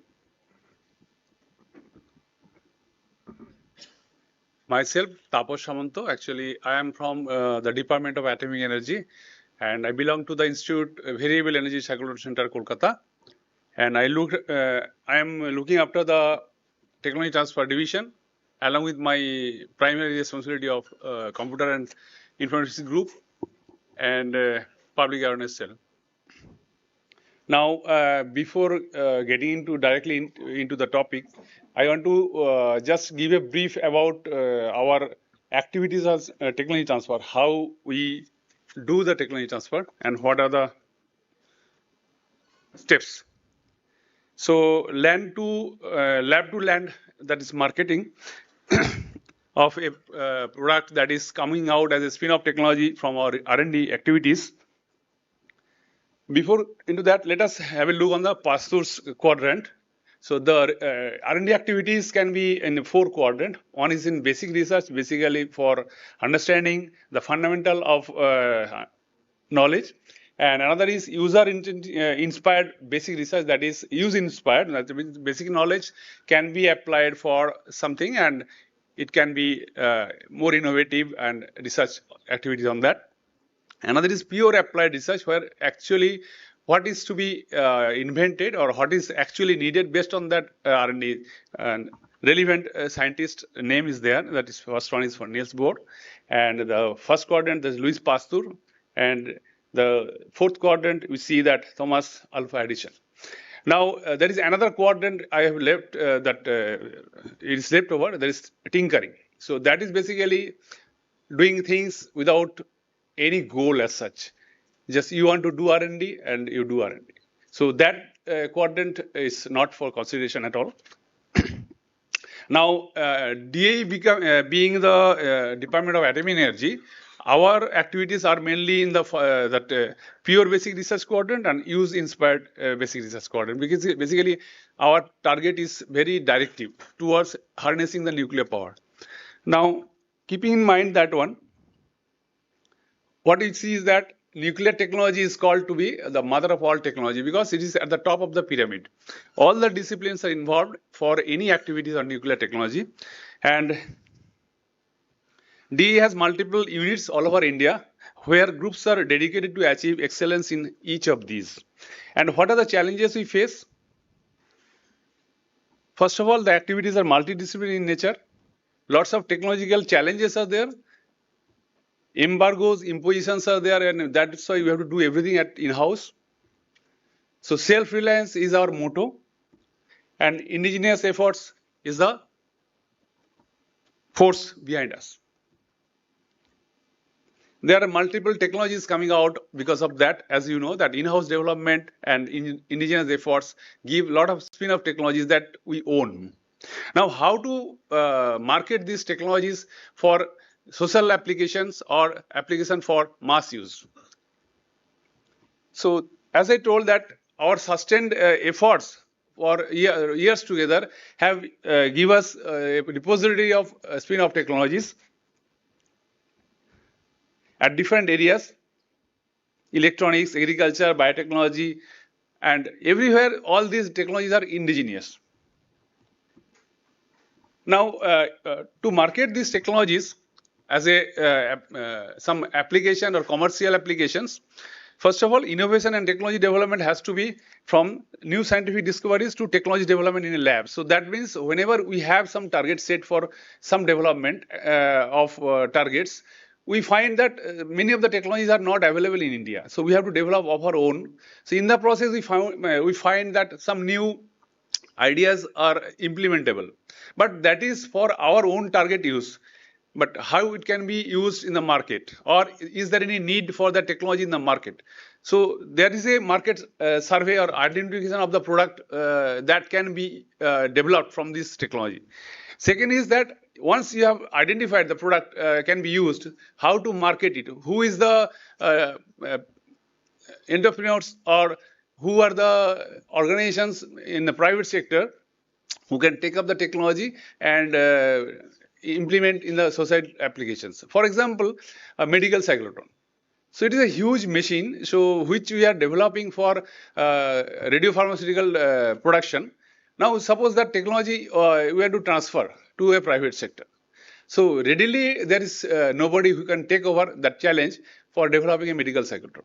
So we have to find out, we have to sometimes develop the vendors and entrepreneurs, train them like that. So these two things, first of all, market identification, whether there is a actual requirement of the product in the market or not, and secondly is that how to launch that one in the market. So then once we find these two scenarios from our survey or whatever interaction with the industry, then we go for product development and prototyping. And once that is there, then we register the technology for transfer. That means the technology is now ready for transfer. Any entrepreneur or any private organization, they can come up and get the technology from us in a licensee. It's not royalty based, it is a licensee fee based. That means we don't give the technology exclusively to them. It is for some period, say 5 years, they will pay some licensee fee and we will give the technology to them and handhold them. So how do the handholding is done? So these are the different levels of technology that we normally keep in mind. While once we reach the level of TRL 7 or 8, we go for market survey and implementation. Now this is the flowchart kind of things. So here various science and technology groups develop spin-off technologies, and there is a committee, technology incubation task force we say, who identifies whether this technology can be marketed or is there any application in the market on societal or any civil applications. So then if some modification is required or anything to be more proven, so then that interaction goes on. Once that is ready, then it is put forward to the technology transfer division. So from technology transfer division, there is a evaluation and transfer committee who basically find out the pros and cons and completeness of the technology. So once that is done, then it is sent centrally to our technology transfer committee in DAE. They approve. That is because to support that one in a standardized manner. Then finally it is ready for transfer. These are the various areas. Now comes here is the funding and investment. So whenever the technology has to be transferred, then these 2 points, funding and investment, and go to the market strategy, how to reach out to the market. That is one big aspect that we have to address. So far we are addressing of our own, but we need some support in that area. Then mentorship and support. Once the technology is transferred, then how industry experts can be guided for improvement on that one. And these are the process. And suppose this technology like picoamp meter we have developed. So this is basically a very high-end picoamp meter. But what we find is that it is though it is an import substitute, but the imported items have many other features, which we call as packaging features. Those are not most relevant as compared to the picoamp meter. But suppose alarm setting, then some user interfaces, those things are lacking. So how this product can be marketed in competition with those imported items? That is a challenge for us. Now, as for the heading on the points given by NITI-STATE, we have found out some things like what are the things can be done for technology transfer and evaluation. That is, one cells can be created in every organization for transfer and evaluation. Technology readiness and evaluation committee may be formed. Committee for identification of spin-up technology can be there, who can identify, and there should be well-defined TT mechanism, technology transfer mechanism, and technology incubation center for expediting and incubating a technology transfer should be encouraged by the management. And in the technology translation and product development, incubation is the most important part because most of the spin-up technologies are not ready for the marketing. So market potential for any technology is to be verified. So what we find is that we are R&D people. We are not much aware of the market and how the product can be packaged and put into the market. That is not our cup of tea. So we find that a marketing and sales team may be formed to promote those things. Then another is that preferential procurement should be given those who have procured, who have taken the technology from us for marketing. Because once they develop the product, there is no takers. Because we develop mainly on the deep technology area, which are very high technology area. So the product are not common for our consumer products. So for that reason, we need to have some sort of incentive to those who are taking the technology for the development as a product in the commercial market. Then separate fund for be there for product development, because we find a lot of scarcity in fund for such product development case, because we get fund for projects for our own target, but product development funds we have little bit thing. Then encouraging individual scientific personnel through competitive rewarding, because this from the spin-off technology to prototyping and all, it requires a lot of efforts, and we have our main target of R&D, and from that a little deviation has to be there, because effort has to be given for that. And that's why those people who are involved in such technology development, they should get some incentive. That is lacking. Then database of... Can we come back later when we have this? Okay, fine. Or you can just give a concluding one line. Okay, this one is database for zone-wise industry capacity. When we go for market survey, what are the things required? So which entrepreneur at what zone is having what capabilities? This database is lacking. Means we don't find that one anywhere in the government website, that what are the capabilities of entrepreneurs and in what zone, in what areas. Then professional promotion of a local zone for cost time and time saving. This preferential promotion in the sense that we can transfer the technologies in the local areas and we can promote them in that sense. With this, I just I'll come back later. What we will try to do is we will try to steal some time in the end and try to get the takeaway messages from each of you and getting some questions. But it was very interesting the way you started with the pastures quadrant, and I think there is something, sometimes one also has to dip into this type of intellectual, what you call, understanding of, and that was very interesting the way the whole the policy framework started getting created. Donald Stokes. And that was wonderful, and we can talk about it later also. So thank you so much. And I can understand that it is a very, when we talk of innovation models, open innovation system and all, but as Department of Atomic Energy, we have to think also of challenges in a different way altogether. And I see that that the other consultative meetings also, these from this defense, many of these issues have been raised, and I think that can become a very important aspect in itself, that how we look at this technology transfer mechanism when it is a very closed system in totality, you can't open it up, but also how the spin-offs can be created, and there how you open that spin-off. So I think an excellent presentation. Thank you for that. With that, I welcome Commodore Amit Rastogi ji, Chairman and Managing Director, NRDC, for his comments.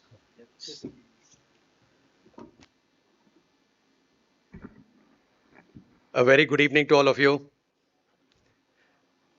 I indeed want to thank NITI Aayog for giving this opportunity to NRDC, mainly because this is our bread and butter.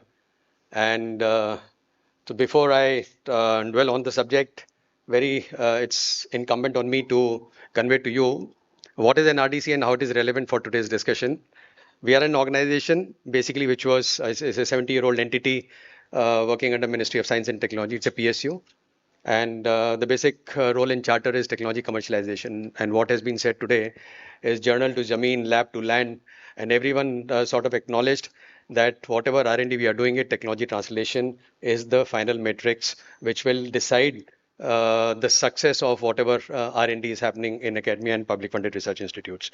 So we carry this experience of doing technology commercialization. I would like to share, I would say, certain observations which I have had during the process of, or rather NRDC has had in the process of technology development and then the technology commercialization. So in that, I would like to touch upon, I think, some of the steps. Before I come to that, just to give you an idea, just to build up the context, it's a Section 8 CPSC with a footprint span India. We have a presence in Guwahati, Pune, Bhubaneswar, Visakhapatnam are our outreach centers, and established, we have a head office in Delhi. And along with that, we have our incubation centers with CSIR, NAL, and also with IMMT Bhubaneswar. Incubation center at Delhi is being managed by us. So basically, we are quite well entrenched in the startup ecosystem. And as you say, must have seen that being part of this DSIR, we are providing the technology commercialization, or we are the technology commercialization arm of CSIR labs. And so 37 labs are, and their technologies get commercialized through NRDC. And we have also grown beyond commercializing technology for CSIR to various institutes, the pan-India, including IITs, NITs, and academic institutions in tier 2, tier 3 cities. This is the basic, I think, the framework. We connect, I think, the stakeholders at both the ends, technology providers and the licensees. So it means anyone and everyone, individual inventors and innovators put together, or any institute possibly can assign technology to NRDC. And then it is taken through the process of technology translation and commercialization. So this particular whatever depiction I've made makes it different from others is only for one reason, that there is a value addition which is required to be done in the technology commercialization process, which is different from, I would say, matchmaking, which normally happens between a licensor and licensee. So those value addition activities done by NRDC sets us apart. And these are essentially needed. I would slightly cover in the next few slides. Before I come to that, bit of an idea about, we have got commercial as well as promotional activities. We are the vehicle primarily for the providing the last mile connectivity to the central sector scheme of Government of India. The aim is to provide the financial support to the inventors.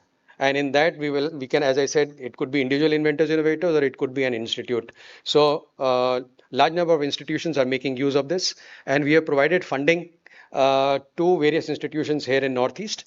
And also under our TCS and Priority Project Program, we have provided funding of 10 lakhs.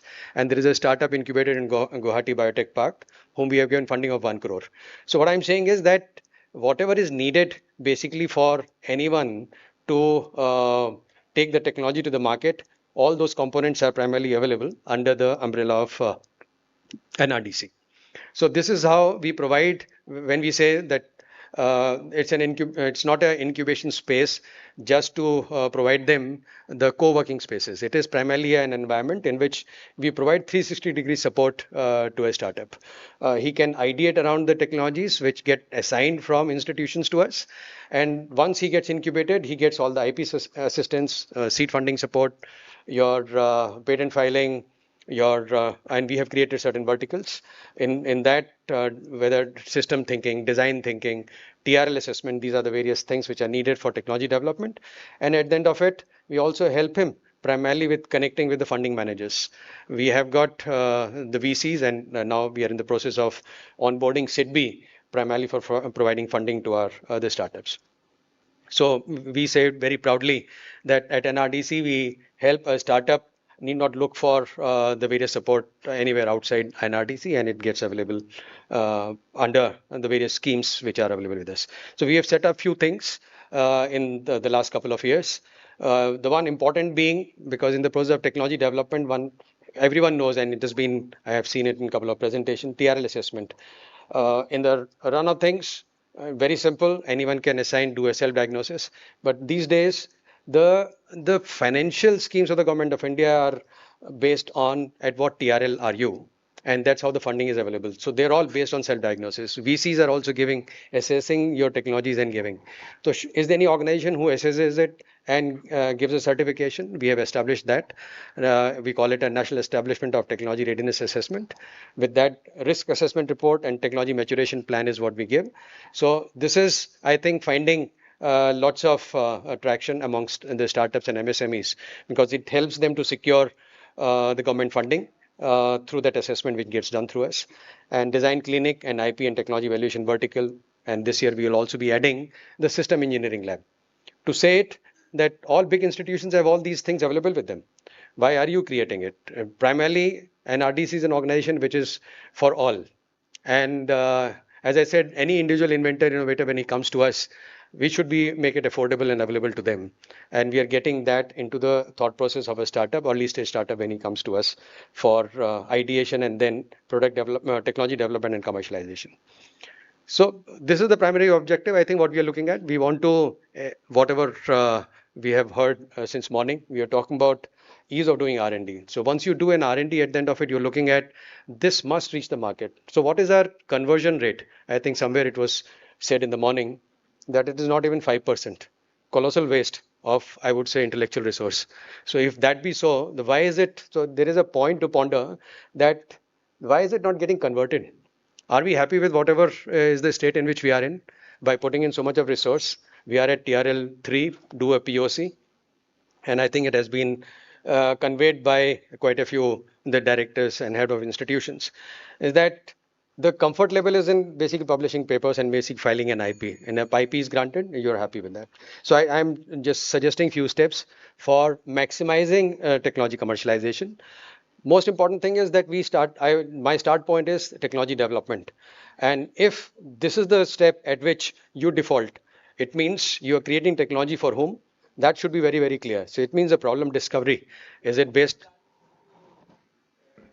Pick up the challenges which you face. Yeah, I'm just coming to that. I think next 2-3 slides I should be able to do that. I'm just building up the context. So maybe you may allow 2-3 minutes more on the subject. So problem discovery is an important aspect.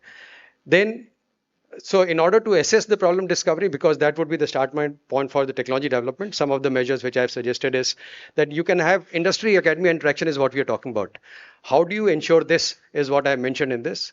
Could you have industry representatives in your laboratories, faculties on short industry sabbaticals, and student internship? So these are the things which will open up the problem statement of the industry to you and help you to define a problem statement for you to work upon. These are the various components. Very important. I think when you embark on a journey of technology development, you would need all these things. You need testing, you need TRL assessment. As I said, design system thinking, and the prototyping. Are all these things available in your infrastructure? I think in the presentation of Dr. Tapas, I am very happy that they have created a structure primarily in their organization wherein these things are, most of them are getting addressed. But it is majorly in most of the institutes, these are not there. If you want this to happen, technology commercialization to happen, I think either you have to have these things or you have to take a third party support. So this is what my suggestion is, that either you have your in-house TTO, which as of now is a matchmaking platform. You get a prospective licensee, connect them with your technology developer and thinking that it would primarily reach the market. But are you happy with the technology commercialization? Going to one industry? I don't think so. That's good enough. Idea is that it must go to masses, and that can only happen if you have a third party TTOs coming in with all these infrastructure in place. I am pitching for NRDC if that sounds logic. And then, as I said, the TTO's mandate should be more than a matchmaking. It should provide the holistic support, and these are the various components of the holistic support which should be made available in the process of technology commercialization. What are the pain points from the academia perspective? Limited bandwidth. It has been conveyed by various directors whom I have interacted.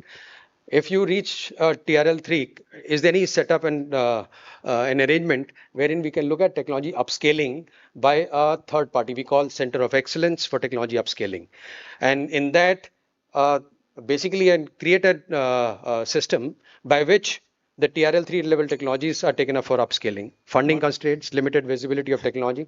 There is an important point which I wish to make regarding limited visibility of technologies, because as of now, whatever gets developed in your institute is not available, not even known in the country, forget about the world. So how can we possibly do that? And structure for tech transfer in institutions, there is a notional presence and that needs to be strengthened. What we can do. This is the last slide. This is the last slide I have. I think so. Most importantly in this, I have already said the strengthening of TTOs. Besides that, I think what is important is to improve the visibility of the technologies which have got developed in your institute. Do we have any platform in the country in which they can be put across? We have a stock exchange. I visualize a technology exchange for the country. I think it has been worked upon, thought of. People have tried it, but it has been tried it with a half-hearted approach. I will put it this way. This is a platform in which we are talking about taking the activity of NRDC, what NRDC has been doing it from offline to online. And once it is online, your technologies would be visible across all stakeholders, not only within the country, even outside. Idea is that we want not make in India, we want made in India. For that, people should be able to see your technologies through this particular platform. So this is primarily a suggestion to the NITI Aayog that this is a very, very cost prohibitive, I think, suggestion. It obviously not possible through a Section 8 CPSE. there is a financial resource which is needed if you want to create this kind of platform. But we are doing a proof of concept on this AI-enabled technology exchange, which will showcase that whatever, whether market survey, BDPs, DPRs, feasibility study reports, onboarding of funding managers. So all stakeholders will be part of this. And this is something which is going to be dynamic, not a database. Like to have it in the questions, but what we are looking for also, you had a very nice presentation, but we are also looking at the, which I think when we go around in the end, the challenge of, see, NRDC connecting to the different institutions. So that is one challenge, which we see that many of these institutions are, that we'll take it up later. Sure. So that is one thing which we all wanted to know, the challenge of connecting. And then you yourself had, I'm very glad that you have opened up the centers across the different parts of the country. So what was the challenge of this opening up? Was it so easy? So these are the challenges which one needs to know also. So maybe we will not, we'll come back to that. So we are looking at not only how that institute is looking at strengthening the STI ecosystem. While doing that as an intermediary, what was the challenge you faced? Because I know that this is, in fact, your infrastructure challenge in itself is there, because that mean how that so these are the things which we would also like to. Two challenges which I can immediately say is. We'll come back. Yeah. I will try to see that we come back. I follow the diktat of moderator. Thank you so much. So thank you. Thank you for what I can do, because we have to close at 5:30 or so. And they have, but we will try to come back with the questions. And I hope the questions are more pointed to. Then I have Mr. Sankalp Sinha. FICCI, as I said, that we have a very good diversity here. We have an industry association which which is playing a role, but maybe the challenge which is facing in making that connect with the research ecosystem, that is where we want to know that more than about FICCI, about that challenge which you face when you are trying to, and how you think that can be in a larger platform. If you put it up at NITI Aayog, these can be taken it up. It is on of the industry association linkage with the STI and innovation ecosystem in the country. Thank you so much. Absolutely. Good evening, everyone. Last sessions are generally very difficult to concentrate. And also, given the paucity of time, I'll try to make it quick with some precise time. Firstly, I take this opportunity to thank NITI Aayog for selecting the topics of this panel. And they are very precise and pinpointed, and that's why we are having such detailed insights on what has to be changed if we are looking for a Atmanirbhar Bharat and the vision that the country has set for itself. So lab to land technology translation. My name is Sankalp. I am from FICCI as an associate. Also, I am associated with IBM. For 4 decades, 40 years, IBM has been the highest patent granted company globally. Okay, I am associated with R&D, research and development. I put heavy focus on the word development as well, because we have been speaking lots about research and ignoring development. Okay, so let me share my points. I call it as sphere of success. What are the phases of R&D? Okay, basic research, applied research. If you combine both basic and applied research, it becomes translational research, which we have been speaking. But the end objective or the end goal is always a product development. So you need to have an end objective to get a product development. Then only your entire cycle of R&D gets completed. What are the phases of product development? We have all discussed this. I just repeat very quickly: ideation, technical validation, business case. Very important. Okay, just pick up the points and realize where we are lacking and what we can kickstart. Of course, from support like organizations like NRDC, some very good case studies also shared by VCC. These are the things that are needed. So business case, then we have prototyping and piloting, testing and validation, and then only commercialization occurs. So it's not just research. There are lots and lots of steps that actually lead from the journey of ideation to commercialization. And that is what I call the sphere of success, which is product development. So it is basic research plus applied research that leads to product development, and the outer sphere gives what are the basic steps around it. Okay. Now, I'm going a bit fast, but I'll share this. This will be available with the NITI Aayog team. You can have access to this. What draws investment? We have spoken lots about funding. I'm not speaking from just as a government funding point of view. Globally, even there are lots and lots of private and industrial funding. What are the factors that which funders or investors look at? Your research and development needs to be aligned to precise demand and need. It cannot be wavered. Okay.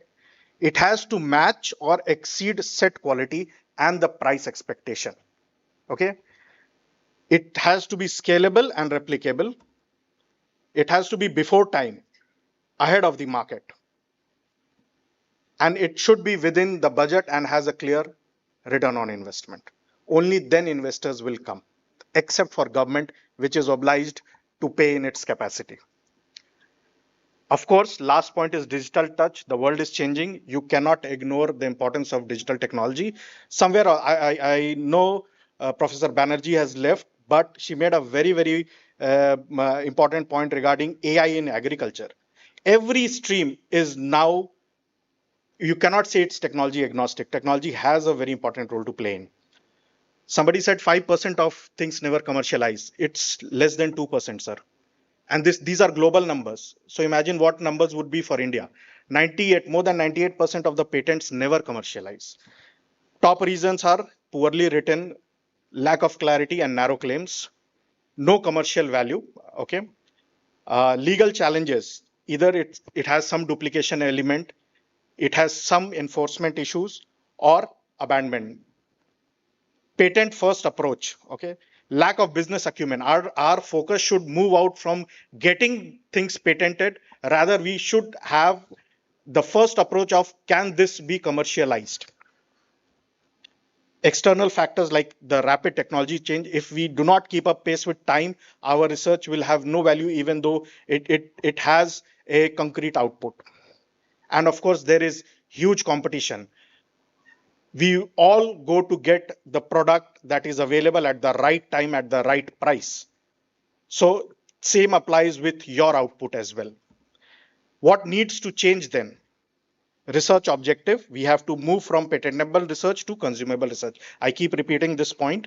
Roles and responsibility. Let the research scholars and scientists do what they are best at. Let them focus only on research. Do not make them administrators. Have a small team. Very rightly said by Commodore that there has to be a technology transfer office or a program management office. Let a small set of team handle all of these and let the researchers focus on their core capabilities. R&D in theory is also very important. We all need to know what are the steps involved in product development. It cannot be just basic research. There are many things, market analysis, commercialization. And if you cannot do so in a short term, there are organizations that are there, or third parties that are there whose support you can take. Customer centric, all your research and product needs to be developed with a customer centric approach. You have to have baby steps, milestones in between so that you keep checking that you are moving on in the right direction. And then there are enablers, global best practices, policies, organizations like NITI Aayog who are pushing very hard to make this country Atmanirbhar in terms of research and development. I repeat the word development. And of course, funding various sources. I will skip this slide because of the paucity of time, but this is what a typical R&D process is. More than 1,000 activities are involved. Only then you can achieve a significant product, a major product. Okay. There are 5 phases. There are 20 to 30 steps. And then there are, in each step, there are 10 to 15 sub steps that are involved. So these are the various phases. I'll just quickly glance through them. Concept. Yeah, correct. And I'm just sharing a slide on where the world is moving. While we are still speaking about the basic steps of product development, the world is now into AI into product development. So we need to very quickly take the first step so that we are at par with where the world is moving using AI into product development and agile ways of development, right? So what are the suggestions? Research objective needs to be, as I repeat, patentable research to usable, approval and grants. Roles and responsibility, we need to have structural change. Let the scientists do what their core capabilities are. Have a program management office. Have a multidisciplinary team take care of all the allied things, be it your patent management, be it your getting a business case created, getting all the other stuff that are needed to support. R&D in theory is also very important. What are the steps in R&D? What is development?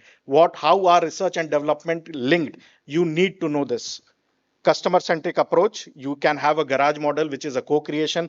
A very strong ecosystem is available. You just need to tap to it. Milestones, very important. And last but not the least, enablers. Culture of innovation. We can learn from Japan how they focus innovation at first. Israel, why they have grown forward is a skilled workforce. Continuous reskilling of their workforce. Germany, industry partnership, very strong industry partnership between industry and academia in Germany. In fact, all major names that you can take, Mercedes, Mr. BMW. Sankal, here we can hold it. Yes, sir. And last takeaway, which I was looking for, this is an excellent presentation, but we are also looking for, you are an industry association. So what was the challenge that industry association are facing in interacting with the research organization? That is the point which I would say that if you say in 1 or 2 lines, and then we can take it later on with the questions and all. Absolutely, so that is the sir. pain point which these are very important aspects. So the No two denying of that, but major this is pain where points, it is. and let me tell you, when we speak of pain points, already associations, government is working on it to enhance the industry academia partnership. Understand, sir, when you go to the market to buy any single product, your household product also. I want to get you Exactly. I'm cut that what is the problem time. which you faced and industry association I need faces. the right thing at the right time. I cannot wait for long. I am ready to pay a % extra, but I want it in a cooked form available for immediate No, consumption. industry association has to be an enabler. So how you are enabler with the industry and the research organization as FICI? So what FICI is working on in creating clusters around various places in India. For example, Surat, which is a hub for your garments, be it the Northeast, where we see technology centered around bamboo and other stuff, be it a place like Manesar, where we have automotive industry, down south, be it Hyderabad or Bangalore as IT, we are proposing to create clusters along with the government institutions, which will be a combination of government, industry, and did you academia. face a challenge there when you are doing that? Couple of things. One is industry participation is very, very specific on the time on which it can get the skilled or the research outputs from the institutions. And on the institutions part, they need infrastructure and investment both from industry as well as government. So we are working on the finer details, and there is a very strong support from government on this. In coming years, I'm very sure we'll have these clusters coming up working in collaboration. Thank you so much. Last but not the least, I can close. take it up in the next. Yeah, I just close it down. 30 seconds. 5 S of successful product development. I always say Sati. Sati is technology.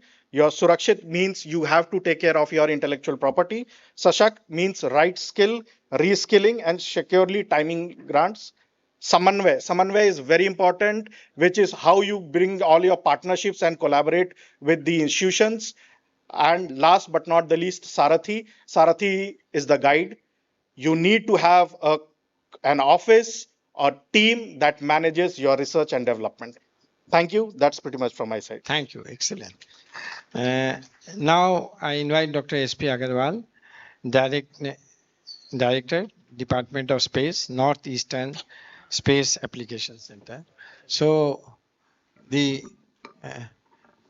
questions are the same, the translational challenge, and particularly when you are in a particular region also connected to a very important institution, how you are looking at that, and what we can be the important aspects that NITI Aayog can put it across. Thank you.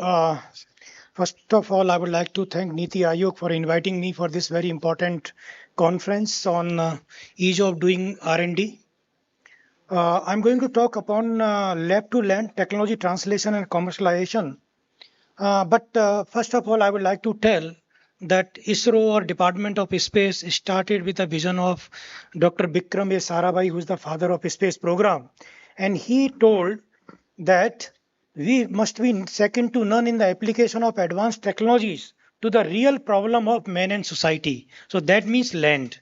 So ISRO started with the lab to land only, and this is the basic concept. Now, so lab to land space technology is utilized, and we are the people who are utilizing. And being a space application center in northeastern region, my responsibility is to provide the space technology application in all 8 states in these domains. So these domains are like food security, water security, environment security, energy security, health sector, shelter infrastructure information, in governance, gap assessment, planning, monitoring and evaluation, decision support, disaster risk reduction, early warning, dissemination, disaster management, damage assessment, sustainable development, resource conservation, impact assessment, fragile and coastal ecosystem, climate change, renewable energy, etc. But then now what I will do, I will tell you some success story. For example, we have taken up the project which is going to, which what it does, it provide the information about the crop inventory. And this crop inventory in all 8 states is very important for assessing the food grain availability, how much we have to import, decision on import and export, storage management, and technology developed by ISRO and transferred to like MNCFC. Now, another one is the horticulture crop inventory and site for expansion per crop in underutilized region. Here I want to tell you that how we are utilizing the space technology directly to the user.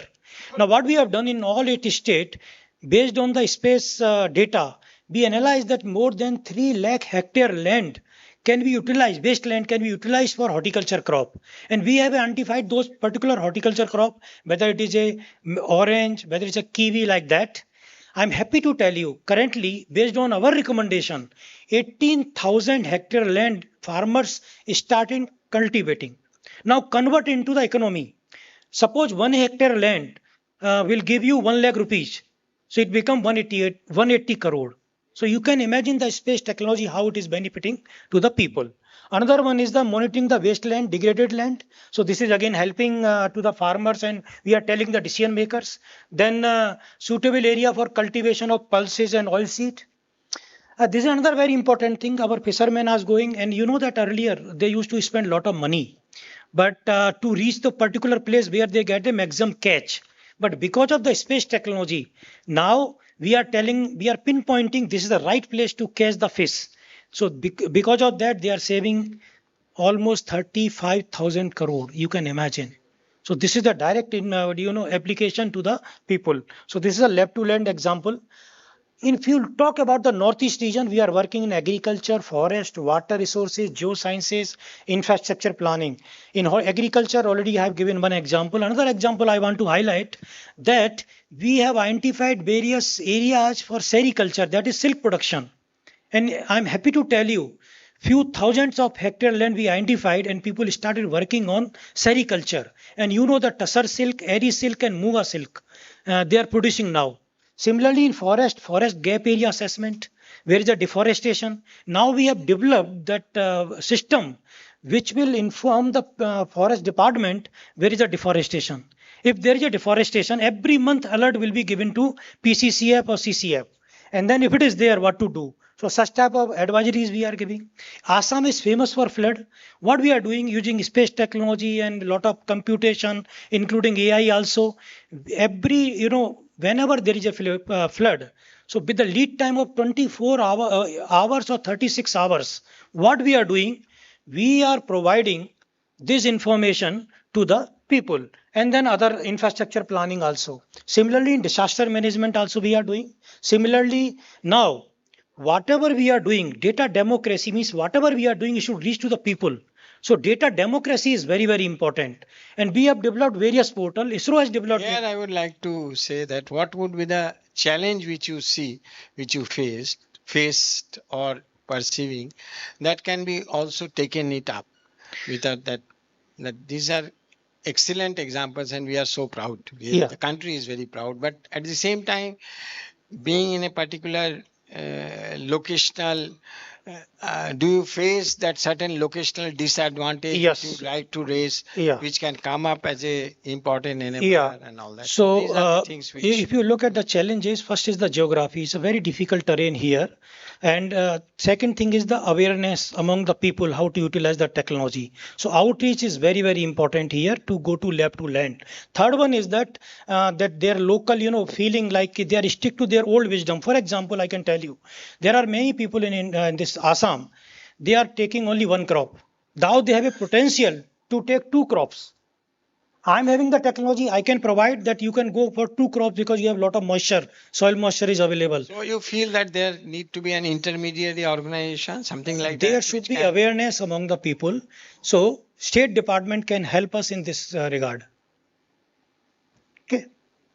But then now I'm coming to the commercialization. So sometimes government policy plays a very critical role to commercialize the system. For example, government of India with the help of this new space policy and new national geospatial policy, now data is available to the people, but now industry, a lot of industries are coming up. You look into the space, it promote handhold and authorized private space industry. So whatever technology developed by ISRO, now it is going to the that industry.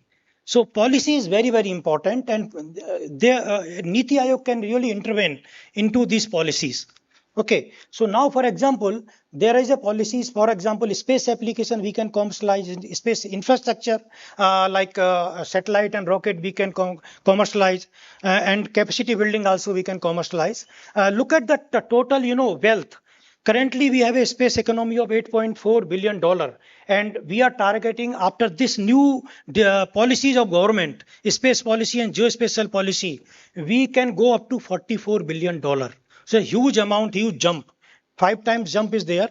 Now look at that space industry, how it has grown. What we can do is that we can take some questions also in the end. Yeah. And then maybe we can have one takeaway, because Okay. there are very important points which all the speakers have raised, which from the questions and the last takeaways. So we these can 3 pick it point up. path ahead, I will tell. India's Okay, push so for that we can close at this stage Okay, of your thank you very presentation, and much. we can take the opportunity to have the takeaways from you. Thank you. In the end of it. So thank you so much.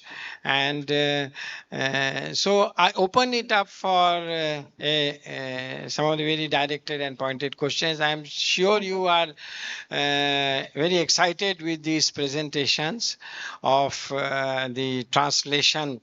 Now we are coming to this, the lab to land. So, so please, please give the mic to.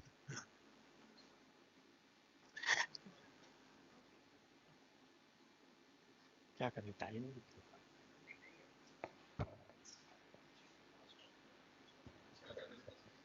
It's working. Yeah. So, question for Mr. Sankalp Piki.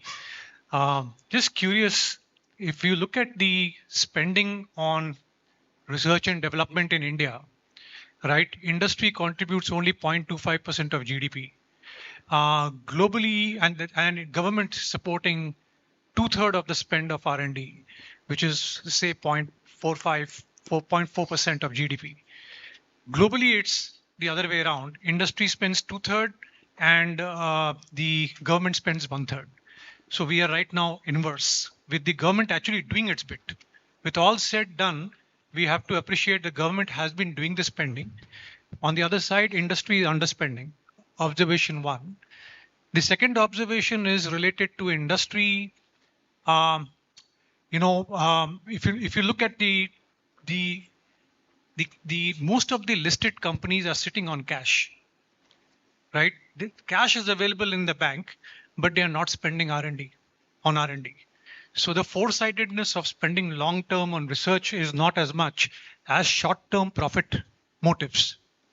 So how do you explain what's going on the industry front? And then from a FICCI perspective, how do we actually drive industry to actually spend R&D without actually the government pushing them to spend on R&D?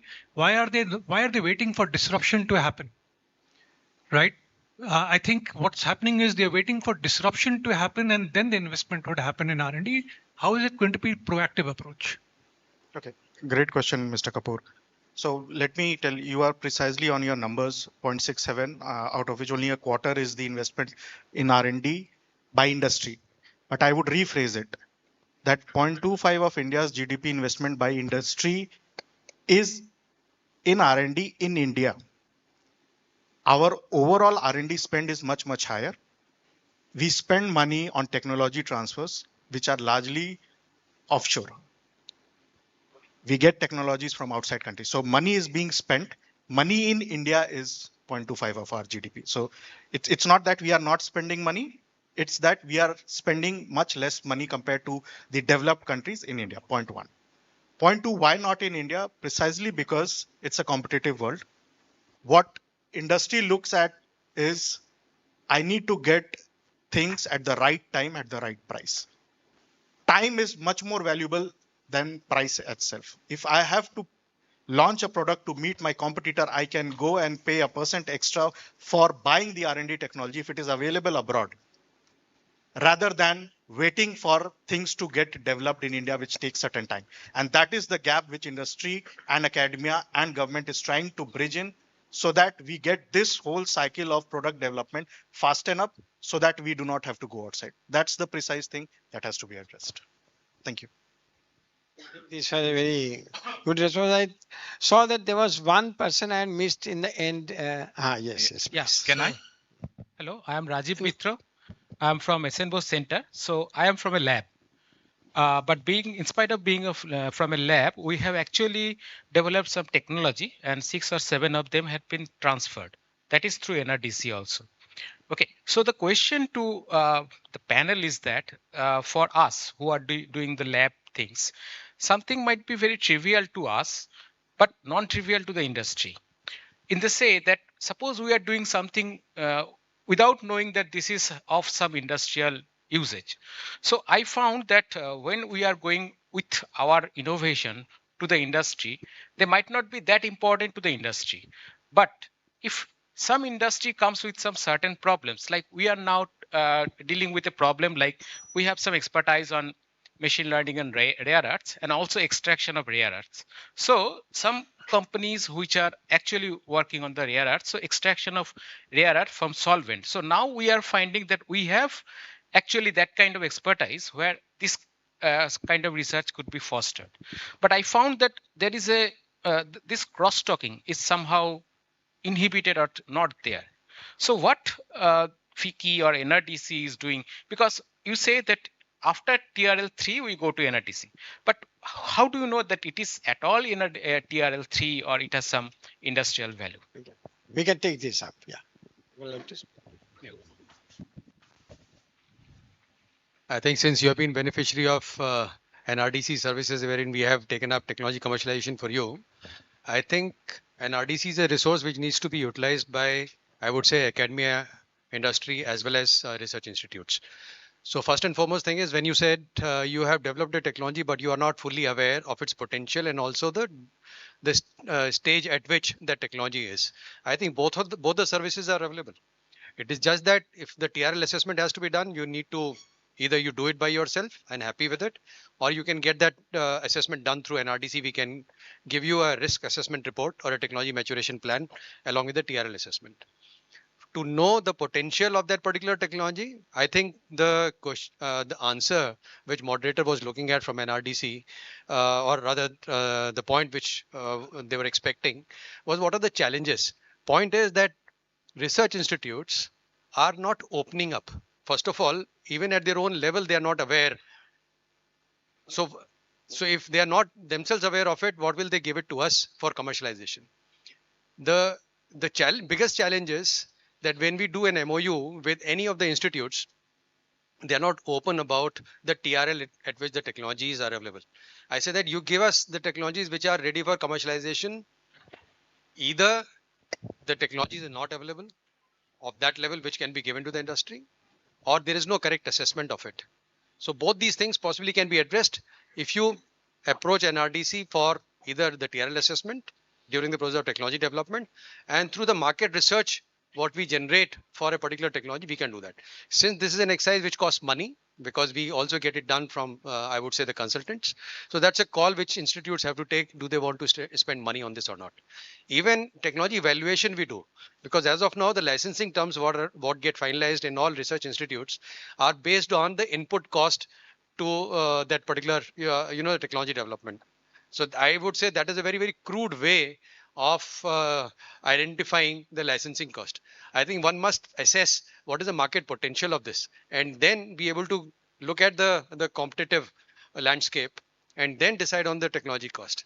For that, you obviously need to spend money to get the technology evaluation done, which as of now is not happening.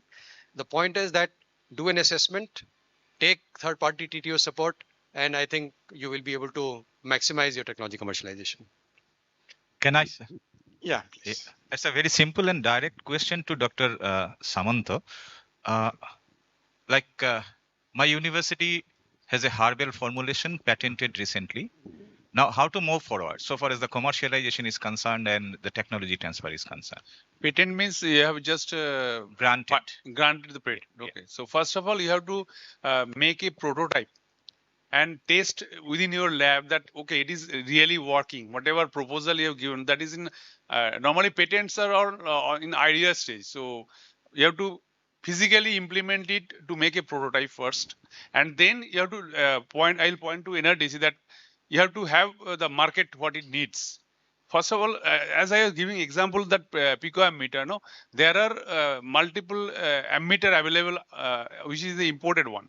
So they are having many features which are auxiliary features. Like you can set alarms, you can have presetted values, etc.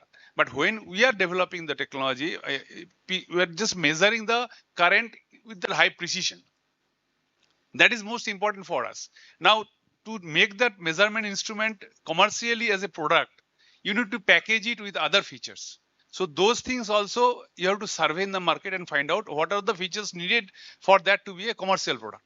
Then you have to incorporate those things. Second thing is that once you have developed the prototype in a commercial product point of view, then you have to go for testing purpose. There also we face a lot of problems. High precision equipment testing labs are not in abundance. So you have to search for it. For example, if you want to go for that RF interference testing, etc., certification labs are very few, very few. So there also we face problems. So once you have done the prototyping, then you have make the commercial product level, means sort of packaged product. You have done the testing, and once that is done, we call it as a registered product for commercialization. That means the technology has been registered for commercialization. That means it has reached the level 7 or 8. So once that is there, what we do is that we enlist in our website that this technology is available for transfer, and we have a our motto is that not for getting a royalty or something like that. Our motto is that the product should be available to the common people at a cheaper cost.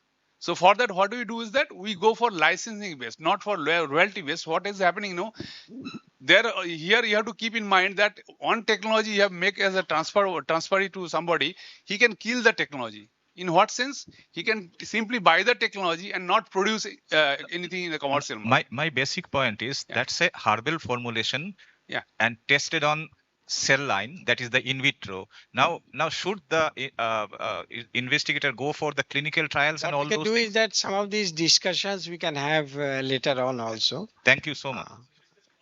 Words are so interdependent that in translating and communicating. Yes. Yes. What is the difference? See, the point is, Largely on the translation side. see, the patent is at a very early stage, and the whole process of translation and commercialization is a much longer pathway, where you have to understand the market and you have to go through not only the TRL. TRL gives you what you call de-risking at every stage. So you are de-risking the technology, but that de-risking is not even translation at that side. So you see that what you are trying to do is that you are also trying to see what is the market is all about. What our FICI was saying, that you have to assess the market, see that readiness of that product. So even if you have a product, even if you have a TRL at a particular stage, but you already see that this type of product is already available and one can be imported on, it can be easily imitable, that product will not you will not be successful enough. So you see that it is a very strategic exercise in itself. It is not only technology development, it is much more than that. You have to bring in the different partners, you have to bring in your the technology transfer team Sir, he's together. asking a very simple question that whether he should go for the preclinical evaluation or not. Yes, sir, you should go through the preclinical evaluation. You cannot go to clinical trial. You cannot go to clinical trial. You cannot go to it. First, it has to be You an should animal go for the trial. preclinical Then it has to evaluation be on your own. it has to be go through the different clinical trials. But even preparing for the clinical He's trial, not asking clinical trial. He has done in vitro I'm studies. coming that. That is the TRL4 stage where you have to look at this preclinical trial, animal studies. But what I'm saying is a longer journey together, because it is not only you are saying about the translation, and it is this translation is only part of this whole TRL exercise. So TRL4 is that preclinical trial of animal studies. But the whole journey is much more than that. That is what we are trying to say that. So, madam, I understand that question. This is not that we don't understand. This is all right. This is all right. Thank you, sir. We don't understand that question. But the point is that one has to distinguish between the translation and the commercialization in itself. That is the point which we want to stress upon. That Okay, the sir. TRL exercise is only one part of the journey. So, animal clinical trials are at the TRL4 level. So, we have designed that TRL level. So, we can always discuss later on. So, Yeah, I have a couple of questions here. you can ask one question because we have less time. So, please have. Yeah, so maybe it is a question or it can be always be taken as a comment also. So, for example, like the FICCI representative just said that we are investing in the R&D. So, when we were the PhD student, the R&D investment by the industries were more than now when we have become the independent researchers. Okay, so the term in which you are saying that we are spending in terms of the technology transfer, it's not about that what probably the gentleman was asking, and even I want to ask, and even I can tell you also that the total R&D say investment by the companies is day by day shrinking rather than increasing. Okay, and now ANRF is this PREP scheme, or maybe MedTech scheme, or maybe the ISMR MedTech Mitra, all of them are opened up very big, in a very big manner. Okay, and I tell you, you won't believe, in the PREP scheme also there are very few say industries who are really putting up the proposal directly. The government has given you money, you are not interested in taking it because I know maybe your problem is something else. So but now I'm because this is not the forum for that, but the question is this, that all of us are discussing one question: how to do the translation. And we all know that our scientist, or ourselves, I'm also a scientist by profession, we are not trained for for this translation. Why cannot, for when we were a university teacher, we were college teachers, we were given a training to upgrade ourselves every 3 years.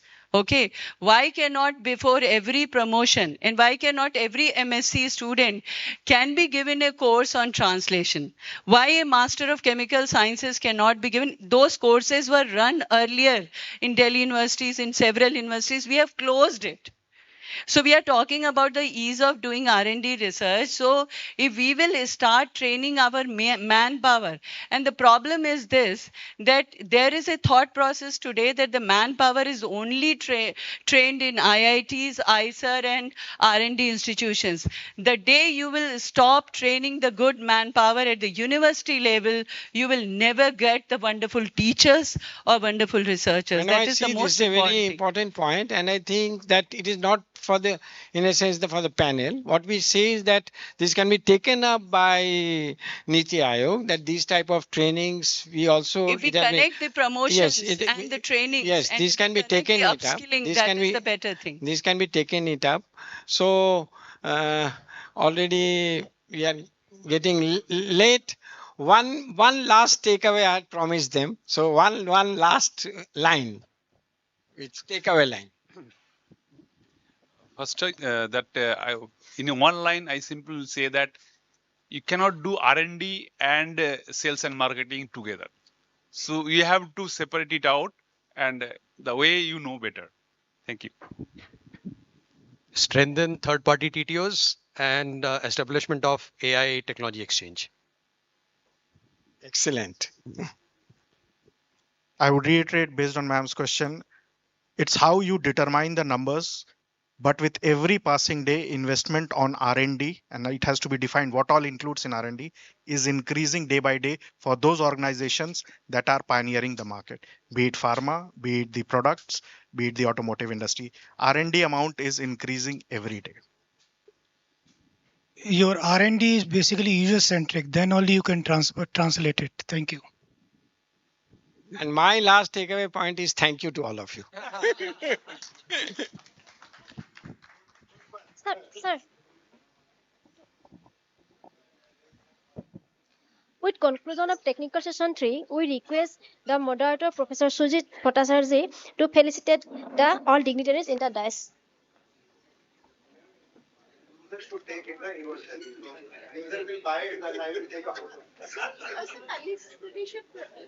नहीं नहीं rubber rubber आप पहले सबको कर दें आप कर दीजिए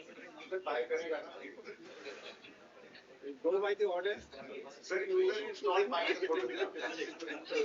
your choice. So thank you so much. Have a wonderful presentation.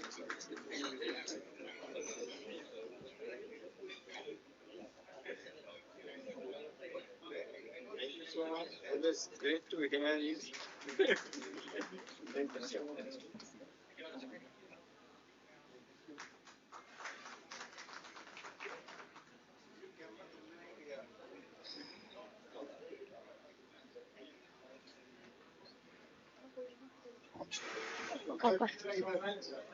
Very interesting. Vicky has got to do now.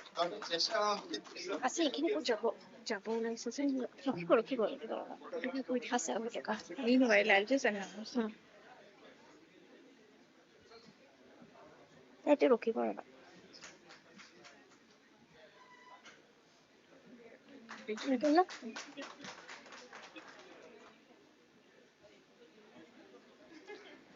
go ahead. Meanwhile, we would like to request the rest of the dignitaries to be please seated. We have an important announcement to be made.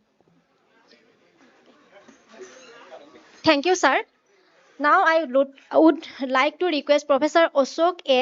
Shankosare to felicitate the moderator Professor Sujit Bhattacharjee.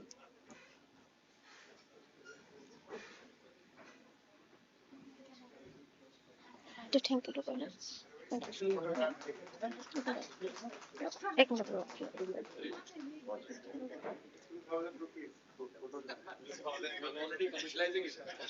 वही तो बोल रहे हैं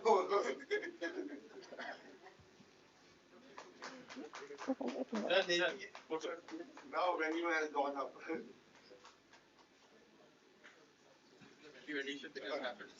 Thank you, sir.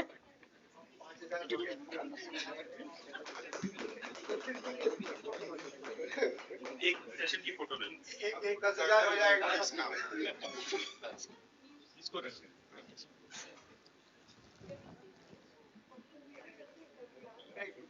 Photographer ले लो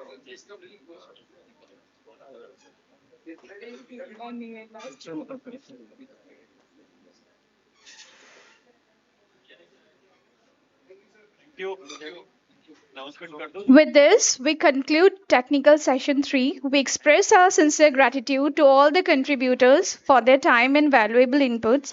May I now invite all the delegates to join us for a campus tour thoughtfully arranged by Team IIT Guwahati.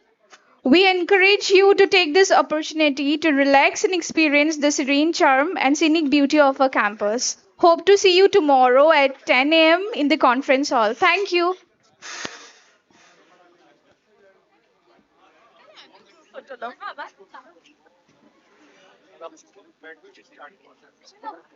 Okay.